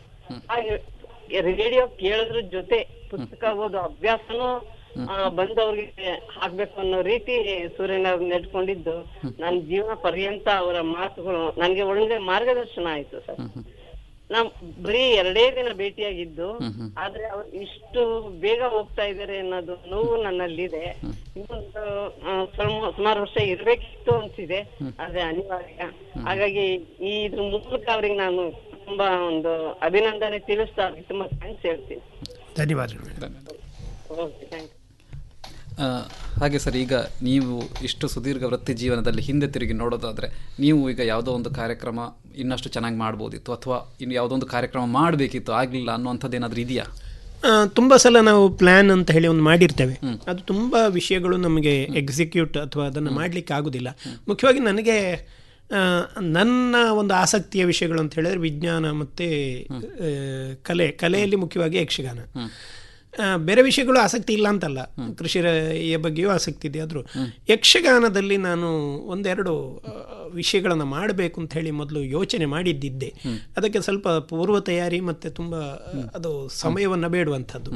ನಮ್ಮ ಆಕಾಶವಾಣಿಯಲ್ಲಿ ಈ ಜನಗಳು ಸ್ವಲ್ಪ ನಮ್ಮಲ್ಲಿ ಕೆಲಸದ ಒತ್ತಡ ಇತ್ತೀಚಿನ ವರ್ಷಗಳಲ್ಲಿ ಜಾಸ್ತಿ ಆದದ್ರಿಂದ ಬೇರೆ ವಿಭಾಗಗಳಿಗೂ ಕೂಡ ನಾವೆಲ್ಲರೂ ಸೇರಿ ಆಕಾಶವಾಣಿಯವರು ಇದ್ದ ವಿಭಾಗಗಳಲ್ಲದೆ ಅನಿವಾರ್ಯವಾಗಿ ಬೇರೆ ವಿಭಾಗಗಳಲ್ಲೂ ಕೂಡ ನಮ್ಮದೇ ಇದನ್ನು ಕೊಡಬೇಕು ಅಂತ, ಆದ್ದರಿಂದ ಅದನ್ನು ಮಾಡಲಿಕ್ಕಾಗಲಿಲ್ಲ. ಯಕ್ಷಗಾನದ ನಾನು ಮುಖ್ಯವಾಗಿ ಯಕ್ಷಗಾನದ ಹಾಡುಗಳ ಬಗ್ಗೆ ಒಂದು ಕಾರ್ಯಕ್ರಮ ಮಾಡಬೇಕು, ಯಕ್ಷಗಾನದಲ್ಲಿ ಬಳಸುವ ರಾಗಗಳ ಬಗ್ಗೆ ಅದರ ಬಗ್ಗೆ ಎಲ್ಲ ಮಾಡಬೇಕು ಅಂತ ಯೋಚನೆ ಮಾಡಿದವ. ಅದು ಪೂರ್ತಿಯಾಗಿ ಮಾಡಲಿಕ್ಕೆ ಆಗಲಿಲ್ಲ ಅನ್ನುವಂಥ ಒಂದು ಇದೆ. ಮತ್ತು ಬಾಕಿ ಸಾಮಾನ್ಯವಾಗಿ ಹೊಸ ಕಾರ್ಯಕ್ರಮ ಇಂಥದ್ದು ಮಾಡುವಂಥ ಒಂದು ಜಲಕ್ಕಾಗಿ ಬಂದದ್ದು ಅದು ಮರೆಯಾದಿರ್ಬೋದು, ಅಂಥದ್ದು ಬೇಕಾದಷ್ಟು ಇರ್ಬೋದು. ಈಗ ನಿವೃತ್ತಿ ಆದ ನಂತರ ನೀವು ಏನೆಲ್ಲ ಮಿಸ್ ಮಾಡ್ಕೋತೀರಾ ಅನ್ಸುತ್ತೆ ನಿಮಗೆ? ನಾನು ಮುಖ್ಯವಾಗಿ ಆಕಾಶವಾಣಿಯನ್ನು ಮಿಸ್ ಮಾಡ್ಕೋತೀನಿ. ಯಾಕಂತ ಹೇಳಿದರೆ ಅದು ನಮ್ಮ ಜೀವನದ ಒಂದು ಅಂಗ ಅಲ್ಲ, ಅದು ಮುಖ್ಯ ಅಂಗ. ನಾನು ಸಾಮಾನ್ಯವಾಗಿ ಬೆಳಿಗ್ಗೆ 9:30 10 ಒಳಗೆ ನಾವು ಆಕಾಶವಾಣಿಗೆ ಬಂದರೆ ನಾನು ಸಾಮಾನ್ಯ 6:45 7 ಆಗ್ತದೆ ಪ್ರತಿ ದಿವಸ ಹೋಗುವಾಗ. ಅದು ಇವತ್ತಿನ ಇದಲ್ಲ, ಮೊದಲಿಂದಲೂ ಕೂಡ ಹಾಗೆ. ನಾವು ಸೇರಿದಾಗಿಂದಲೂ ಸುಮಾರು ಮಟ್ಟಿಗೆ ಹಾಗೆ ಶಿಫ್ಟಲ್ಲಿ ಬರ್ತಾ ಇದ್ದೇವೆ ಅಂತ ಅನ್ನೋದು ಬಿಟ್ಟರೆ, ಜನರಲ್ ಆಗಿ 10 ಗಂಟೆಗೆ ಬಂದರೆ 5 ಗಂಟೆ ಹೋಗೋ ಕ್ರಮ ಇರಲಿಲ್ಲ. ಆಯಿತು 6-7 ಅಂತ. ಕೆಲವರೆಲ್ಲ ನನ್ನ ಮಿತ್ರರು ಕೆಲವರು ಎಡಿಟಿಂಗ್ ಮಾಡೋದೇ 5 ಗಂಟೆಗೆ ಶುರು ಆಗ್ತಿತ್ತು, ಪ್ರೋಗ್ರಾಮ್ ಕೊಡೋದು 7 ಗಂಟೆದ್ದು 5 ಗಂಟೆಗೆ ಶುರು ಮಾಡ್ತಾಯಿದ್ರು. ಹಾಗೆ ನಮ್ಮ ಆಗಿನ ಅದು ಕಮಿಟ್ಮೆಂಟ್ ಎಲ್ಲ ತುಂಬ ಜನರಿಗೆ ಚೆನ್ನಾಗಿ ಆ ಥರದ ಕಮಿಟ್ಮೆಂಟ್ ಇತ್ತು. ಆದ್ದರಿಂದ ಆಕಾಶವಾಣಿ ನನಗೆ ಈಗ ಉದಾಹರಣೆಗೆ 7 ಗಂಟೆ ಏನಿದ್ದೆ ಬಿಟ್ಟರೆ ನಾನು 70% ನನ್ನ ಸಮಯವನ್ನು ಕಳೆದದ್ದು ಆಕಾಶವಾಣಿ. ಬೇರೆ ಕೆಲವು ಅನಿವಾರ್ಯವಾಗಿ ಕೆಲವು ಇದರಲ್ಲಿ ಮಾಡಿದ್ದಲ್ಲದಿದ್ದರೆ, ಆದ್ದರಿಂದ ಅದನ್ನು ತುಂಬ ಮಿಸ್ ಮಾಡಿಕೊಳ್ಳುತ್ತೇನೆ ಅಂತ ಅನ್ನೋದು ಅದು 100ಕ್ಕೆ 100ರಷ್ಟು ಸತ್ಯ. ಈಗ ನಮ್ಮ ಹೆಚ್ಚಿನ ಕೇಳುಗರಿಗೆ ನಿಮ್ಮ ಕುಟುಂಬದ ಬಗ್ಗೆ ತಿಳ್ಕೊಳ್ಳಿಕ್ಕೆ ಒಂದು ಅವಕಾಶ ಈಗ ಮಾಡ್ಕೋಬೇಕು. ನಾನು ಹುಟ್ಟಿದ ಸಂದರ್ಭದಲ್ಲಿ ನನ್ನ ಕುಟುಂಬ ಅಂದರೆ ನನ್ನ ತಾಯಿ, ನನ್ನ ಮಾವ. ಆಮೇಲೆ ಮಾವ ಅಂತ ಹೇಳಿದರೆ ಅದು ಮಾವ ನನ್ನನ್ನು ಬೆಳೆಸಿದ್ದು ಸುಮಾರು ಮಟ್ಟಿಗೆ, ಅಮ್ಮ ಮತ್ತು ಮಾವ ಸೇರಿ. ನನ್ನ ತಂದೆ ಚಿಕ್ಕಂದಿನಲ್ಲೇ ತೀರಿ ಹೋಗಿದ್ದರು, ನನಗೆ ನೆನಪಿಲ್ಲ, ತಂದೆಯವರನ್ನು ನೋಡಿದ್ದೆ ನೆನಪಿಲ್ಲ. ಆಮೇಲೆ ಮಾವನ 2 ಮಕ್ಕಳು, ಒಬ್ಬ ಪ್ರಶಾಂತ್ ಅಂತೇಳಿ, ಅವ ಈಗ IT ಇದು ಇಂಜಿನಿಯರ್ ಆಗಿ ಕೆಲಸ ಮಾಡ್ತಾ ಇದ್ದಾನೆ ಬೆಂಗಳೂರಲ್ಲಿ. ಇನ್ನೊಬ್ಳು ಲತಾ ಅಂತ ಹೇಳಿ, ಅವಳು ಹೌಸ್ ವೈಫ್ ಆಗಿ ನಮ್ಮ ಅಲ್ಲೇ ಕಾಸರಗೋಡಿನ ಹತ್ತಿರ ಕಾഞ്ഞങ്ങാടിನ ಹತ್ತಿರ ಮನೆಯಲ್ಲಿದ್ದಾಳೆ. ಅವರು ನನ್ನ ಜೊತೆಗೆ ನನ್ನ ಮನೆಯಲ್ಲಿದ್ದವರು ಅಂತ ಹೇಳ್ಬೋದು. ಅದು ನನ್ನ ಚಿಕ್ಕಂದಿನ ಕುಟುಂಬ. ಅದು ದೊಡ್ಡದಾಗಿ ಮತ್ತೆ ನಾನೀಗ ಮಂಗಳೂರಿಗೆ ಬಂದ ಮೇಲೆ ನನ್ನ ಹೆಂಡತಿ ಮತ್ತು ನನ್ನ ಮಗ. ನನ್ನ ಹೆಂಡತಿ ಮಮತಾ ಅಂತ, ಅವಳು ನಮ್ಮ ಇಲ್ಲಿಯೇ ಸರ್ಕಾರಿ ITI ಅಂತೇನು ಹೇಳ್ತೇವೆ ಅದರಲ್ಲಿ ಟ್ರೈನಿಂಗ್ ಆಫೀಸರ್ ಆಗಿ ಕೆಲಸ ಮಾಡ್ತಾ ಇದ್ದಾಳೆ, ಈಗಲೂ ಕೂಡ ಇದ್ದಾಳೆ. ಅದು ಬಹುಶಃ ನನ್ನಲ್ಲಿಂದ ಒಂದು 2 ಫರ್ಲಾಂಗ್ನ ದಾರಿ ನಮ್ಮ ಆಕಾಶವಾಣಿಯಿಂದ. ಆಮೇಲೆ ಇನ್ನೊಬ್ಬ ಮಗ ಇರುವುದು ಬೆಂಗಳೂರಲ್ಲಿ, ಸುಬ್ರಹ್ಮಣ್ಯ ಅಂತ. ಅವ IT ಕಂಪನಿಯಲ್ಲಿ ಬೆಂಗಳೂರಿನಲ್ಲಿ ಈಗಿನ ಇದರಲ್ಲಿ IT ಕಂಪನಿಯಲ್ಲಿ ಕೆಲಸ ಮಾಡ್ತಾ ಇದ್ದಾನೆ. ಈಗ ನಿವೃತ್ತಿ ನಂತರ ಏನು ಮುಂದಕ್ಕೆ ಏನು ಅಂತ ಯೋಚನೆ ಅಂತ ಮಾಡಲಿಲ್ಲ ನಾವು. ತುಂಬ ಐಡಿಯಾಗಳುಂಟು. ನಾನು ನನ್ನ ಜೊತೆ ಇಲ್ಲಿಂದ ನಿವೃತ್ತಿಯಾಗುವ ಇನ್ನೊಬ್ರು ವ್ಯಕ್ತಿ ಎಲ್ರಿಗೂ ಗೊತ್ತಿರುವವರು ಚಂದ್ರಶೇಖರ್ ಅಂತೇಳಿ. ನಾನು ಮತ್ತು ಚಂದ್ರಶೇಖರ್ ಶೆಟ್ಟಿ ಅವರು ಭಯಂಕರ ಡಿಸ್ಕಸ್ ಮಾಡ್ತಾ ಇರ್ತೇವೆ, ನಿವೃತ್ತಿಯ ನಂತರ ಹಾಗೆ ಮಾಡೋದು ಹೀಗೆ ಮಾಡೋದು ಅಂತ. ಅದರಲ್ಲಿ ಕೆಲವು ಐಡಿಯಾಗಳು ಇನ್ನೂ ಕೂಡ ನಮ್ಮದು ಮುಂದಕ್ಕೆ ಬರಬಹುದು. ಅದರ ಜೊತೆಗೆ ಇನ್ನೂ ನಿವೃತ್ತಿ ಆಗುವವರು ಕೂಡ ನಮ್ಮ ಜೊತೆಗೆ ಸೇರ್ತಾರೆ ಅಂತೇಳಿ ಆಶ್ವಾಸನೆ ಕೊಟ್ಟಿದ್ದಾರೆ. ಎಷ್ಟು ಜನ ಸೇರ್ತಾರೆ, ಎಲ್ಲಿಯವರೆಗೆ ನಮ್ಮ ಐಡಿಯಾಗಳು ಮುಂದುವರಿತವೆ ಅಂತ ಗೊತ್ತಿಲ್ಲ. ಆದರೆ ಸ್ವಲ್ಪ ಮಟ್ಟಿಗೆ ಪ್ರವೃತ್ತಿ ಅಂತೂ ಬೇಕೇ ಬೇಕು. ನಾನು ಮತ್ತು ಅದೇ ಚಂದ್ರಶೇಖರ್ ಶೆಟ್ಟಿ ಅವರು ಮಾತಾಡ್ತಾ ಇದ್ದೆವು ಮೊನ್ನೆ. ಹೀಗೆ ಇದ್ದರೆ ಸುಮ್ಮನೆ ಮನೆಯಲ್ಲಿ ಕೂತ್ಕೊಳ್ಳೋದು ತುಂಬ ಸುಲಭದ ಕೆಲಸ. ಆದರೆ ಆಗ ನಮ್ಮ ಜೀವನ ಇಡೀ ಹಾಗೆ ಹೋಗ್ತದೆ, ಮತ್ತೆ ನಮಗೆ ಪ್ರವೃತ್ತಿಗೆ ಬರಲಿಕ್ಕೆ ಮನಸ್ಸಾಗುವುದಿಲ್ಲ ಈಗಿನ ಒಂದು ಸಂದರ್ಭದಲ್ಲಿ. ಸರ್, ಈಗ ಕಡೆಯದಾಗಿ ನಮ್ಮಂಥ ಕಿರಿಯರಿಗೆ ಹಾಗೆಯೇ ನಮ್ಮ ಕೇಳುಗರಿಗೆ ಏನು ಸಂದೇಶ ಕೊಡ್ತೀರಾ ನೀವು? ಸಂದೇಶ ಅಂತ ಕೊಡುವಂಥದ್ದು ಬರ ಕಷ್ಟ. ಆದರೆ ಮುಖ್ಯವಾಗಿ ಆಕಾಶವಾಣಿ ಆಗೊಬ್ಬರು ಮಾತು ಹೇಳಿ, ಆಕಾಶವಾಣಿ ಉಳಿಸಬೇಕಲ್ವ ಅಂತ. ಮುಖ್ಯವಾಗಿ ಅದನ್ನು ಮಾಡಬೇಕಾದ ಒಂದು ಅಗತ್ಯ ಇದೆ. ಉಳಿಸಬೇಕು ಅಂತ ಹೇಳಿದರೆ ಆಕಾಶವಾಣಿ ಉಳಿತಾ ಇಲ್ಲ ಅಂತಲ್ಲ. ನಾವು ಹಿಂದೆ ಬಹುಶಃ ನಾವು ಸೇರಿದಾಗ ಮಾಡ್ತಾ ಇದ್ದ ಕೆಲಸಗಳನ್ನು ಈಗಲೂ ಮಾಡ್ತಾ ಇದ್ದೇವೆ. ನಮ್ಮ ಈಗಿನ ಒಂದು ಪಡೆ ಉಂಟು ನಮ್ಮ ಜೊತೆ. ಆದರೆ ಅದನ್ನೊಂದು ವ್ಯವಸ್ಥಿತವಾಗಿ ಮಾಡಬೇಕಿದ್ರೆ ಸ್ವಲ್ಪ ಹೆಚ್ಚು ಜನ ಆಕಾಶವಾಣಿಯಲ್ಲಿ ಇರಬೇಕಾಗಿದೆ ಒಂದು. ಮತ್ತು ಮುಖ್ಯವಾಗಿ ಆಕಾಶವಾಣಿ ಅನ್ನುವಂಥದ್ದು ಒಂದು ಭಯಂಕರ ಅದ್ಭುತವಾದ ಮಾಧ್ಯಮ. ಅದು ನಮಗೂ ಗೊತ್ತು, ನಿಮಗೂ ಗೊತ್ತು. ಯಾಕಂತ ಹೇಳಿದರೆ ಅದಕ್ಕೆ ಒಂದು ಈ ಲೋಕದಲ್ಲಿರುವ ತುಂಬ ಮಾಧ್ಯಮಗಳಿಗೆ ಇಲ್ಲದ ಶಕ್ತಿ ನಮ್ಮ ಆಕಾಶವಾಣಿಗಿದೆ. ಬಹುಶಃ ಸೂರ್ಯನಾರಾಯಣ್ ಭಟ್ ಅನ್ನುವ ಒಬ್ಬ ಮನುಷ್ಯ ಏನಾದರೂ ಒಂದು ಹೆಸರು ಯಾರಿಗಾದರೂ ಗೊತ್ತಿದ್ದರೆ, ಇಷ್ಟು ಜನ ಕೇಳಿದ್ರು ನನಗೆ ಫೋನ್ ಮಾಡಿ ಪರಿಚಯ ಉಂಟು ಅಂತ ಹೇಳಿದರು. ಈಗ ತುಂಬ ಜನ ನನಗೆ ಹೀಗೆ ಹಿಂದೆ ಕಾಗದ ಬರೆಯೋರಿದ್ದರು ಅಥವಾ ಹೀಗೆ ಇದ್ದವರು ಕೂಡ ಇದ್ದಾರೆ. ನನ್ನ ಧ್ವನಿ ಮಾತ್ರ ಗೊತ್ತಿದ್ದವರಿದ್ದಾರೆ, ತುಂಬ ಕಡೆಗೆ ನನ್ನನ್ನು ಹೀಗೆ ಐಡೆಂಟಿಫೈ ಮಾಡಿದವರಿದ್ದಾರೆ. ಅದಕ್ಕೆ ಕಾರಣ ಏನು ಅಂತ ಹೇಳಿದರೆ ಈ ಮಾಧ್ಯಮ ಇದು ತುಂಬ ಶಕ್ತಿಶಾಲಿ ಮಾಧ್ಯಮ. ಇದು ಮುಂದೆ ಕೂಡ ಇಂತಹ 1000 ಮಾಧ್ಯಮಗಳು ಬಂದಿದ್ದಾವೆ ಈಗ ಕಳೆದ 1-2 ದಶಕಗಳಲ್ಲಿ. ನಮ್ಮ ಸೋಷಿಯಲ್ ಮೀಡಿಯಾ ಇರ್ಬೋದು, ಅದಿರ್ಬೋದು, ಇದಿರ್ಬೋದು. ಆದರೂ ಆಕಾಶವಾಣಿಗೆ ಅದರದ್ದೇ ಆದ ಶಕ್ತಿ ಇದೆ. ಯಾಕಂದರೆ TV ಬಂದಾಗ ಆಕಾಶವಾಣಿ ಹೋಯ್ತು ಹೇಳಿದರು, ಸೋಷಿಯಲ್ ಮೀಡಿಯಾ ಬಂದಾಗ TV ಹೋಯ್ತು ಹೇಳಿದರು. ಯಾವುದು ಕೂಡ ಹಾಗೆ ಹೋಗುವುದೂ ಇಲ್ಲ, ಬರುವುದೂ ಇಲ್ಲ. ಆದರೆ ಆ ಮಾಧ್ಯಮವನ್ನು ಜನರು ಹೆಚ್ಚು ಪ್ರೀತಿಸಿದಷ್ಟು ಅದು ಗಟ್ಟಿಯಾಗ್ತದೆ. ಆದ್ದರಿಂದ ಕೇಳುಗರ ಪ್ರೀತಿ ನಮಗೆ ಸದಾ ಹೀಗೆ ಇರಲಿ ಅಂತ ನಾವು ಕೇಳುಗರಲ್ಲಿ ಕೇಳಿಕೊಳ್ಳೋದು. ಮುಂದಿನ ದಿನಗಳಲ್ಲಿ ನಮ್ಮ ಮುಂದಿನ ಜನಗಳು ನೀವು ಸೇರಿ ಈ ಆಕಾಶವಾಣಿಯನ್ನು ನಾವು ಖಂಡಿತವಾಗಿಯೂ ಕೂಡ ಬೆಳೆಸುವ ನಿಟ್ಟಿನಲ್ಲಿ ಪ್ರಯತ್ನ ಮಾಡ್ತೇವೆ. ನಾನು ಕೂಡ ಸಾಧ್ಯ ಆದಷ್ಟು ಅದಕ್ಕೆ ನಿಮಗೆ ಸಹಕಾರವನ್ನು ಕೊಡಲಿಕ್ಕೆ ಇಷ್ಟಪಡ್ತೇನೆ. ಜೊತೆಗೆ ಕೇಳುಗರು ಕೂಡ ಅದರ ಜೊತೆ ನಮ್ಮ ಜೊತೆ ಇರಬೇಕು. ಕೇಳುಗರು ಕೂಡ ನಮ್ಮ ಮೇಲಿನವರಿಗೆ ಒಂದು ರೀತಿಯಲ್ಲಿ ಹಕ್ಕೊತ್ತಾಯವನ್ನು ಮಾಡಿದರೆ ಖಂಡಿತವಾಗಿಯೂ ನಮ್ಮ ಮಾಧ್ಯಮ ಮುಂದಿನ ದಿನಗಳಲ್ಲಿ ಬೆಳಿಬಹುದು ಅನ್ನುವಂಥ ಒಂದು ಆಶಯ ನನ್ನದು. ಧನ್ಯವಾದಗಳು ಸರ್. ನಿಮ್ಮ ನಿವೃತ್ತಿ ಜೀವನ ಸುಖಕರವಾಗಿರಲಿ, ಹಾಗೆಯೇ ಹೀಗೆ ಮುಂದಕ್ಕೂ ಕೂಡ ಆಕಾಶವಾಣಿಗೆ ಬರ್ತಾ ಇರಿ ಅಂತ ಹೇಳ್ತಾ ಕಾರ್ಯಕ್ರಮದಲ್ಲಿ ಭಾಗವಹಿಸಿದ್ದಕ್ಕೆ ಧನ್ಯವಾದಗಳು. ನಮಸ್ಕಾರ.